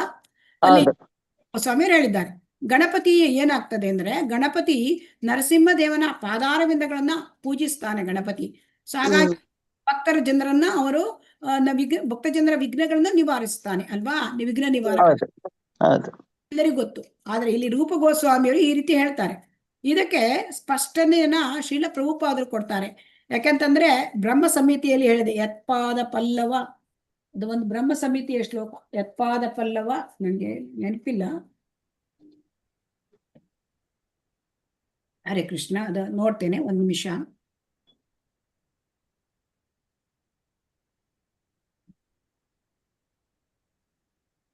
ಇಲ್ಲಿದೆ, ಯತ್ಪಾದ ಪಲ್ಲವ ಯುಗಂ ವಿನಿದಾಯ ಕುಂಭ ದ್ವಂದ್ವೇ ಪ್ರಣಾಮ ಸಮಯೇ ಸ ಗಣಾಧಿರಾಜ ವಿಘ್ನಾನ್ ವಿಹಂತುಂ ಅಲಂ ಅಸ್ಯ ಜಗತ್ರಯಸ್ಯ ಗೋವಿಂದಮಾದಿ ಪುರುಷಂ ತಮಹಂ ಭಜಾಮಿ. ಗಣಪತಿ ಏನ್ ಮಾಡ್ತಾರೆ, ಗಣಪತಿಗೆ 2 ತುಮುಲು ಇರುತ್ತೆ ತಲೆ ಮೇಲೆ. ಅಲ್ಲಿ ನರಸಿಂಹದೇವರ ಪಾದವನ್ನ ಇಟ್ಕೊಂಡಿರ್ತಾರೆ ಅವರು. ಅಂದ್ರೆ ನರಸಿಂಹದೇವರನ್ನ ಅವರು ಆರಾಧಿಸ್ತಾರೆ. ಸೊ ಹಾಗಾಗಿ ವಿಘ್ನ ನಿವಾರಣೆ ಮಾಡ್ತಾರೆ. ಶ್ರೀಲ ಪ್ರಭುಪಾದರು ಏನ್ ಹೇಳ್ತಾರೆ, ಇಲ್ಲಿ ಆ ಭಕ್ತ ಜನರಿಗೆ ಮಂಗಲದಾಯಕ ಗಣಪತಿ. ಸೊ ಹಾಗಾಗಿ ಗಣಪತಿ ಪೂಜೆ ಮಾಡ್ಬೇಕು ಅಂತ. ಆದ್ರೆ ನಮಗೆ ನರಸಿಂಹದೇವರ ಕೀರ್ತನೆಯನ್ನು ಮಾಡ್ಲಿಕ್ಕೆ ಶ್ರೀಲ ಪ್ರಭುಪಾದರು ನಮಗೆ ಕೊಟ್ಟಿದ್ದಾರೆ. ನರಸಿಂಹದೇವರನ್ನ ಗಣಪತಿ ಇಟ್ಕೊಂಡಿದ್ದಾರೆ ತಲೆ ಮೇಲೆ ಅಲ್ವಾ, ಅವ್ರ ಪಾದವನ್ನ. ಸೊ ಹಾಗಾಗಿ ನರಸಿಂಹದೇವರನ್ನ ಪ್ರಾರ್ಥನೆ ಮಾಡ್ಲಿಕ್ಕೆ, ಕೀರ್ತನೆ ಮಾಡ್ಲಿಕ್ಕೆ ನಾವು ಪ್ರತಿ ದಿವಸ ಬೆಳಗಾಗಿ ನರಸಿಂಹ ಕೀರ್ತನೆ ಹೇಳ್ತೇವಲ್ವಾ, ಅದನ್ನು ಮಾಡ್ಲಿಕ್ಕೆ ನಮಗೆ ಶ್ರೀಲ ಪ್ರಭುಪಾದರು ಕೊಟ್ಟಿದ್ದಾರೆ. ಸೊ ಹಾಗಾಗಿ ಗಣಪತಿ ಪೂಜೆ ಅನ್ನ ಯಾವ ಇಸ್ಕಾನ್ನಲ್ಲೂ ಕೂಡ ಮಾಡ್ಲಿಕ್ಕೆ ತಿಳಿಸ್ಕೊಟ್ಟಿಲ್ಲ ಅವರು. ನಮ್ಮ ಆಚಾರ್ಯರು, ಸಂಸ್ಥಾಪಕ ಆಚಾರ್ಯರು ಅವರು ಶ್ರೀಲ ಪ್ರಭುಪಾದರು. ಸೊ ಹಾಗಾಗಿ ಅದನ್ನ, ಆಮೇಲೆ ದೇವತೆಗಳನ್ನ ಕೂಡ ಅಪರಾಧ ಮಾಡೋದು ಸರಿಯಲ್ಲ. ಯಾವಾಗ್ಲೂ ಯಾರು ದೇವತೆಗಳನ್ನ ಭಗವಂತನ ಸಮಾನ ಅಂತ ಪೂಜಿಸ್ತಾರೋ ಅವರ ಸಂಘವನ್ನು ಕೂಡ ನಾವು ತ್ಯಾಗ ಮಾಡ್ಬೇಕು ಅಂತ ಹೇಳಿದ್ದಾರೆ. ಆಯ್ತಾ? ಇನ್ಯಾವುದಾದ್ರೂ ಬಿಟ್ಟಿದ್ರೆ ಹೇಳಿ. ಹರೇ ಕೃಷ್ಣ.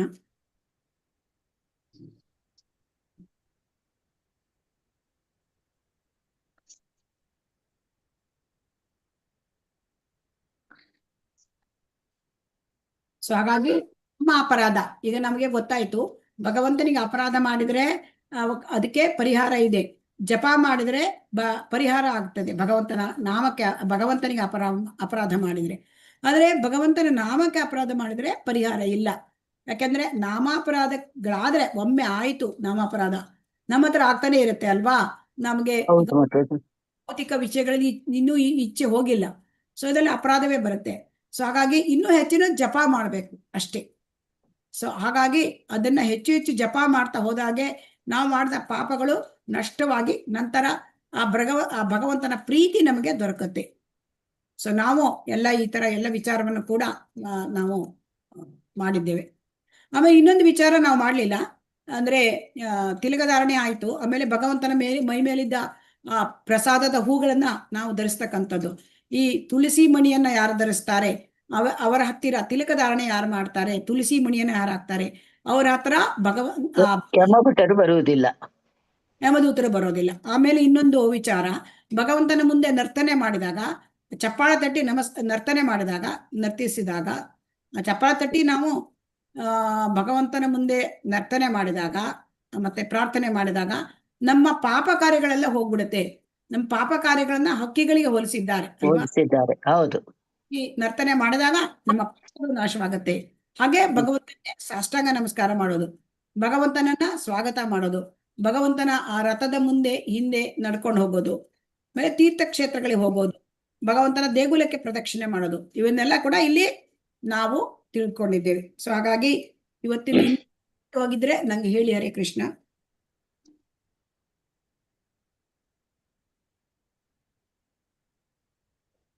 ಎಲ್ಲ ವಿಚಾರಗಳು ಆಯ್ತಲ್ವಾ? ಹರೇ ಕೃಷ್ಣ.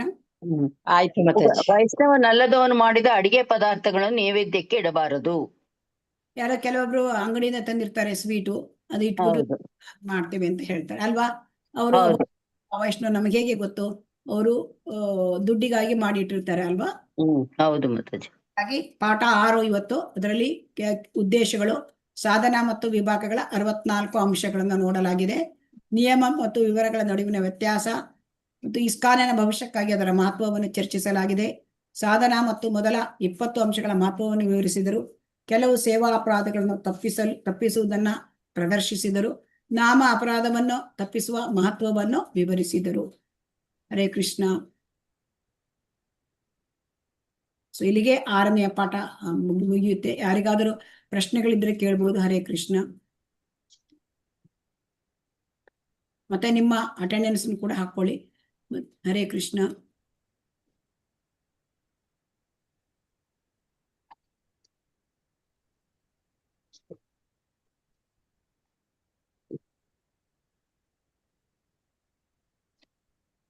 ಪ್ರಶ್ನೆಗಳು ಏನಿಲ್ವಾ? ಹರೇ ಕೃಷ್ಣ.